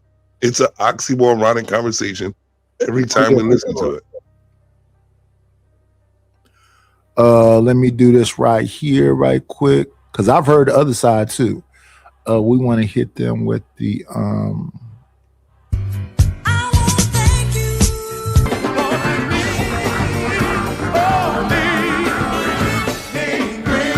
Got me a couple of dollars. Guess what I'm gonna do?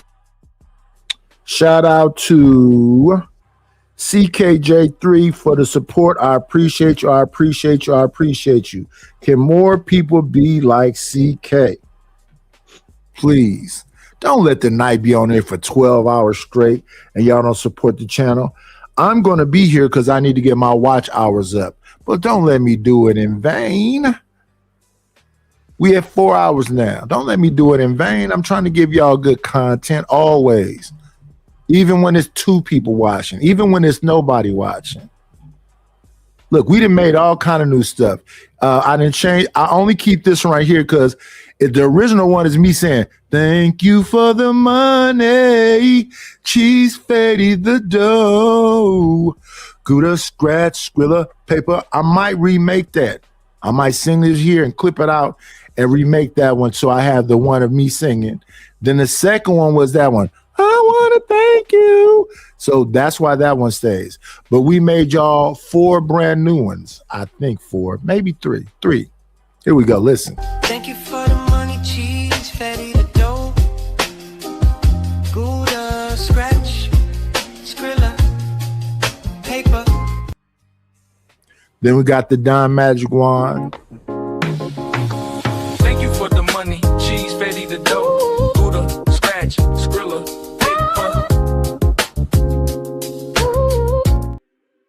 And then we have this one. Thank you for the money. Cheese, Betty, the dough. Buddha, scratch, Skrilla, paper. 3 brand new ones. So we got rid of the sister dancing, which I like that. They was doing, but they was doing a steppers dance and I had kind of a regular song.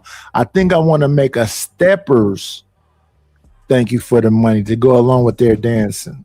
Then I had the blues one with the brother inside the office. Those still exist, but they're in the back. But what I don't want y'all to do is do this right here. This nigga's crazy. Don't be like Stanley. We done got y'all a bunch of fresh clips. We like the Boondock clip. That ain't it, y'all. Nigga, fuck you! Holy. This nigga did something I have wet dreams of doing! Then we had a beautiful one for when Stanley gets up here. What we've got here is failure to communicate. Or this one. Hey, nigga, why you fucking with me? Fuck you, nigga, cause I can. Shout out to Tiny Zeus Lister. Rest in peace. Good night. Let me tell you something about that real quick. Cause every time I ever see Tiny. So I've had the name Debo since I was 16 years old. You know what I'm saying? And people to this day still call me that. So, like Tiny, that's my dog right there. Shout out to that, yeah, shout out to that. I love me and Debo.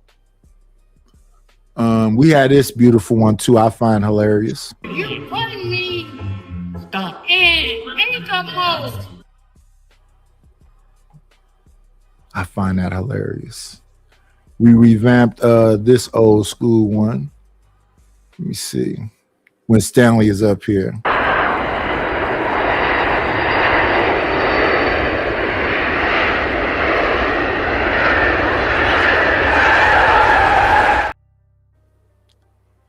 Please land your plane. That's for you long-winded people. We have implemented new things. We got rid of the old night layer. Remember, I had the old school in the night's lair, swords held high. We got rid of that. Now we getting it. Dun, dun, dun. Warning, warning, the night is in the building. It's very unique, y'all. I try to be unique.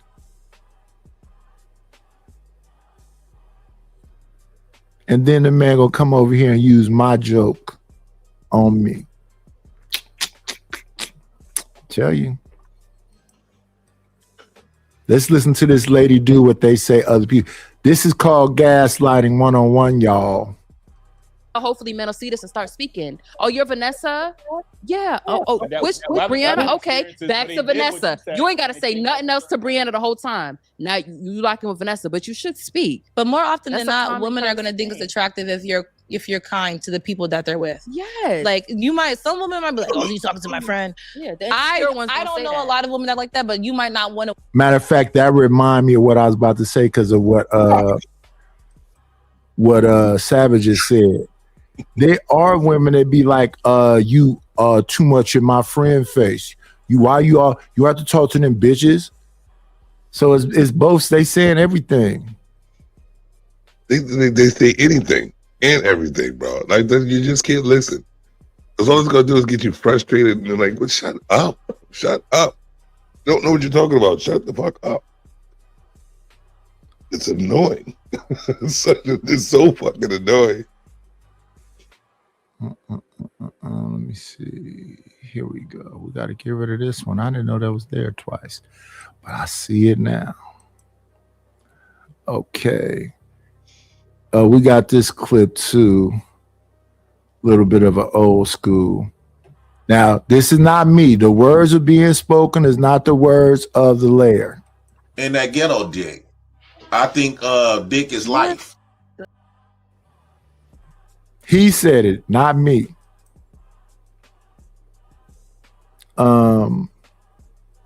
Let's play the music again. Let's break that up. Let's play the Megan music again. After that, JP, come on, man. Oh, dog.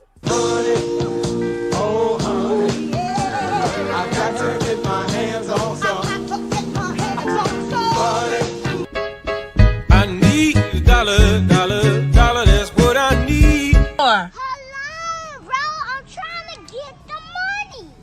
Talk to me about money. Where is the them onion? We need our millions! Don't you think it's about time you gave me my money? Support the situation. Is money is love. You could donate on PayPal now, and you can donate on the Cash App. Thank you very much. All right.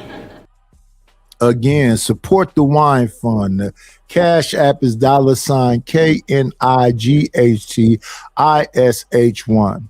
The PayPal is paypal.me/IDLNO. It's Friday, y'all. Help support the Box Wine Fund. Now let's get back to these women gaslighting men, talking about, well, at least they've gotten away from if you're buying pizza for me, buy pizza for the whole team with me. Now they're just talking about, civility. Yeah, I can speak to your friends, and I'm not going to focus on Kelly if I'm talking to Beyonce, but I probably would be talking to Beyonce before I talk to Kelly. No, I would be talking to Kelly before I talk. I like these sisters here. I like chocolate women. Woman that's like that, that's going to be upset that you're being kind to their friend. Yes. You don't have to be like, hey, how you doing? Hi. Yeah. Yeah. And you're talking to one person, now you're looking at them, now you're talking to them. You don't need to do that. You talk to the girl, hey, it's nice to meet you. It's nice to meet you as well. And you can go about your day because you are interrupting a moment that they're sharing. Exactly. So now the girl's just sitting there while you talking to her friend. They might just have sitting been there on the venting phone, anything. they might have been going to some tea, talking. Might have been tea time. Okay. In the club. You in the club? Yes. Girls have tea everywhere. Yes. We're gonna talk about everything, no matter where you at. Exactly. Okay. So just take that note away, because I seem like they spitting game. Go home in the mirror, practice with each other. You don't have to learn their names. Just be like, it's nice to meet you. You guys are beautiful. Go in the mirror and practice. Today, I just wanted to introduce myself to you. Don't do the thing where you think both are hot. See who you want and make the game plan. Don't figure that out ahead of time, because they could tell. Ace is over here talk about, oh, what if both is cute? You need to handle that before you go over there. Yeah, I figured that out. The whole play. You don't see it until you're up close, and you're like, damn, Then you better find a way to walk back and forth. Figure it out. Walk back and forth past them every once in a while to figure out what's going on. Can't quote all of it. But once you make your choice, you made your choice. That's it. Because then you can't after that you in a group chat and you get they're gonna talk about, oh, he wanted me too. Yeah. Ew, yuck. He loving the crew. Yup, terrible. Don't do that. If they find him attractive enough, they might. They might. You know what I mean? Like, but some girls don't care. Mm-hmm. They don't, and I don't think I didn't want him. I don't think it ever ends well when girls get like that. Oh, no. You end up in the best man situation. He's telling his secrets. Listen, telling himself. I think it does. Listen, this next topic, it says how do fashion and presentation affect attractiveness, and can you tell a lot about someone about how they dress? Yes. So I have a specific type.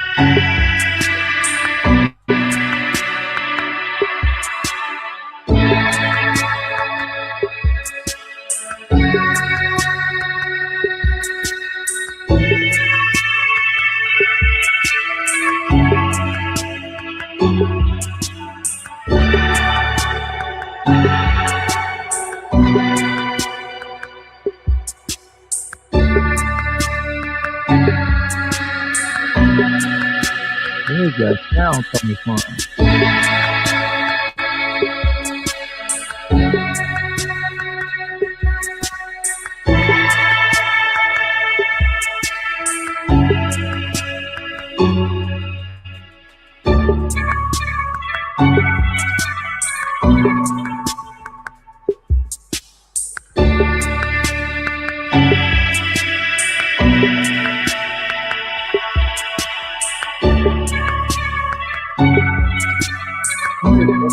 Coming from?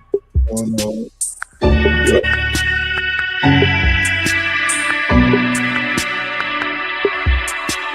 It's like the beginning of somebody's show. That Asian sounded music. Like the countdown, the 30-second countdown. That is. And it's that. Give me a second, y'all. I'll be right back. I gotta figure out what that is.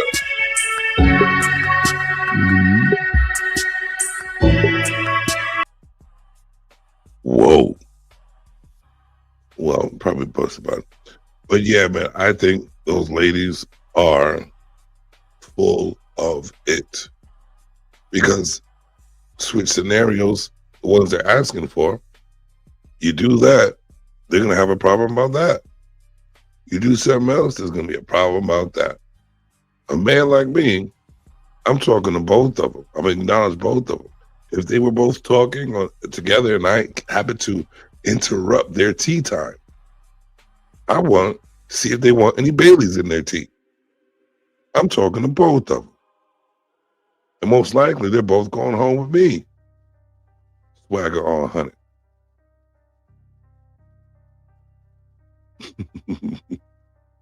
I'm just saying, man, it's a lot of oxymoronic conversations when it comes to talking to females. They always say they want this and they want that, but then as soon as you do this or that, they'll switch it up like, nah, I want this and that, or this. And then you switch it up, try to do that, and they want something else. It's not even about winning. There's no understanding, none whatsoever. But night is back. My bad. Oh, no, you good. That sound was playing over. Y'all couldn't hear that music though? I heard that shit. Yeah. It's in the video that we was looking at. So let me see. I'm gonna go back to it and see if it's still making that sound. It's always some technical BS. Go into history right quick. You were saying there's no understanding between who? Women in general? Women in general. It's not because they want to up. That's all they want is up. No matter what you do, they're going to try to find a reason why you shouldn't have did that and did something that different. You know how I look at it? I used to watch something. Back in the day, was a guy named Peter Sellers, and used to play Inspector Clouseau, but the movies was called The Pink Panther. In them movies, he had a butler named Kato. Kato's job was always to try to catch Inspector Clouseau. So he would be in a closet, he would be on a roof and just jump out and attack him, right? That's how I look at ladies. They always gonna be checking you, dude. Your woman is always gonna be trying to like, we could do better, we could elevate, we could this, we could that. Yeah. Now that shit could get annoying if you let it annoy you. Right. Or you could be like me and just be like, no, this is where we at. And they might say some shit like, I've outgrown you or something like that. But at 56, we're at where we're at. Come on, let's be honest. Be gone with yourself. If you pass the age of 35, you kind of are who you are. Younger, I can understand that. But you should be trying to optimize your situation as an individual, though. Try to learn as much as you can learn. Like me, I swear, I got to learn all brand new shit because I look at some of this shit and I be like, damn, am I slow? Some of the simplest shit because it's new technology.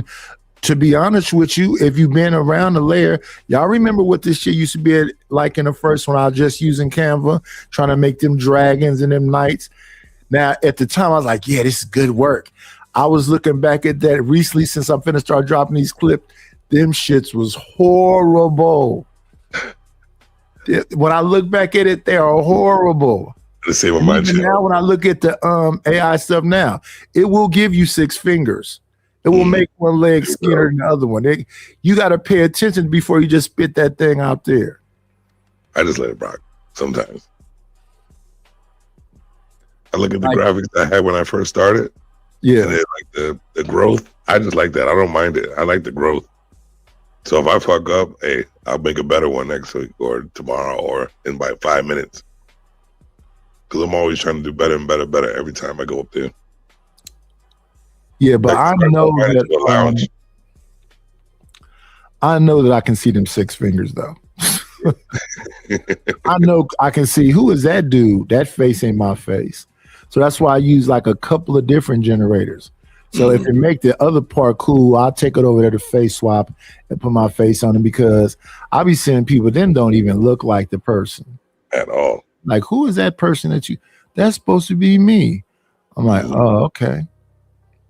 And this is what I actually look like if Real is still there. I'm light-skinned, really. Real didn't seen you on a panel or something. I know he did. I'm just fucking with it. Okay, so we back there. And let me find out where it's at.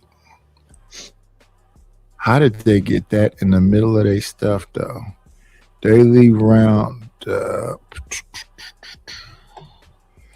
Videos. This should Some be do recordings and they forget that they have an extra sound playing.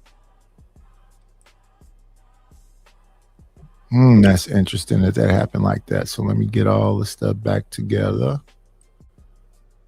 Okay, we back in order now. Okay. I was thinking about making a song today. Check your PayPal. Yes, ma'am. I wonder when people send a PayPal, it don't make no sound at all. That's crazy. Notification on. Oh, I don't like the note. Man, I can't stand this phone note. I'm trying to figure out how to turn off some of it. Every 2 seconds, it's making a weird sound. Right into settings. Right into settings. You have to do each app. No, so it just now came through. Okay. Let's make sure we hit the button. Let's see. And then StreamYard keep changing up stuff too. We don't need all this extra stuff you added, StreamYard. But I'm on you. I'm on your. We're going to hit them with this one. Thank you for the money, cheese, fatty the dough.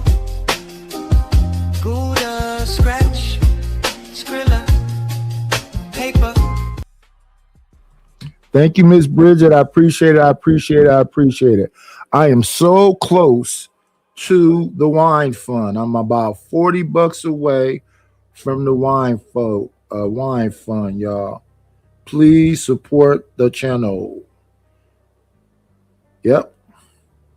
About $40 away. But we finna be here for a second, so potentially we can come closer to it. We got stuff back in order after that. Oh yeah, so it finally made this sound. So it does have a notification sound for PayPal. It just came through. Let's get back to what we were jamming with a minute ago, though. They have changed the subject, and that was called misandry, right?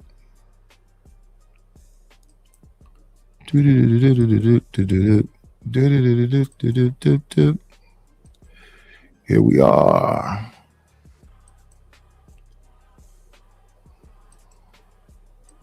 Okay, still nerdy, a little chic, a little clean cut, you know, but you don't have to specifically dress like that all the time. Okay.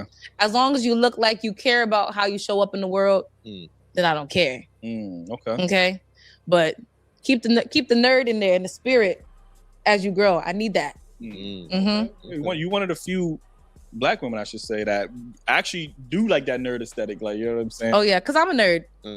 She like a sprinkler nerd. Oh, the sprinkler. No. I want the nerd. You said that he grew out of it though. Like No. He's still a nerd. He's gonna look different. He's Stefan, but he's still Urkel. Like, you know what I'm saying? Like, keep that. He's still the same on the inside. Keep that. Keep all of that. Keep all that. I need that. So suspenders and all. Would I talk to someone wearing suspenders and looking like a nerd? Yep.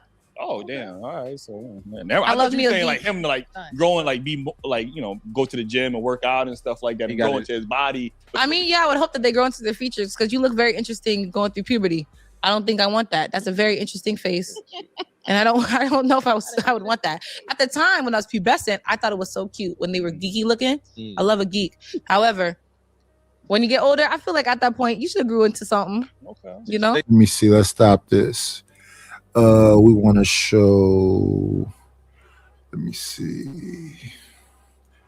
Go to my post. I want to show this right here. I want to blow it up a little bit.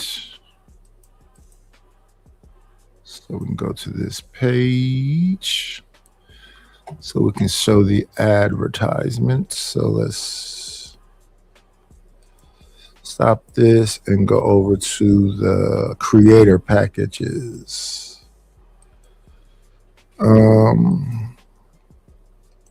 Here's the post. Hopefully y'all can see it.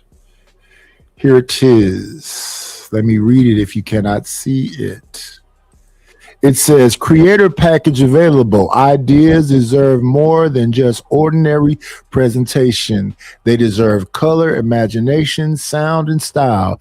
If you're building a YouTube channel, music project, podcast, or creative brand, these creator packages are designed to help your vision stand out and look professional. Beat prompt packages, custom prompts designed to generate unique AI beats and powerful sound design, include beats per minute, key selection, instruments and sound direction, 808 bass textures and sound effects, beat arrangement structure for AI music tools. Styles are available: trap, Detroit, Bay, R&B, funk, cinematic, experimental. Song writing packages. Turn your ideas into complete songs. Includes verses and hooks, song structure, ad-libs, and delivery ideas. Mood and concept direction. Thumbnail design package designed to grab attention and make people click. Include bold and colorful visuals, realistic cartoons, your stylized artwork, perfect YouTube thumbnails format. Branding to match your channel. Short video short videos intro packages. Create a strong opening for your videos or podcasts.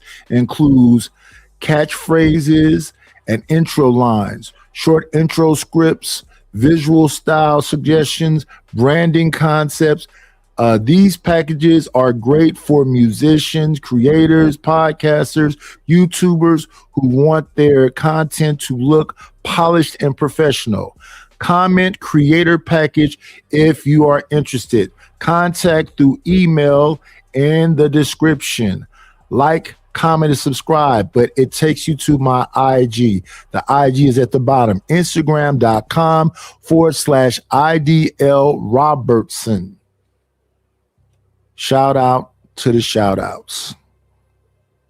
And if you want something like that, let me know. I can make you something slick like this. We do work over here. You can find that on the community post. On this community post and over there at Sir Knight.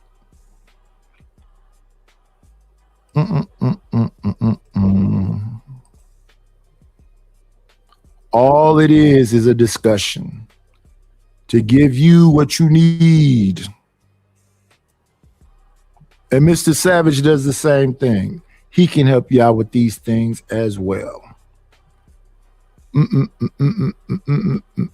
me see. Let's get this back up. Hey, geeks back in the day? Yeah, I didn't date when I was in high school or middle school. I didn't date till I went to college. All my crushes were geeks. Every single one. Like what geeks we talking about? Like Dungeons and Dragons? Like what we talking about? All of them. Oh shit.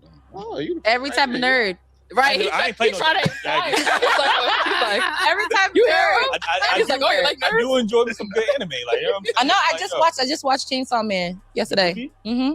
Oh, yeah. The movie was alright. You about to go on, man. The movie was alright. We're gonna talk after the show. Like, you know what I'm saying? But what about you, Doc? Repeat the question. I'm sorry. That's funny. How do fashion and presentation affect attractiveness? And can you tell a lot about somebody by how they dress? Yes, it's gonna sound like an oxymoron because I feel like you can't judge a book by its. Yeah, I always call myself a hip square, a hip L7. But I was outside when I was like 10, so there's that. Cover, but then at the same time, I feel like you can't. Like if I come in here, I like a certain way. I like vintage stuff. I just have that type of soul, so it's gonna exude on how I dress. Like I feel like a woman who has on something boxy like this is gonna show confidence. Covered, things like that. And I also feel Stanley say you look militant, like you up under the Gestapo. Ooh. Only Stan she could think of that, but yeah, I can see what he's saying though with the tie and the jacket and that don't look like that's a like trench coat length. That look like a regular coat, and then these is like some kind of leggings or stockings or something. It's very short in the back too. Yeah, so that's just a regular jacket to look like. She has some stuff that's like showing some bottom cheek, and then there's 3 different stages of stocking going down, it look like to me. Or that's some like shorts that's way up on her mid thigh that look like we can see kind of sheer through the stocking, then like the little butt part is showing half cheek. I would like to see what that looks like standing up, because it's an interesting combination. Like, I feel like how you dress is gonna attract that personality. Mm-hmm. If I came in here with a lace bodysuit, blonde 613, straight hair, which I wear sometimes, and like Cuban link, all this bust down, I feel like I'm attract those type of guys. That energy is gonna mirror because back that's their to me. type. Yeah. Now, if I come with something like this, I might attract more of the lawyer type, or it might be a hood guy that's like, "Yo, shorty, like, you know, she chocolate, she got her shit covered." together, like, yeah. you know So what I that it really just depends. I feel like it depends on the person who's scouting you. I feel like it depends on where they see themselves. Yeah. And do this person aesthetic match that? You know? Yeah. Yeah. The person that's scouting you. What? This is why I don't think so. Oh my God. This is why I don't pay attention to that dumb shit they talk about. What the hell is she talking about? She just said that sometimes she's wear that long blonde wig, which is fucking ratchet as hell, with the chains and stuff. So that means, and she tracks that type of man, which is gonna be the Pookies and Ray Ray type dude. But then what she's wearing right why now, would you be tracking that same type of man with this? What looks like some kind of like Black Panther / freaky chick. Bro, I don't listen to nothing that they talking about, bro. It don't make no sense It makes all whatsoever. the sense to them now. It's oxymoronic discussions. All it is. Can't do it. And all I do is listen to exactly what they say verbatim. So when I hear women on there talking about they got through their thug phase, they got through their light skin phase, I'm like, do you hear what you're saying? What does it mean when you got a low body count? How you got a low body count when you talking about you've been through your light skin phase? So you slept with a bunch of light skinned dudes, and then you said you got through your thug phase. So you slept with a bunch of thugs. Or what does that mean other than that? Hoe phase. Well, they don't call it hoe, they call it sexual liberation. I've established that. There's no such thing as a whore. That's a man trying to shame a woman for being sexual. Okay, so let's just change the name to sound more professional, which means the same, which is the same thing you're doing. Yeah. We call it a whole phase, but this is how listening to Gloria Steinem, listening to Bell Hooks, listening to these people who write about this stuff, the men do it too. And the men aren't shamed for exploring their sexuality. So when a man is sleeping with everything moving, and the Huss, shout out to Zoomer, who comes in talking about booty hole brown when he's a man. But anyway, let's move forward. They're saying the reason why she could sleep with 1,000 men like Lily Phillips did is because they're exploring their sexual liberation, and that nobody can tell you about you. Who gonna check me, boo? You're calling it a whore, but if it was a man doing it, you're calling Wilt Chamberlain. He's somebody to aspire to be. You know who checks it though? It's the ultimate check that they don't need. Time. Time checks it all. Because when time passes, you ain't gonna. You think they really give a damn about that? Now, no. We just got through looking at a woman that's 44 who said she was a stripper in her 20s, and she did that for 14 years. She looked brand new to me. One man's trash is another man's treasure. Facto. And that's why it's okay to do so. That's why you can be liberated. Well, that's why they're comfortable with it, because they're like Sin 7 Sin has been in the chat talking about if she fucked 1,000 dudes and came home and got in the bed with you long as she bathed, you wouldn't be able to know. Do you see the chess move from the whole thing, Nanish? That they made it so hard for men to be men so they could be sexually liberated. so they can do whatever they want. So it can be okay. Let me ask you this, Savage. Let me ask you this: are you a man still? I'll never stop being one, bro. Yeah, they can do whatever the fuck they want to do. I'm still a man. So when all right. So biologically, to be a man, not me. You got to have a 6-pack and whatever else to be a man. I'm a fat dude, not me. Biologically, man, but your actions, your man actions. Yeah. When you start letting shit happen, when you start not checking shit, those are the simps. That's the ones who's fucking these 900-pound women, and they fucking them real good too. So they be like, "Oh, doesn't matter the way I look. This guy just beat the brakes off me." Oh my God, goodness. matter. Savage said that they fucking are real good too. Damn, they're doing it real good, and they're like, "Oh my God, it doesn't matter. I don't have to lose weight. I don't have to do none of that because I got a dude that'll do anything." There's so many simple-minded dudes out there who don't stand on 10 that allow so much joy. It doesn't matter what they do anymore because there's a dude out there that will just bow to the knee for it. They will bow to the knee for it. Take the knee. I was listening to Yamanika Sander talk about her power. She's like, I don't want a nigga in this house, one of those, but I bet you I get some dick though. Mm-hmm. I was like, oh, okay. Shout out to her. That's crazy. Is that all it takes? Is that empowering? And evidently it is. Thank you, Bridget, for helping in the chat. Appreciate it. Yeah, man. So that shame ain't there no more. That's over. Ace, what's your thoughts? Yeah.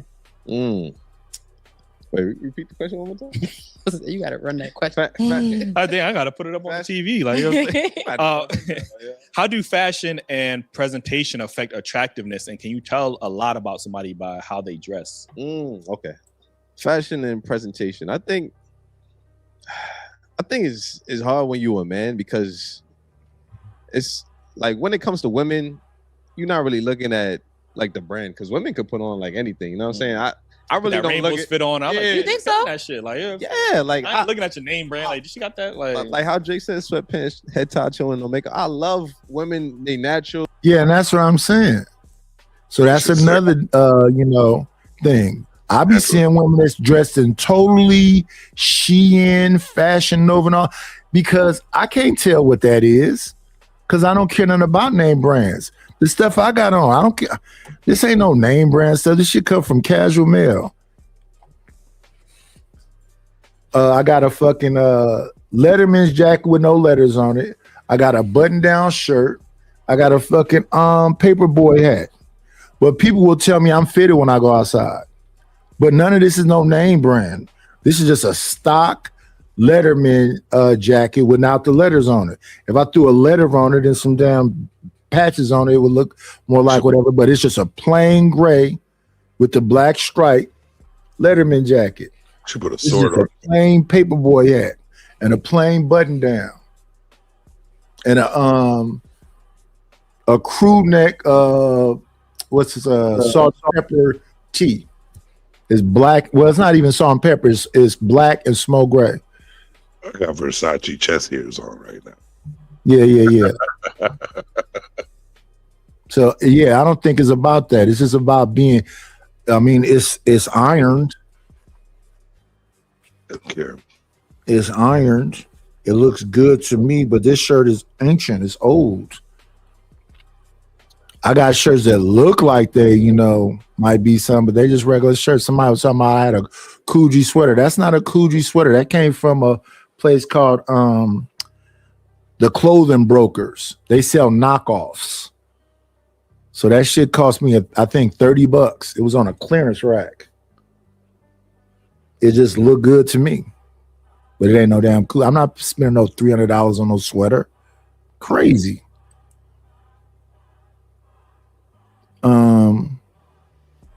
I think out of all the things I use regularly, the most expensive thing is probably my colognes, but not my clothes. Because the damn gray vetiver right here, this Tom Ford, that shit is damn near $20. So that's where the money go. You know what I mean? They walking out, they got their hair in the bun. I love that. You know what I'm saying? Okay. I don't like the whole. I'm not saying I don't like it. Like if you could do it, you could do it. You know what I'm saying? Like, but you like more like a laid back, like relaxed. Yeah, just like natural beauty. Yeah, I like natural. I mean, like it makes sense because look at his posture.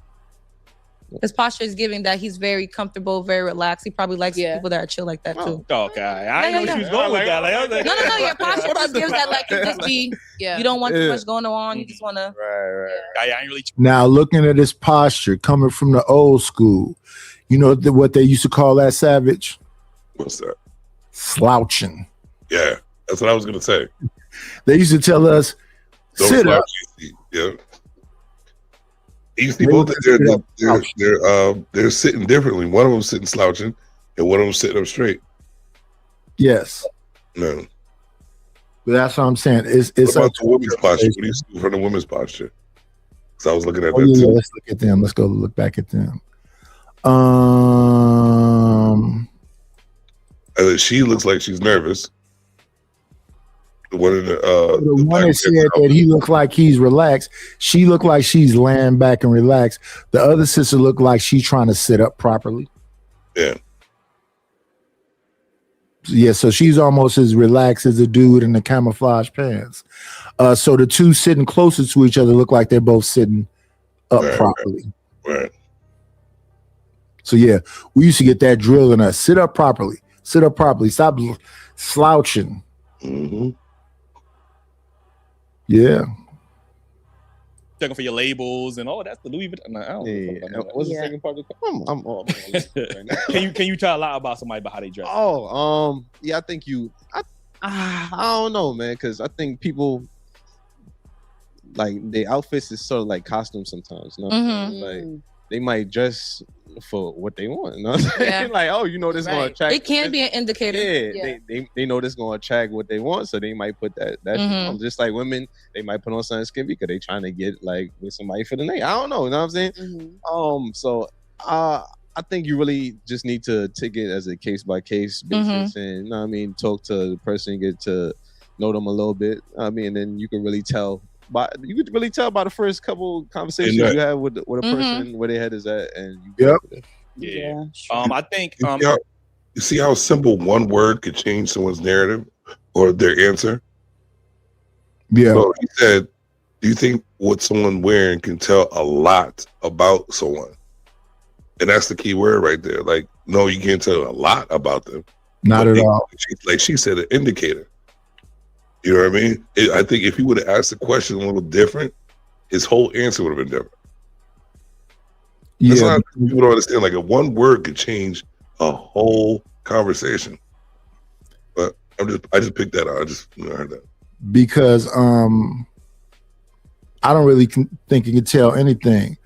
For example, I said to somebody one time, it's like, you wear a lot of color and da da da da. I said, you know what? I wear the same thing all the time. No, you don't. I said, no, it's still a button down. A lot of button downs. It's still a button down. And a lot of t-shirts, still a t-shirt. They might just have different colors. But pretty much the same thing. It's jeans, t-shirt, and button down. But you said the same thing. So if someone listening, just because the colors are different, it's still a button down t-shirt and jeans. But but the key word would be like the same type of shirt, because if you say the same thing, then you wear the same clothes every day. No. If you ever seen that, what's that Dre video called? I think it's called "Let's Ride." It's to swing down, sweet. That Dre song that go like that. In that song, he opens up his closet and he just has black Dickie shirt, black Dickie pants, same shoes, a bunch of them. The same thing. But let's say same thing, only this one is black, this one is blue, this one is gray, this one is white. So I got white Crocs, blue Crocs, black Crocs, gray Crocs.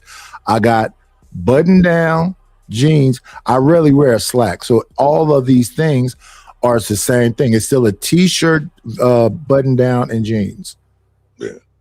Even though these jeans might be white, these jeans are gray. Oh, and then sometime I wear cargos. So it's either cargos or jeans. Love pockets. Yes. But yeah, I think we got the gist of that whole thing. When I heard it say, Misandrous. I thought they was gonna have some actual misandrous up there, but they got some women that's not misandrous talking about misandry. Now they've moved on. Very casual show, but shout out to Eli, Ace, and Jew. Those are the 3 dudes that host the show. Interesting. Well, it didn't turn ratchet, so you know. No, it didn't turn ratchet. It was pretty cool. Yeah. But they do have some shows with folks that turned up, but this is not one of them. Yeah. Let's see. We're gonna check out a little bit of this show here from my guy Taz. He's talking about an old show with a lady named Lady T. I think she called herself Margaret or something like that. Lady Margaret. And I remember this show. That's what let me know how long I've been here. When Quest and Logic and all of them used to be around. So it has been 4 years. Yeah, I think we got the same. I think you were there a little bit before me, but I was like, I know I was definitely part of Fight Club. Yeah, the first time I met you, you was arguing with Pookie. Yeah. In the Black House. In Black House, yeah. Yeah. I remember that. Oh, wow. Here we go. These where we looking for. Come over here and put it up. There we go. So shout out to Taz. Let's close this up. This one is called Anton Daniels and Island Girl Q tried to tag team Lady Margaret, who they called Lady T, and she ain't going. I remember when Logic and Quest used to be together because they both military dudes, and Anton called Quest a bitch. And Quest said, let's stop everything. Let's slow everything down, brother. And Quest is a straight up, strategic military cat. So I don't know, but this thing he did with Corey, I don't know why I do this. I always get on people about this. You don't play the video when you're talking. You get back to the bubbles. I don't know why, but Anton has been doing the shit he did to Corey since I first saw him. He been telling dudes they ain't men. He been telling dudes they're not gonna do shit. He been saying this same stuff. And even though Corey came across the room pump faking, so he can get close so the spigot hit Anton pump faking. When Anton said, fuck it, let's go ahead and go outside. Go ahead and go outside. Not say it again. They both was pump faking. And I'll say this, from the nice perspective, I don't want to see 2 old ass niggas fighting. It'd be entertaining. It'd be so entertaining. A little 5 foot. I think Anton's about 5'7", 5'8", and Corey's like 6'2". But Corey, both your wrists was broke just recently. That big man all he got to do is run up on him and knock. He's too small. Anton's too small. But from a savage perspective, being a fighter and being in that atmosphere all the time. The people who yell out those names and consistently trying to call people out their names, especially online, they're not the ones that do anything. They don't do nothing to nobody. Is not the one. Yeah, the one who talks a lot is not that one. You know what I mean? Like, the one who gets silent and then all of a sudden they answer your door and you're like, what the hell happened? That's the one that gets it. Yeah, and if you let them up, those dudes don't do nothing. I wish I could find this old sign I used to have. I think it used to say, "Please enter, because I am disturbed." The old signs used to say, "Do not enter." I forget. Right. Yeah, but I had a sign that says, "Please enter, because I am disturbed." I mean, you about that business. I want that smoke. Let's get it. I don't really want it, but I mean, if you came all the way here, let's indulge. It is what it is. Please kick that motherfucker in. Oh, please. I used to beg for people to fight me. I used to beg. I'm like, please, come on, just swing. But it is what it is. Yeah. So let's look at the master at work. the master at work. Matter of fact, I'm gonna fast forward a little bit till we see them on screen. There we go. So who we have up there? We got Chicago Rilla. We got Quest. We got King. We got JR. We got Kayla. We got Courtney. We ain't seen Courtney in forever. We got Island Girl Q. We got K. And we got Lady T, also known as Lady Margaret. I love you some Courtney, boy. Oof. Yeah, I thought her name was Courtney Michelle. Why does she have it saying Courtney B. Jordan? Because Michael B. Jordan, she's in love with him. Oh, okay. It is Courtney Michelle. Shout out to Kay, Kayla, Courtney Michelle. I remember this group. Yeah. Let's go. A blast from the past, like 4 years ago. I remember Kay. Beginning of the show. I said it was gonna happen. See, I didn't know the order of these videos. This is what I live for. This is right up my alley. I didn't know the order of these videos. I think it's a red flag when guys obsess over women that aren't their wives to the point where they gotta. I don't know the order of them. I think I got the order right, but now I don't know. But I think the order is pretty much right. But we'll see. On episodes on their show to try to make World Star. Hey, This is gentlemen, crazy. you know the interesting thing Do about it is, anything for clout. Rilla, stop, Rilla. Man, it's supposed to be a Christian man. Stop, Rilla. So you want to use your influence? She said, Yo, one thing I can't stand, Nightish, was the way they disrespected Rilla. That shit pissed me off from way back. Oh, yeah. They need to keep Rilla pissed off. Rilla still, don't mess with Anton. So humble, though. I like that. Yeah, but they used to keep Rilla, Tawana, B-Nix. Let's see, who else they used to keep pissed off? Because Logic never cared. Quest wished the nigga would, so it didn't work on Quest. But Rilla, B-Nix, Tawana's husband.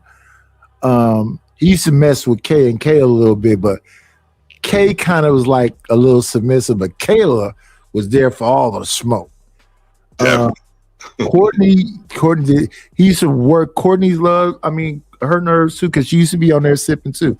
If you got to drink, well, wait a minute, don't let me say that. Support the Box Wine Fund. Please support it. Refuse, support the Box Wine Fund. So this is going to sound a little contradictory, but if you got to drink to be on the podcast, maybe be on a different one. I don't have to drink to be on a podcast. I'm just not a pussy. I'm not a quitter. So send me my box wine money, but at the same time, I'll be honest right now. I'm sipping some wine right now. That's what I'm saying, man. Ain't nothing finer than some good old winer. Facts. My goodness. Help me reach my goal, everybody. Help me reach my goal. Hit the Cash App. Hit the PayPal. I'm gonna get the I don't know that. I think the Venmo, you just say Venmo and put your email. I think I got Venmo and Zelle. I'm about to make something for you. I'm gonna probably work on it today and tomorrow. I'll make something for you with that Cash App PayPal joint. Well, a Cash App song? I got a Cash App song. Oh, not a song, like a graphic. You can do what you want. We need to talk about the graphic because that's why I was talking about doing the collab with the music and the graphic. We need to talk about the graphic because it's a specific thing I want. It's a couple of things that you keep saying. When are you ready? I'm ready whenever I'm not on this damn camera. That's my fault. I got a lot going on right now. That's my fault. Yeah, you are. I got you. You confusing, and I be looking like this man said. When are you going on? I went through a breakup, bro. And I'm struggling right now. So I'm trying to make shit work. Yeah, I'm struggling too, brother. That's why I think the more we get up on here, that'll help out a little bit. We got to get more business popping off. All right, we could do that. But I think everybody going through it right now because it's the big, Iran, Tehran, all of this stuff is jumping off. So I mean, yeah. But to me, I got to do this on the inside of that right now. Yeah, my son is in the Army. My oldest. So yeah, that Stanley don't like, that he's always in the Mamat every 3 times a day. And the Mamat is something where you it's like a shelter inside your home where when the bombs go off and the alarms go off, they run in there for about a couple hours, and then when it's like they say it's okay, they come back out. But they do it like 3 times a day. That's how much the bombs go off over there. So I talked to that dude. He's like, when I go on my show, he comes up all the time and we talk about it. Stanley can't stand it. Those shelters do work. Yeah, he said they do work in like if they're just dropping things, but if they target you, it's a wrap. Okay. Yeah. Yeah, man. Let's see. And then they see Chicago is pissed off and then put him on the big screen. Yeah, you supposed to be a Christian man. That's how you're going to use your influence. So now we already in the mix of it. You know what I'm saying? I was trying to put how it began, but I guess I got him out of order. Oh, well, whatever. Right. So Lady Mogulette is down here in the corner, in the bottom right corner. That is who is challenging Anton tonight in tonight's video. And yeah, she was talking that shit to that nigga, fam. I was actually glad to see somebody saying something to him. You know what I mean? Because I feel like he done got away with way too much. I feel like somebody needed to say these things to him in every video. You know, she kind of deserved a shout out for that. I mean, it's really, really a lot that need to be said. So that's who we paying attention to tonight. She was talking that shit. Joe to try to make World Star. Hey, This is gentlemen, crazy. you know the interesting thing about it is, no, Rilla, stop, stop, Rilla. Yeah, you're supposed to be a Christian man.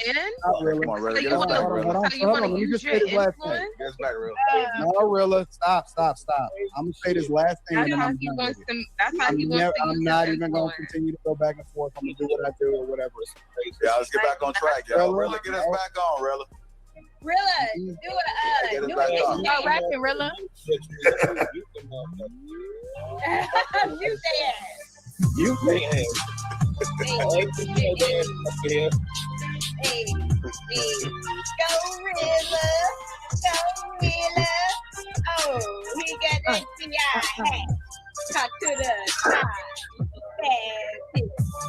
Oh, what's going on right now, fam? What's going on? What are y'all niggas doing? Oh, y'all was doing the most on this motherfucker. What'd you say? You said you think I think it's a red flag when guys don't have any male friends or don't. No, it's a red flag when you do what he just did. I'm just saying, fam. No, Chaz, don't go after Rilla. No. I think he's talking about Quest. I think he's talking about what Quest just did. Oh, you talking about Quest? I thought you were talking about Rilla putting on the hat and all that other stuff. Nah. Let me see. Quest was just twerking for the gram. Let me rewind that. I didn't see no twerk. Yeah. A little shoulder movement. Yeah, but the way he was doing it. Let's see. Right before Rilla. Don't have any male friends or don't. No, it's a red flag when you do what he just did. Okay. Hold on, let me just say this last thing. Get us back, Rilla. She said, you supposed to be a Christian man. That's how you're going to use your influence. So now we already in the mix of it. You know what I'm saying? I was trying to put how it began, but I guess I got him out of order. Oh, well, whatever. Right. So Lady Mogulette is down here in the corner, in the bottom right corner. That is who is challenging Anton tonight in tonight's video. And yeah, she was talking that shit to that nigga, fam. I was actually glad to see somebody saying something to him. You know what I mean? Because I feel like he done got away with way too much. I feel like somebody needed to say these things to him in every video. You know, maybe it's coming up. I know. maybe Taz didn't pay attention that much, but it was often people that are challenging. So Lady Mogulette definitely challenged him often. Tawana definitely challenged him often. Well, I think he, the way he's even talking, I think he's new to the old school who used to challenge him. No, I think that I think he was Manosphere, or at least battling with the original Manosphere and then the second Manosphere. So they try to call Taz a crackhead and all that stuff, but back then he was too busy fighting with Angry Man and Obsidian and Ramil Amir and Ty City and all of them. That was back during the debate era when everybody was debating everybody. So yeah, Taz was around way, way back. In fact, Lapeef, that whole little thing was kind of new. Now, Anton been around 10 years, but he was a smaller dude. Nobody really knew him back then. He kind of like got to his prominent state when he got over there on Lapeef, especially after Kevin Samuels came up there. After Kevin came up there, then everything went. Yeah, no, he was taking like he took everything else. He watched. He said, "This is the way to go." And that's what he was doing. He was a hot dog before that. Yeah. So he really, when it really jumped off is right when he started to Fight Club, and while Lapeef was on. So Fight Club was popping, Lapeef was popping, and then he had his Millionaire Morning Show. Oh, that was. We had three things going at the same time. So the Millionaire Morning Show was supposed to be talking to you about how to make money. That was a little bit after the Lapeef experience. Yeah, right in around about the same time. All three of them kind of went off at the same time. But no, he didn't get that much clout yet until the Lapeef joint, and then he did the. But the morning show was already there. Okay. And then Fight Club wasn't called Fight Club initially. It was that late night joint that he was. Yeah, it was late. It was after hour. During the pandemic, you know. Was it called After Hour? I don't remember what it was called at first. It was the After Hour joint because everybody used to go over there. Yeah. Yeah. And then they changed the name. So back then, that the host of that was Aaron and Brittany alone. Yep, Aaron O. It was Aaron O first though. Yeah, Aaron O. Yeah. And then Aaron O brought Brittany in. Yeah. And then Brittany brought Fatty. Yeah. Yep. And Fatty took over everything. And then the next person up the bat was Jay Prince. So then was the stars of the show. Jay Prince and Fatty was at first. Then different people would come up there, and they had stuff where you couldn't kick them off. You had to pay double for a bounty or whatever. Yeah. Let's go back to it. Kind of deserve a shout out for that. I mean, it's really, really a lot that need to be said. So that's what we paying attention to tonight. She was talking that shit. Joe to try to make World Star. Hey, This is gentlemen, crazy. you know the interesting thing about it is, no, Rilla, stop, Rilla. Man, it's supposed to be a Christian man. Stop, Rilla. So you want to Let me use just your say this last influence? thing. No, Rilla, stop. I'm gonna say this last thing, That's and then how I'm he done wants with it. to. That's how he wants to use I'm not his even gonna influence. continue to go back and forth. I'm gonna do what I do or whatever. Yeah, let's get back on track, y'all. Rilla, get us back on, Rilla. Rilla, do it. Start rapping, Rilla. You say it. You say Hey, go Rilla. Oh, he got that CI hat. Talk to the Oh, okay. Now I see. I didn't pay attention to that at first. Okay. What's going on right now, fam? What's going on? What are y'all niggas doing? Oh, y'all was doing the most on this motherfucker. That fucking cracked me up. What'd you say? You said you think I it's a red said I flag? think it's a red flag when guys don't have any male friends or don't. No, it's a red flag when you do what he just did. Okay, I'm just saying, fam, that's a motherfucking red flag. Like, that nigga just was on some weird shit when that camera came back on, and then he did it again as if. Okay, that's a red flag. Red flags like a motherfucker. Real signs everywhere. I think it's a red flag. So are you saying don't have friends in general, or just don't have long-term friends? Well, I mean, I got a long-term friend. Well, all my girlfriends I've known since middle school and high school, because we grew up together. It wasn't school; we grew up.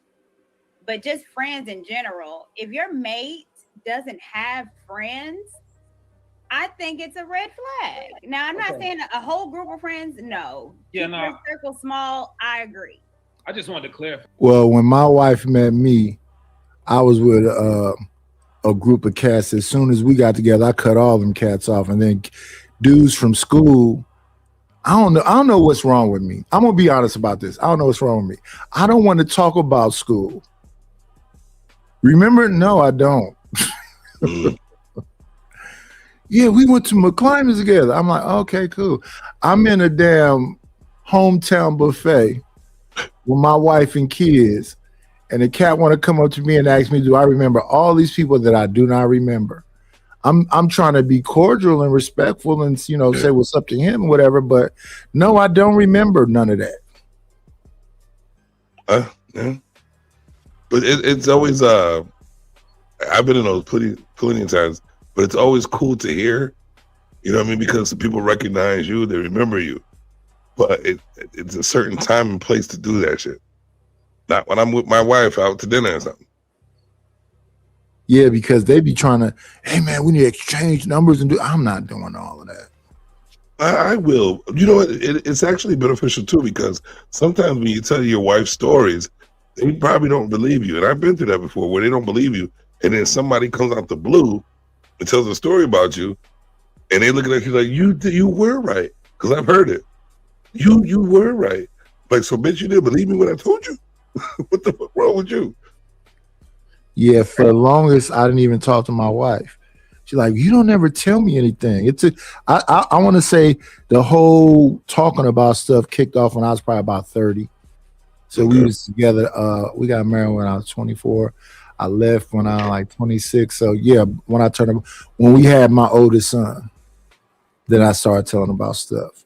So for the longest time, it was tell me story, tell me story, tell me story. Then when I told the stories, it was like, I heard all of this. Wait a minute. You spent all this time to get me to start talking now. So that's the same thing I feel like when I listen to these panels. When I was younger, we was grunting. We was barely talking. Because my father's silent generation. They don't talk. But he come from that generation. Kids and women supposed to be seen and not heard. So there wasn't a whole lot of talking going on. So when it comes to school and all this other stuff, especially since I was always moving, school was a lot of drama and fighting and crazy stuff. So I don't have these fond memories of like school. So when they go into remember, no, I don't really remember. I remember like in elementary school, me liking a girl named Desedra. I remember some of the people from the school, but like casual everyday stuff, what we did, no, I don't remember stuff like that. And that's what they be trying to talk about. We was in the cafeteria, we did, I don't remember that. Yeah. We was on the playground, we did, I don't remember that. It would have to be an experience in your eyes that be a memory for you. It's a memory for them though. Yeah, because casual stuff to me is not like something I keep in my mental Rolodex. It'd have to be something extreme or something like that. So that's what I say. Yeah. And like, to be honest, although I knew it was girls that liked me in Lockwood, I never dated none of them girls. I'm trying to think because let me see. Yeah, I didn't mess with nobody at Lockwood or at Havens Court, even though I knew it was girls that liked me at Havens Court. At Roosevelt, I don't think no school I went to, I dated somebody from that school. I messed with people, but never nobody from my school. I don't like the idea of if I mess with somebody, I'm gonna see them at school the next day. Or I like mess with somebody at your job. But people do it, I know. I don't know. I can understand your point, but mine, like in that situation, that being said, I lived an extreme life. So most of the things they talk about, I remember all my extreme shit. And that's all they talk about is extreme, because I was always extreme. I was like that life. You know what I mean? Like when I come in there, it's the life of the party. It's popping. It's about to go down. So they would say that about me, but I just don't remember. Yeah. I don't even, and it's a sad thing. I don't even be remembering the people I had a fight with. Now I don't think that's a good thing. I don't remember names. That's my biggest problem. Yeah, it's very.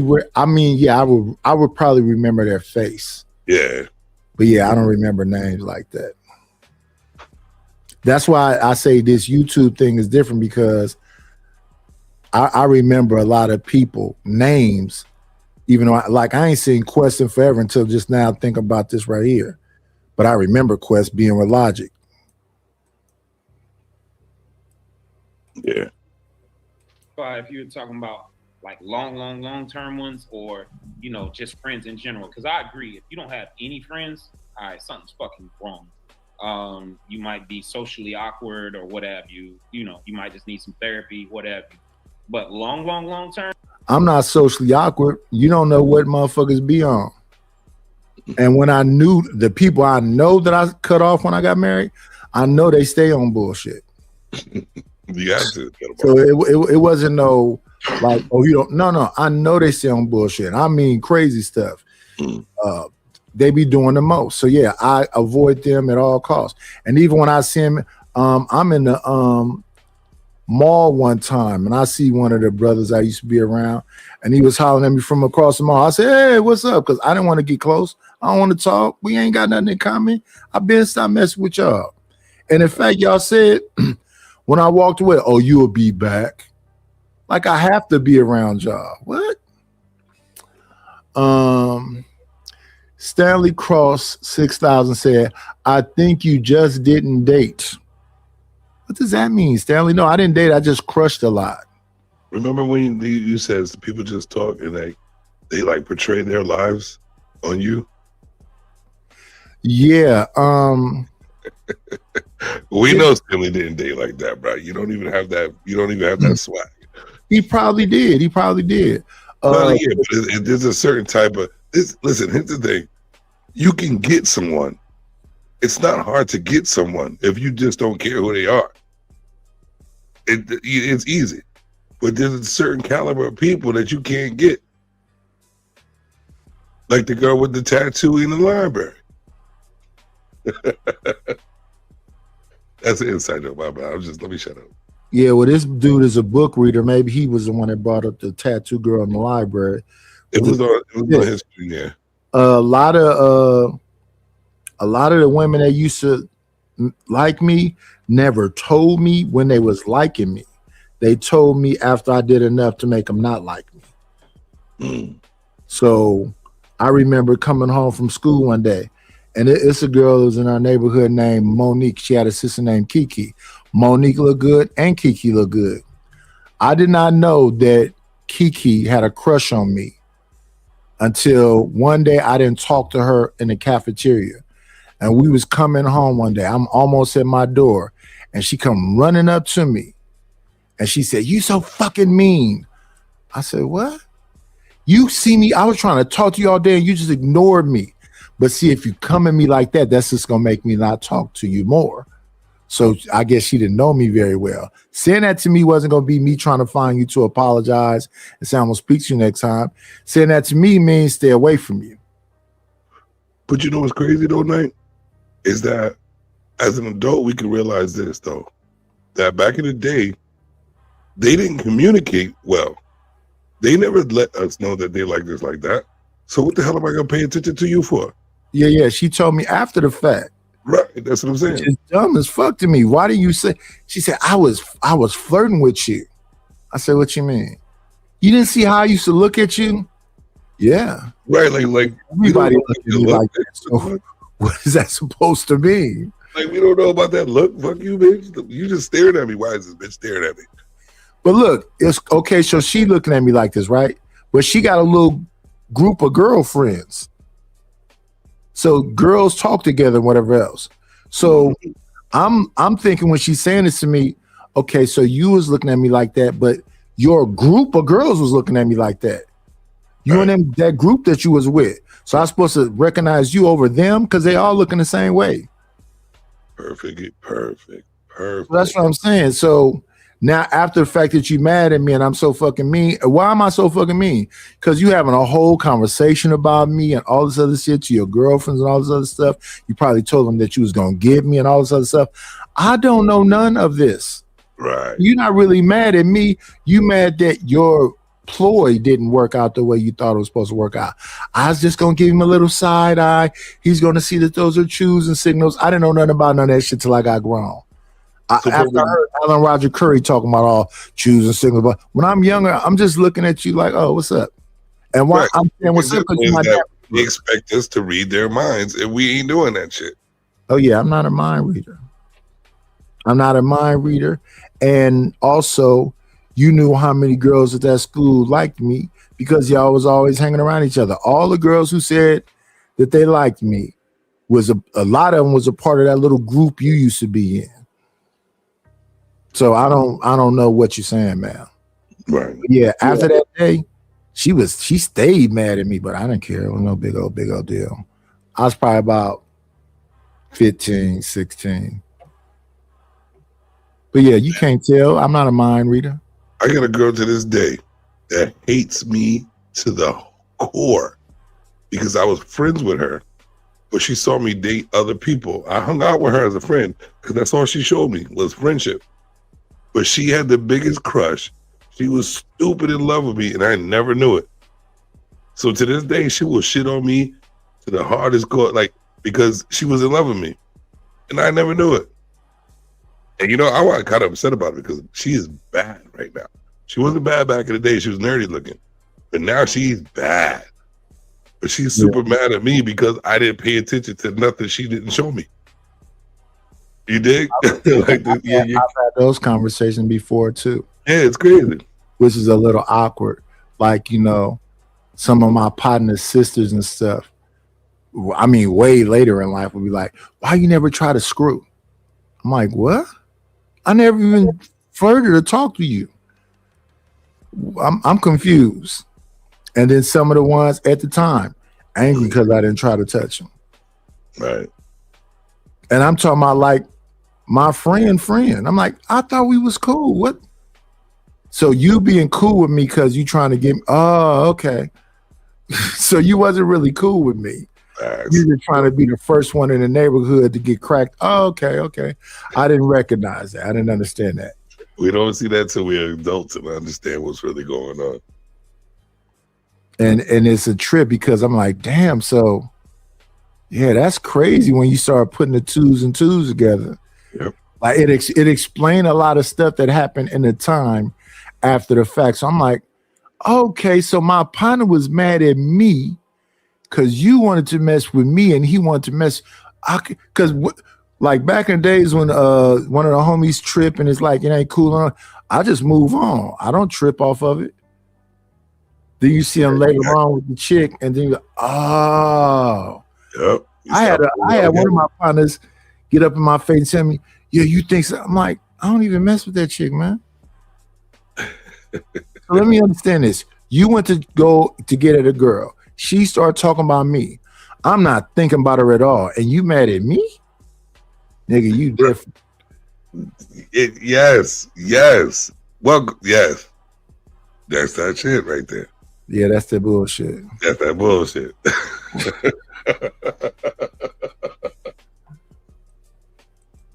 I think I stick with what I said before, man. I think, especially men, like we evolve, especially when we're around people that may not be trying to climb that mountain at the same rate we're climbing. Like we don't want to be, held back or anything like that. I think like it depends on the situation. Like when you say long-term friends, you talking about like talking on the phone all the time or something? Or like just like you know what it is when you see him, that's family. You might not even talk to him that often, but when you coming in town, like y'all know what time it is. Like, well, I don't know. You know what I'm saying? Again, some of this be quite ambiguous. Talking about the ones that's really out here trying to get to that shit. You know what I'm saying? We evolve, and sometimes that means you got to change your circle up. You might have to change it up multiple times throughout your your journey in this life. You know what I'm saying? And I guarantee like the most successful men that are out here will probably agree with me. Thank you. You're muted, Courtney. Yeah. I don't think you got to change nothing up, though. I think when you start changing it up, that's how you start looking like Anton Daniels. You know what I'm saying? On some fraud shit, trying to be something you're not, trying to chase something that you're not, trying to live up to an image. You know what I'm saying? I think you should be the same person you've always been. But You're muted. No. I just want to talk like this. Man, cut that shit out, Courtney. I think, Quest, you right. Courtney, you got a nice neck, though. I got to tell you that. I just had to compliment you on your neck. you got a nice neck. I appreciate that. What? Never mind. Oh, what's happening here? Yo, she talking like Quest. And it didn't really work out. What that neck do? No, I'm not doing that. What that neck do? Wait a minute. Right, goofy ass broad. That's what your stupid ass get. Stupid motherfucker. What you thought this was? Look. Dumbass walk right into that shit. That's why my people don't be playing with you. They'd have got at you immediately, nigga. Goofy ass nigga up there playing around, playing like he a stripper and shit. Now you want to take a shot at the women. Boy, please. They'd have lit your ass up. Courtney Michelle, though, she ain't got it, fam. We know who she is. She ain't got it. She cool with this disrespect. Island Girl Q laughing at that shit. Hell no. We talking about that? See where it go, though. Yeah, I'm being respectful. My bad. I was just playing. Bruh. Be respectful, Quest. Thank you very much. Bruh. Yeah, man, you don't check these niggas. That's how we get to 1 million subs. The look immediately turned into a smile, fam. You're smiling that quick. That's a shame. What that neck do? Wait a minute. Look, I thought we was gonna have a moment right here, fam. I thought she was gonna do some black woman shit. I thought she was gonna shine one time. Not Courtney though. Courtney ain't got it. She ain't capable. I'm being respectful. My bad. I was just playing. 10 seconds. I think we know Lady Margaret be sipping. We know Island Girl Q be sipping. We definitely didn't seen Courtney sipping. We have never seen Kay drink. I don't ever remember. Yes. There was I seen 2 episodes where she was drinking. She don't drink heavy, but she's a lightweight. She's such a lightweight.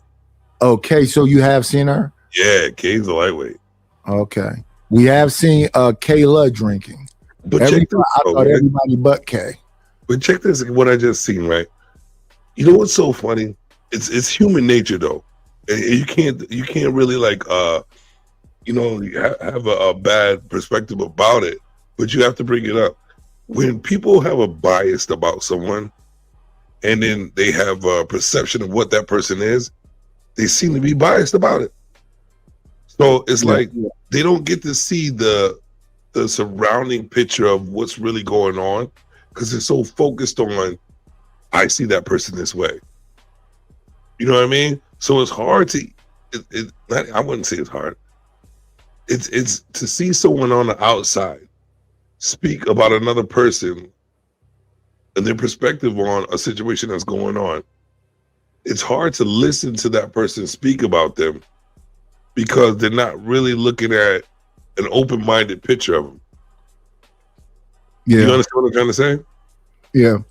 Because what I'm listening with Taz, I feel like Taz has something against Courtney Michelle. No, he just he been in a space long enough where he know all of these people. He knows, but and you know what I mean? I'm not trying to be biased with Courtney Michelle. I'm trying to see the bigger picture also. But it's just like you just think everybody have anything to do with Anton is corny. Well, that's true. Especially when they sit down and allow the type of shit that was going on. Just think about everybody on that panel he has tested. He's tested Chicago. He's tested Quest. He's tested Logic. Mostly everybody that's been on Fight Club, he tried to come at me with. The only difference with me is I'm not finna go into no yelling match with you. Right, he said something to me and then he ended it with, "You understand what I'm saying? You got a problem?"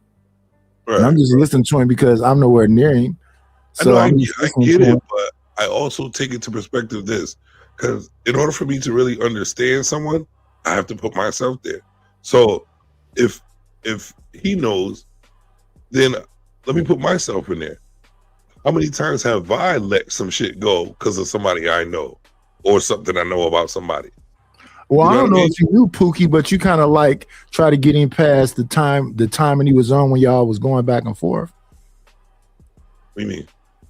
While he was yelling all that crazy shit and talking about gunplay and whatever else, he was like, why are we here? How did we get here? We got there because he didn't listen. Well, he don't want to listen. He want to turn up. He's the king. Right. But then because you see how the conversation changed when I got loud and excited about it. Everybody wants to be loud and excited. You're not listening. So you know what? Let me match your energy. Let me show you who you are. I'm gonna act just like you. And that's what I did. And then when I did, everybody was like, oh, he's really getting crazy. But hold up. And then that's when I went like lower. But this is what y'all acting like. Instead of listening to what I really wanted to say, I you know what I mean? I had to act like you for y'all to shut the fuck up to listen what I really had to say. So that's what I'm saying. Like nobody really wants to see the bigger picture and the perspective of all instead of just their small biased opinion. And that's why I brought that up. Yeah, but my thing is that he don't fuck with Anton and he think anybody is. So look at it like this. I think that nigga right there ain't shit. He don't stand on shit. He just a loudmouth motherfucker. I think he fake as fuck. And y'all are up under him. Right. So that's the attitude. The attitude is that I know, the way I feel about Anton is that he ain't shit. And y'all was letting him bully y'all. Mm. So he came at everybody like that. Like people would say to me, yeah, man, we saw last night. What was you? I didn't feel no kind of way about it. Why? Because in real life, I had real bullies. I can't be cyber bullied. What the fuck? Right.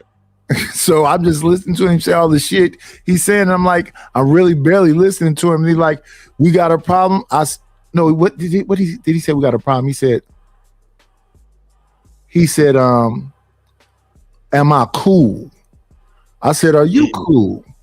Mm-hmm. He said, so no, I just need to know if you're cool. And I'm like, are you cool? I don't answer questions like that. Right.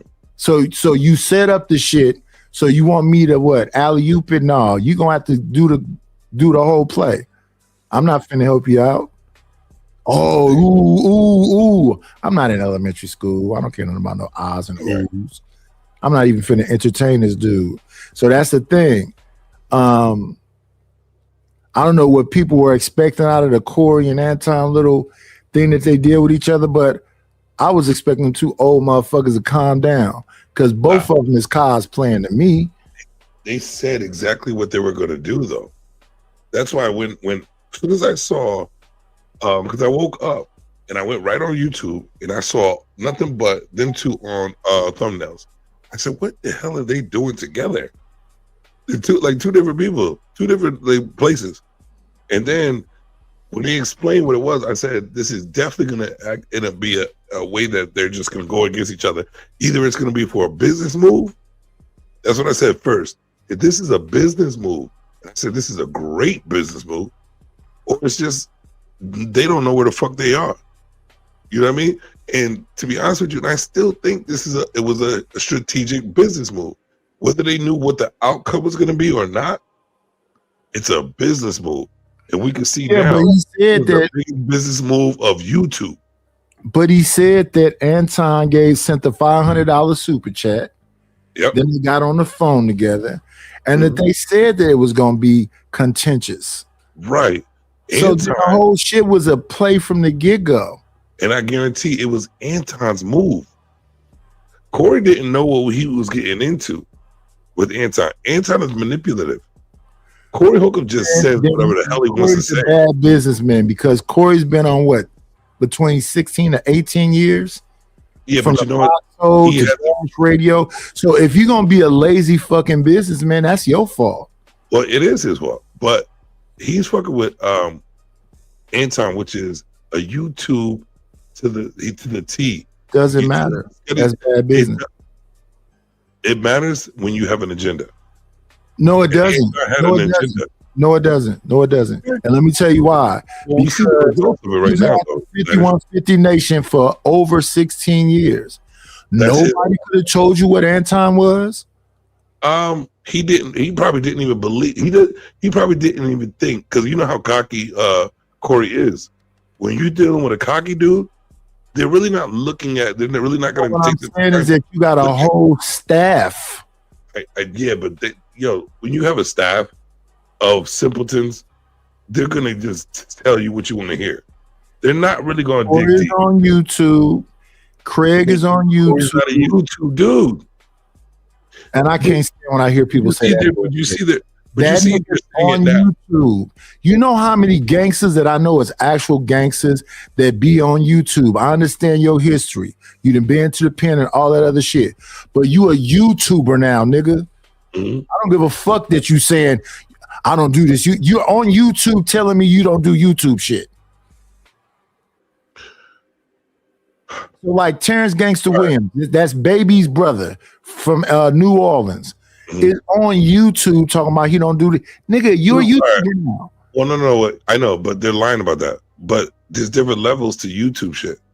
Like there's people who really are strategic YouTube content makers, which know exactly how to make the bread through YouTube, and that's Anton. That's not Corey Holcomb. Argument between Anton and Corey. Between Anton and Corey Holcomb, Anton has the upper advantage of the YouTube content. Did you watch it? What did I watch? What? The argument between them two. I watched everything. Okay, so did you hear Corey say this nigga know how to make money on YouTube? Yes. That's the point. That's why I said it's all a business move. So you open up the door by saying you kiss white men's ass. You open up the door by saying that. But you know what Corey didn't understand was, Corey thought that he knew that Anton, he had an idea that Anton is that, right? But he didn't know how far Anton would really go in this YouTube platform. Then he lied to himself. Get it popping. As you can see, nobody has stopped talking about him. He lied to himself. Who? Then Corey lied to himself. Yes, I agree. So the way accountability works is you say it's my fault. You don't now 3 months, because we're talking about January 13th. It is now March 13th, and Corey's still talking about this man. Right. And that's exactly how I know that Anton had the upper hand in this content creating thing. He strategically did this because he knew what it would do. Then he's dumb too then. All of them. This didn't benefit Anton, and this didn't benefit Corey. It has not stopped. What this has done is fed the YouTube streets. Listen, so people got even everybody. What? It benefited everybody. It didn't benefit the two people. What are you talking about? The name, his name is ringing bells everywhere now with people that don't even know him. No. Maybe over time, it'll be a benefit for Anton. Maybe the thing with Corey though, if he can maintain, maybe over time it'll benefit him too. It's not benefiting them now; it's benefiting everybody but them. Name me one person that has been talked about this long on YouTube recently. Diddy. Diddy's not on YouTube though. Diddy's is way beyond these two niggas. Okay, Williams. Way beyond. Cat Williams. Cat Williams way beyond. I'm talking about YouTube. Anton is a YouTube. Okay, Adam 22. Okay, but not even close. Yeah, they've been talking about Adam 22 being a PDF file since he was with Lil Pump, and that had to be 10 years ago. Oh, that's 10 years ago. But I'm saying now, it's for the whole 10 years, Adam 22 has been in their mouth. Now it's you said who on YouTube have they talked about this long? Vlad TV. So now it's Anton's turn.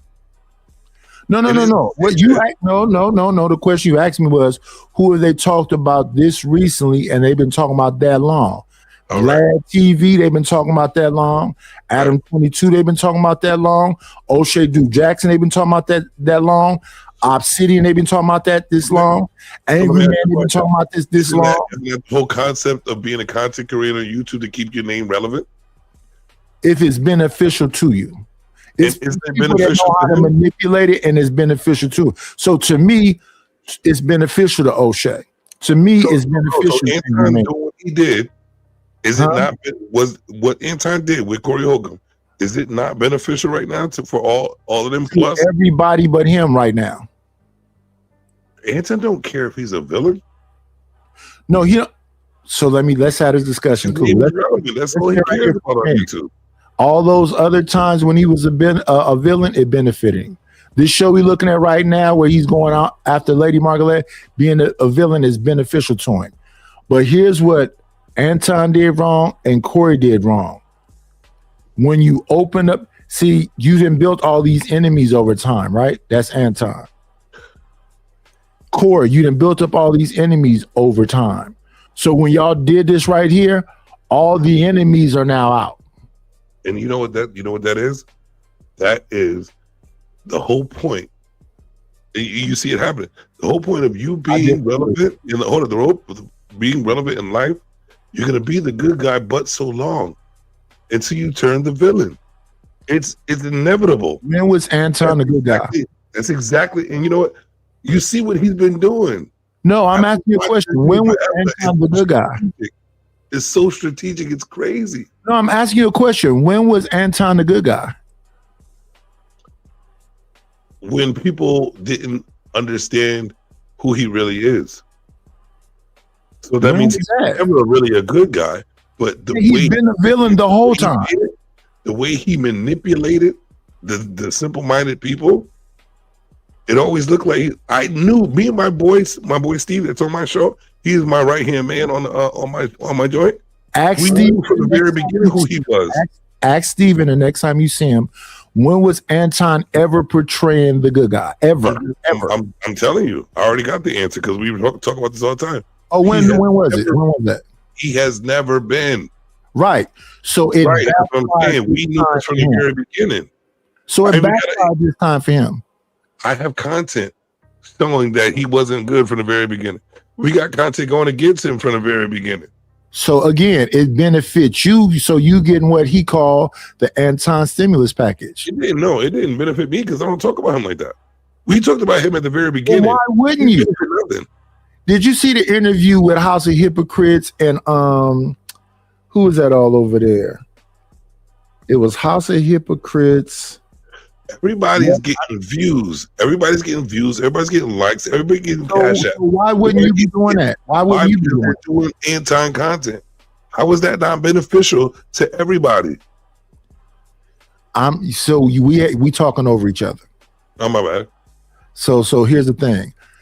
Everybody's benefiting off of Anton because Anton made all these enemies along the way. The king of the Anton drama is Freezy. Why is that? Because Freezy know all these people over the time. So he's had Tawana up there. He's had Fanny P up there. He's had all the different people that they've. I'm sure he'll get Lady Margaret up there eventually. But every time he's done an Anton show, he just took a different layer. This person, because he was working with Anton at some point, but he didn't pick every little layer. And he'd been going layer for layer, and he didn't have 400 people in the chat. And they said, well, it's over with now. No, it's not. He can keep going. It's still more people. They can still keep talking about that. So that's on the Anton side. This is how it's hurting Anton, because now it's questioning his conservative aspect of him. And it's definitely questioning the Christian aspect of him. So that's bothering right now. But I understand that Anton is strategic enough where it will benefit him eventually. I just don't think it's benefiting him now. Now, the same thing with Corey, because Corey calls everybody backdooring. So the one that hit Corey the most, even though he keeps talking about TMZ, is no, you called that man at Comedy Hype a backdoorian. That clip he had of Christina Payne getting hit, he held on to it for 2 years. He been at that clip. And then they saw that Anton and you thinking, they said, I'm finna let loose. Then TMZ let loose. Then what Corey needed to do is get back to the show. Don't mention Anton. Don't mention TMZ. Don't mention Christina. Get back to doing 5150 the regular way. Because your fan base that you saying them is bots and not your fan base is saying we're tired of hearing about that. You're not gonna listen to the fans? I got a question for you. Yeah. We've been around long enough, right? We've seen Corey Holcomb grow somewhat. We've seen Anton grow somewhat. Since any of this has happened, has it affected the bag of any of these guys? Yes. You really think so? Corey Holcomb said he lost a bunch of. Did it affect it for the worse or the better? He said for the worse. Anton said for the worse. So they said it's messing up their bag. That's what they said verbatim. That's what they're saying. Yeah, but if you lost shows and you're a stand-up comedian, you don't think that's messing up your bags?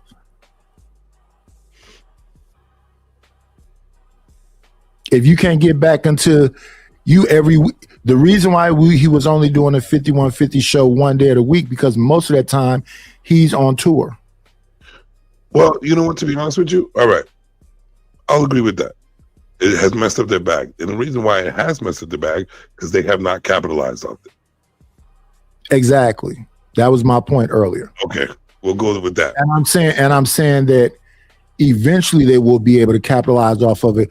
But right now is the wrong time to try to capitalize off of it. Because Anton, as soon as you say something, Freezy is on your head. As soon as you say something, O'Shea Du Jackson is on your head. As soon as you say something, Lady Margaret will come out of the blue. Courtney Michelle will come out of the blue. You will be the ultimate. What? I would take an interview with Freezy. That's what I say, capitalize. That will be the biggest payday, but I'm not taking an interview unless, since you at my head, I'll give you something, Freezy. Give me money to do an interview that's going to get you the biggest payday you ever seen in your life. He don't like him like that. He doesn't have to like him. He got to like the payday.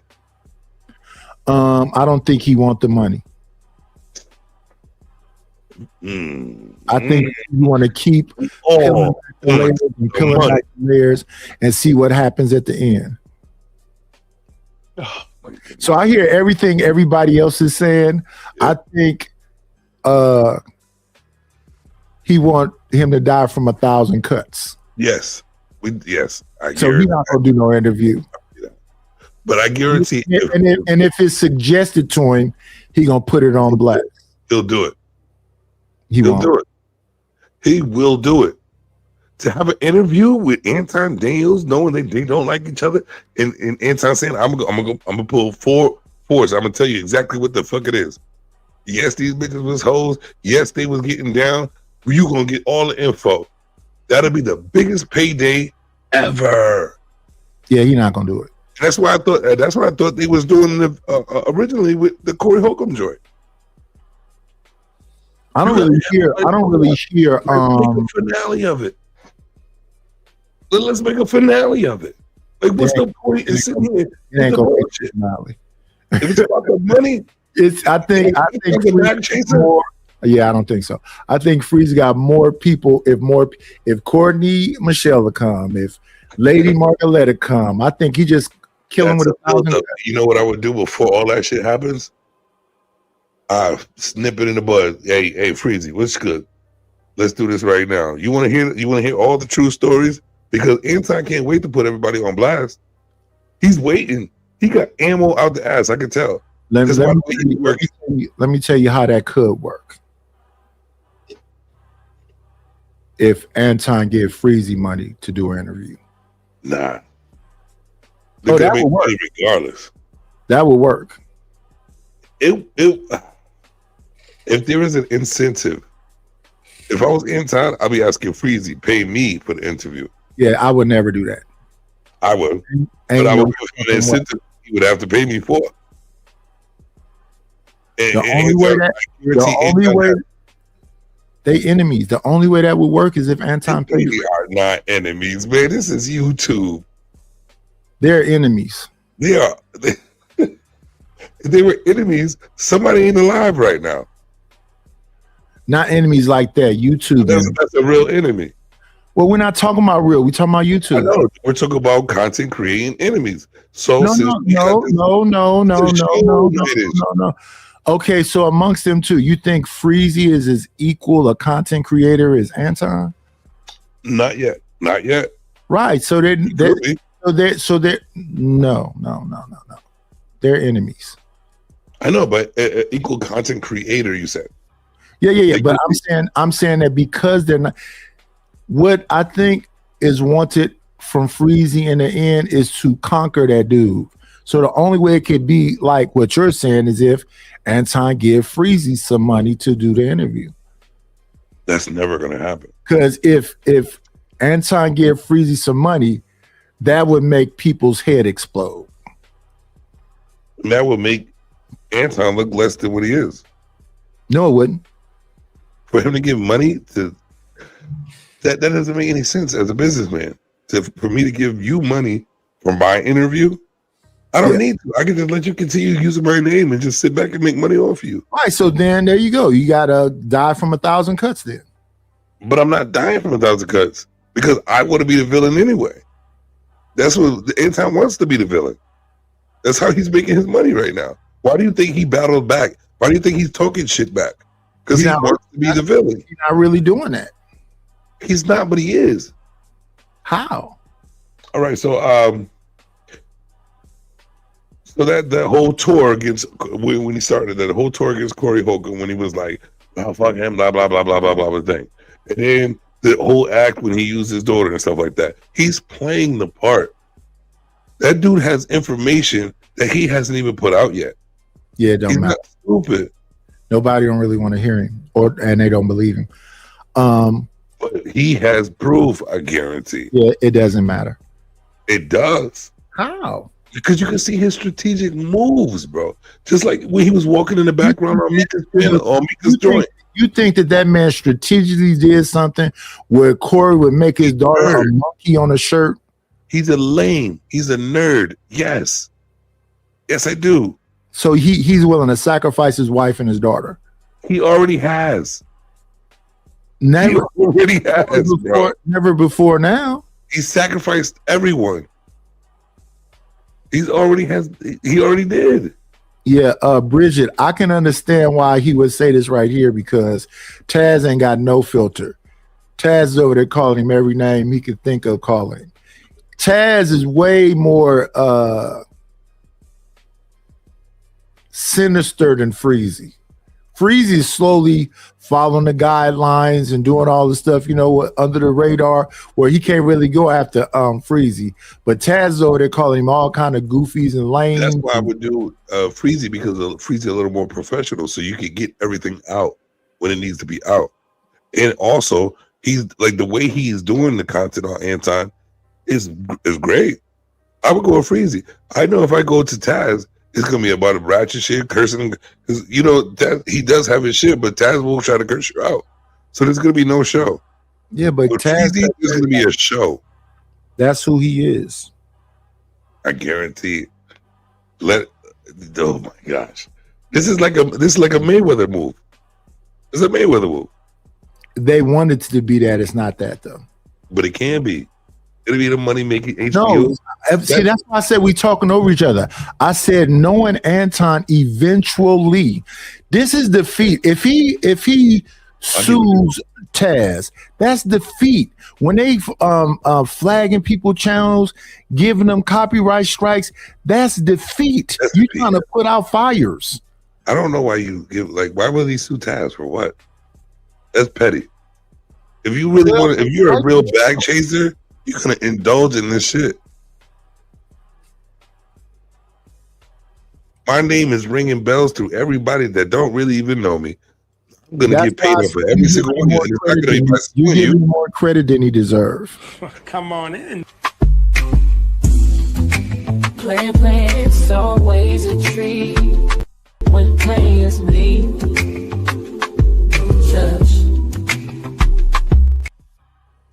Oh, what's going on, Chicago? I knew it was really yes, man. Church, synagogue, tabernacle, let me ask you, Chicago.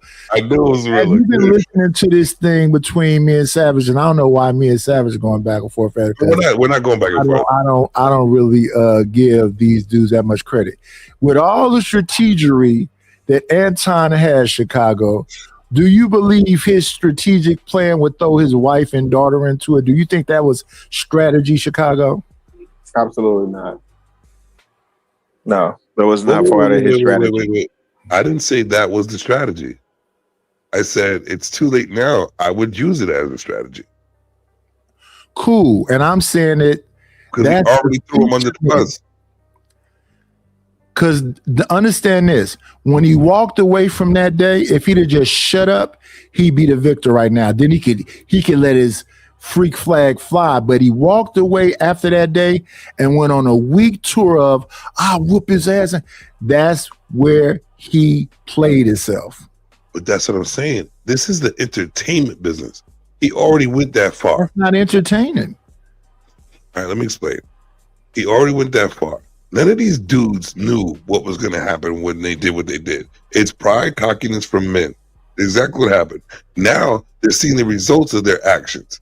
But since you're in the game of entertainment, you're going to keep going, capitalize off this shit. And it's the perfect opportunity to do so right now. That's why I be asking you, are you paying attention to the moves? I stopped paying attention once Anton waved the white flag. He waved a white flag once his wife and daughter was on them T-shirts. Now or somebody, it's either Meek or him or whatever else, is giving people copyright strikes and doing all this. That's defeat. That's not strategy. That's defeat. You trying to put out fires. And you got House of Hypocrites, O'Shea Duke Jackson, Taz, and Freezy on your head every turn. Is he really waving the flag? No, he literally said, Corey won. I don't want to fight no more after that T-shirt came out. What do you say, Chicago? After the T-shirt came out, then everybody else got in full mode and started pulling all them different people out of their hat. What do you say, Chicago? What? Oh shit. I'll see what he thinks about it. What Chicago thinks about it? Yeah. And then he got dropped. No, he probably lost the signal. Oh. Yeah, I had to step outside real quick. All right, because I'm at the gig. Number one, Nightis, thank you for bringing my morning back, sir. I appreciate that. And then, yeah, so I agree with you, Nightis. Between both these two goofies, right, they cancel each other out.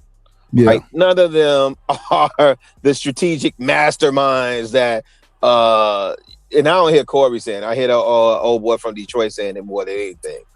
The strategic mastermind, I planned for all this. No. Corey is losing views, so he's not winning. He's losing views. Family dropped down from 15, 18,000 in the box to last show had like 7 or 8,000. That's not a win. And he said he was losing shows. Yeah, yeah. See, what people need to understand about the power of the internet also, they're paying attention to your internet presence. Yes. And you just a little too hot right now, Corey. Hey, you know what else I saw, Nightish? You know, I hate it. I wish I would have listened to my boys when they were younger. They were telling me about streaming and people watching, you know, other people play games. I didn't want them doing no parts of that, right? But anyway, I was watching something the other day where they were talking about how streaming is boring now. And how those numbers. So when you think about the Casanats, you think about, like, when I look at iShow Speed numbers coming off the Africa tour, he's not been able to sustain the numbers that he was getting, but also understand, like, that was for a time, if that makes sense, right? Yeah. And so all of that to say, the Hammerhead from Detroit, I don't know his numbers. I don't watch his content, so I couldn't tell you what his numbers look like, but from what I understand, he was only getting 1,000 to 2,000 in the box during his shows anyway. Yes. What most people give him credit for is that he just posts a lot. So they say, oh, he works hard. I mean, and I ain't no content creator, so I don't want to take nothing away from nobody, but you know, I don't see him winning either. Because I honestly do think, regardless of what, I do think that man love his wife. He love his daughter. He would do anything to protect them. He do not want them in the spotlight. And guess what? Not only are they talking about the Mika chick, like that's your side chick. Now the accusations, these accusations of whatever their lifestyle is and what people perceive that to be, that's not new. That came out years ago with honestly with Q. Yep. Yeah. Tyranny made a big deal of it on a Fight Club. Yeah, that came out years ago with Q, right? So now that's at the forefront again. So what does that do? Compromise your whole brand of you being a conservative Christian. Now people are calling the BS into question. You portray one thing and none of your actions line up with that. That is not a win. Right, because that's what I'm trying to get across here. Right now, it's not benefiting Corey and it's not benefiting Anton. Because why? People think your social media presence don't really matter.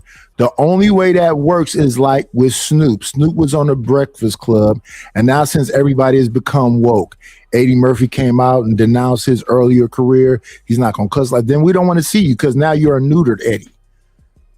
That's what we love you for, being Eddie Murphy. So who the fuck is this woke Eddie Murphy? So that's that thing, right? So your media presence is a factor. So when people be talking about how genius they are, no. You created a persona that everybody's willing to go with, and it was okay with that persona of you being a villain. But if you take away the conservative Christian part, so you're not going to pop up at Charlie Kirk's thing. Because they don't really care about Nicki Minaj being naked all the time and rapping about she was rapping about, because they're looking at her as a counter to the liberals having Meg Thee Stallion and Cardi B interviewing. So they just doing the same thing. Whether people notice or not, your media presence, your social media presence gets a lot of doors open. And let me tell you why. Because all of television is trying to come here. So even though we think, oh, Anton is just a little bitty dude, he ain't big in the larger scheme of things, but look at who he's been rubbing shoulders with. He messed around with the white girl, and all of her success came from controversy. Who talking about the Pearl chick? Pearly, yeah. Because everybody had a problem with her when she came. That's what got her numbers up.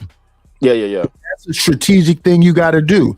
See, if Anton came out like a Charleston White, then you can keep reinventing yourself. But what did we just hear Charleston White go off on Say Cheese about? You keep wanting me to get back and forth with the rappers when I'm trying to get into this corporate thing. So we can still have interviews, but don't make me go there because that's gonna make me have beef. So what has Charleston been doing recently? I want to make up with Woody. I want to make up with this one. I want to hook up with 607 Unc. All these people that at one point was like people he was going back and forth with. Now he's trying to work with, bring them on comedy tours, do 20 versus ones and all the other shit. Why? Because for him, he's peaked when it comes to talking shit. Right. And is that going to work? It's working. Okay, so remember what I just said. Let me explain to you. You stopped me in the middle of my bill. My bad. Anton has been being a fake ass villain that nobody believes all the time. And he was allowed to do that because he could say he's a conservative Christian that's going up against the community that ain't shit and all the other shit. Now we found out that you're the community. Now we can wait and see how he bounced back, but he can never go back to saying he's this Christian conservative like that. That's over. And what's the best thing Corey can do? Get back to the jokes. The problem with Corey and the problem with Anton is you got too many villains you made over time. So now what is I say that? Well, we almost at the 6 hour point. If y'all want to extend the show, y'all, after the 6 hour point, y'all know what to do. If you want, It's nothing you're gonna be able to.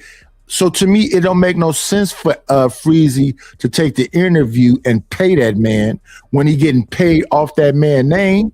So a death of 1,000 cuts. If we can get Courtney B to go up over there on Freezy, if we can get that's exactly what's happening, Nightish. What? No, death by 1,000 cuts is exactly what's happening to old boy right now. Exactly. So to your point, and also understand this, you know, there have been so I think you've been in the space long enough. So when King Hermeku was coming at old boy, you know, that was a thing. The Young Lion, Daryl was doing his thing, right? Yeah. And then the potato head dude, real estate dude, he was doing his thing. And I think LTTV even did something on him. Yeah. That was a phase, right? And he withstood that. And I think he thought he like grew some type of invincibility or some type of power from that. Yeah. With the way that he's moving right now, because I ain't gonna hold you. This one does feel different. Freezy is literally doing a 30. Shout out to E Black. Freezy is doing a 30 for 30 on this Joker top. And then you got House of Hypocrites. Then you got Taz is really cooking with what he's laying out, because it's entertaining, but it's also, you know, some fact finding pieces. And listen, when you put this stuff out on the internet, all this stuff is available. It belongs to the game. Yeah. So all this stuff is starting to resurface. It's like, oh, wait a minute. You were saying what, when, and whoop. That don't add up. And you don't have no response for it, because the only thing you can say is, I'm me, I'm him, you know, and I'm the best thing since sliced bread, the closest thing to God, and none of it's adding up. So yeah, anybody can get it. Ain't damn one of y'all finna sit on the throne forever. And maybe he having his day, maybe he could pivot. I don't know. I don't see him pivoting. I think he's way too comfortable being the villain. And so you gonna die by 1,000 cuts. I agree. Yeah, that's a perfect analogy. If Freezy get along with we got almost a minute left. Well, not even a minute. If Freezy get along with LTTV, bring him over there. I know you're okay with Taz, bring him over there. It's just it's still more interviews to do. That's all I'm saying. So I don't think he's prepared, because the only way that works is if he pay Freezy. And if he pay Freezy, all Freezy got to do is say, he paid me to do the interview. And that's it. And I don't know no reason why Anton would pay him, but it is no way if I'm doing it, there's no way it makes sense for Freezy to pay Anton for an interview. That don't make no sense at all. At all. And I don't see no time soon as far as all the people he could bring up there. Shit, if he could find Quest, bring Quest up there. It's so many people. Quest ain't going. Oh, you said Quest on Freezy? Yeah, Freezy. I don't know that Anton and Quest fell out. I don't know that they fell out. Remember, Anton called Quest a bitch, and Quest damn near stopped the whole show. Yeah. Quest got but Quest ain't gonna come up for that stuff. He's so far removed from the space now. But yeah, he squashed that real quick. So yeah, that dude know better. Quest showed that video of him going out with them people playing that music in front of his house. Ain't nobody want no smoke after that, man. Ain't everybody, you know, that's Quest. I think I'm a seal or something. Yeah. Special Green Beret, I think. Yeah, he wanted them, and he played that video. Yeah. So he don't. Yeah, I don't think he'll come out of retirement for that. I do know the brother is doing good though. I still keep in touch with him from time to time, so I know he's solid. He's doing good. But to your point though, Lakeisha still going in, right? And let me say this: shout out to the people on Freezy. And shout out to all the people that got their issue with Freezy, and they eating off him too. I mean, he up for grabs too, so they gonna eat off him too. But let me tell you something: the payday that you gonna get off Freezy is way less than what he finna make off Anton. Yeah, I don't think it's that many people that's on Freezy like that though. Yeah, it's like a handful. And I don't think it's gonna work the same way. It's absolutely not. No. It's way more because now all these other smaller content creators, I gotta fix my algorithm after this season is over, man. Because all these smaller content creators are coming up in my timeline now. Like all up and down my feed is something about old boy from Detroit, man. And it's crazy. But to your point though, perfect analogy. Death by 1,000 cuts. I think that's what's happening to him. Hopefully he can pivot, and hopefully he could really focus on like get back to the MAGA stuff and whatever happened in Detroit. Get back on that stuff, and maybe that'll But Corey Holcomb, you got to get to the jokes, man, because nobody's finding you funny. And then all the stuff that you said out of pocket that's egregious, all that's resurfacing. And I even broke down the Corey thing. The Corey thing is very simply this. Cat Williams, the interview of the century. And I try to explain to people, Cat Williams and Monique, both on Shannon Sharpe. Difference is this. Nothing that Cat Williams said was even in the last 5 years. All that shit was ancient. What made it pop is he was funny about every single thing. When he said a fat freeze-on lie, when he talked about Cedric Entertainer's arms being too, every single thing was a bam. That was a better stand-up than his stand-ups. Then Monique came on there talking about Oprah, old stuff still, but she was funny. That's why that one flopped. So Corey, here's what's wrong, brother. We want to see if you really can be a comedian, because see, you said this shit about the little girls, and I understand this dark humor, and comedians can dabble in that. So now here's the challenge for you, Corey Holcomb, if you're listening. Get away from the jokes about women. Get away from the dark humor. Can you pivot comedically? Can you tell jokes that's not about TMZ, comedy, hype, Anton? Can you just do comedy? Because going back and forth with a man who already waved the white flag, that's flawed. That's all. Get to the jokes. You get to the jokes, and Anton, figure out who you're going to be outside of MAGA and Christian. Because they killing MAGA and Christian for you with all the things they pull up. So that when they talk about Mika, you just saw me playing a clip of Taz talking about Island Girl Q. The Q stuff was shout out to Q. And I see you pulled this clip, but if anybody can get the clip of Tyranny on Fight Club, that's the nail in the coffin. Oh, when she was going in on Q? Yeah, she was arguing with Q. With a married man, and that's when the boy came up. Camera, right? Yeah. And then he waved the camera over to show Rita. Yeah. And then Tyranny said, I don't give a damn that your wife there. So she there letting you disrespect her in her face. That's the nail in the coffin. Yeah.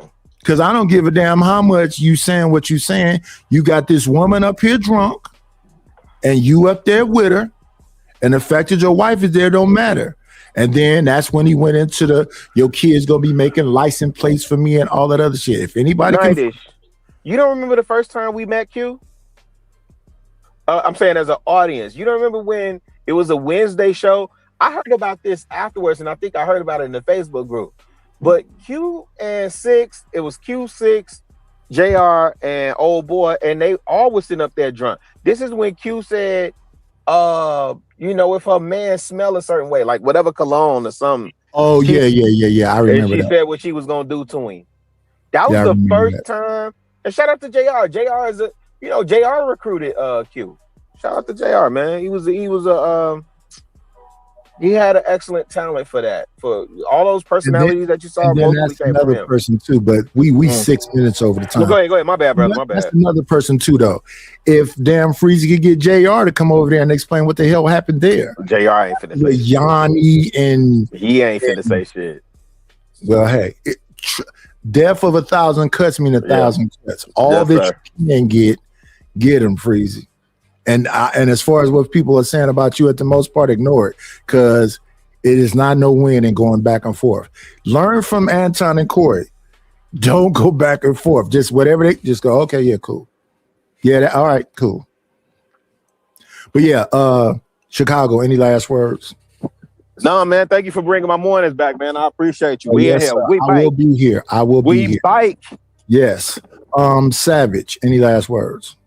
Keep it golden. Oh yeah, always keep it golden. And y'all know what I like to do at this time. I got this very special clip that's made just for y'all. It starts off with Mr. Aaron Hall.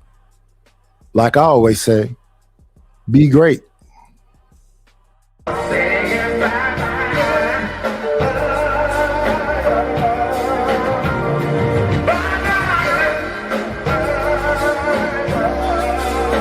We'll shut this motherfucker down. That's all, folks.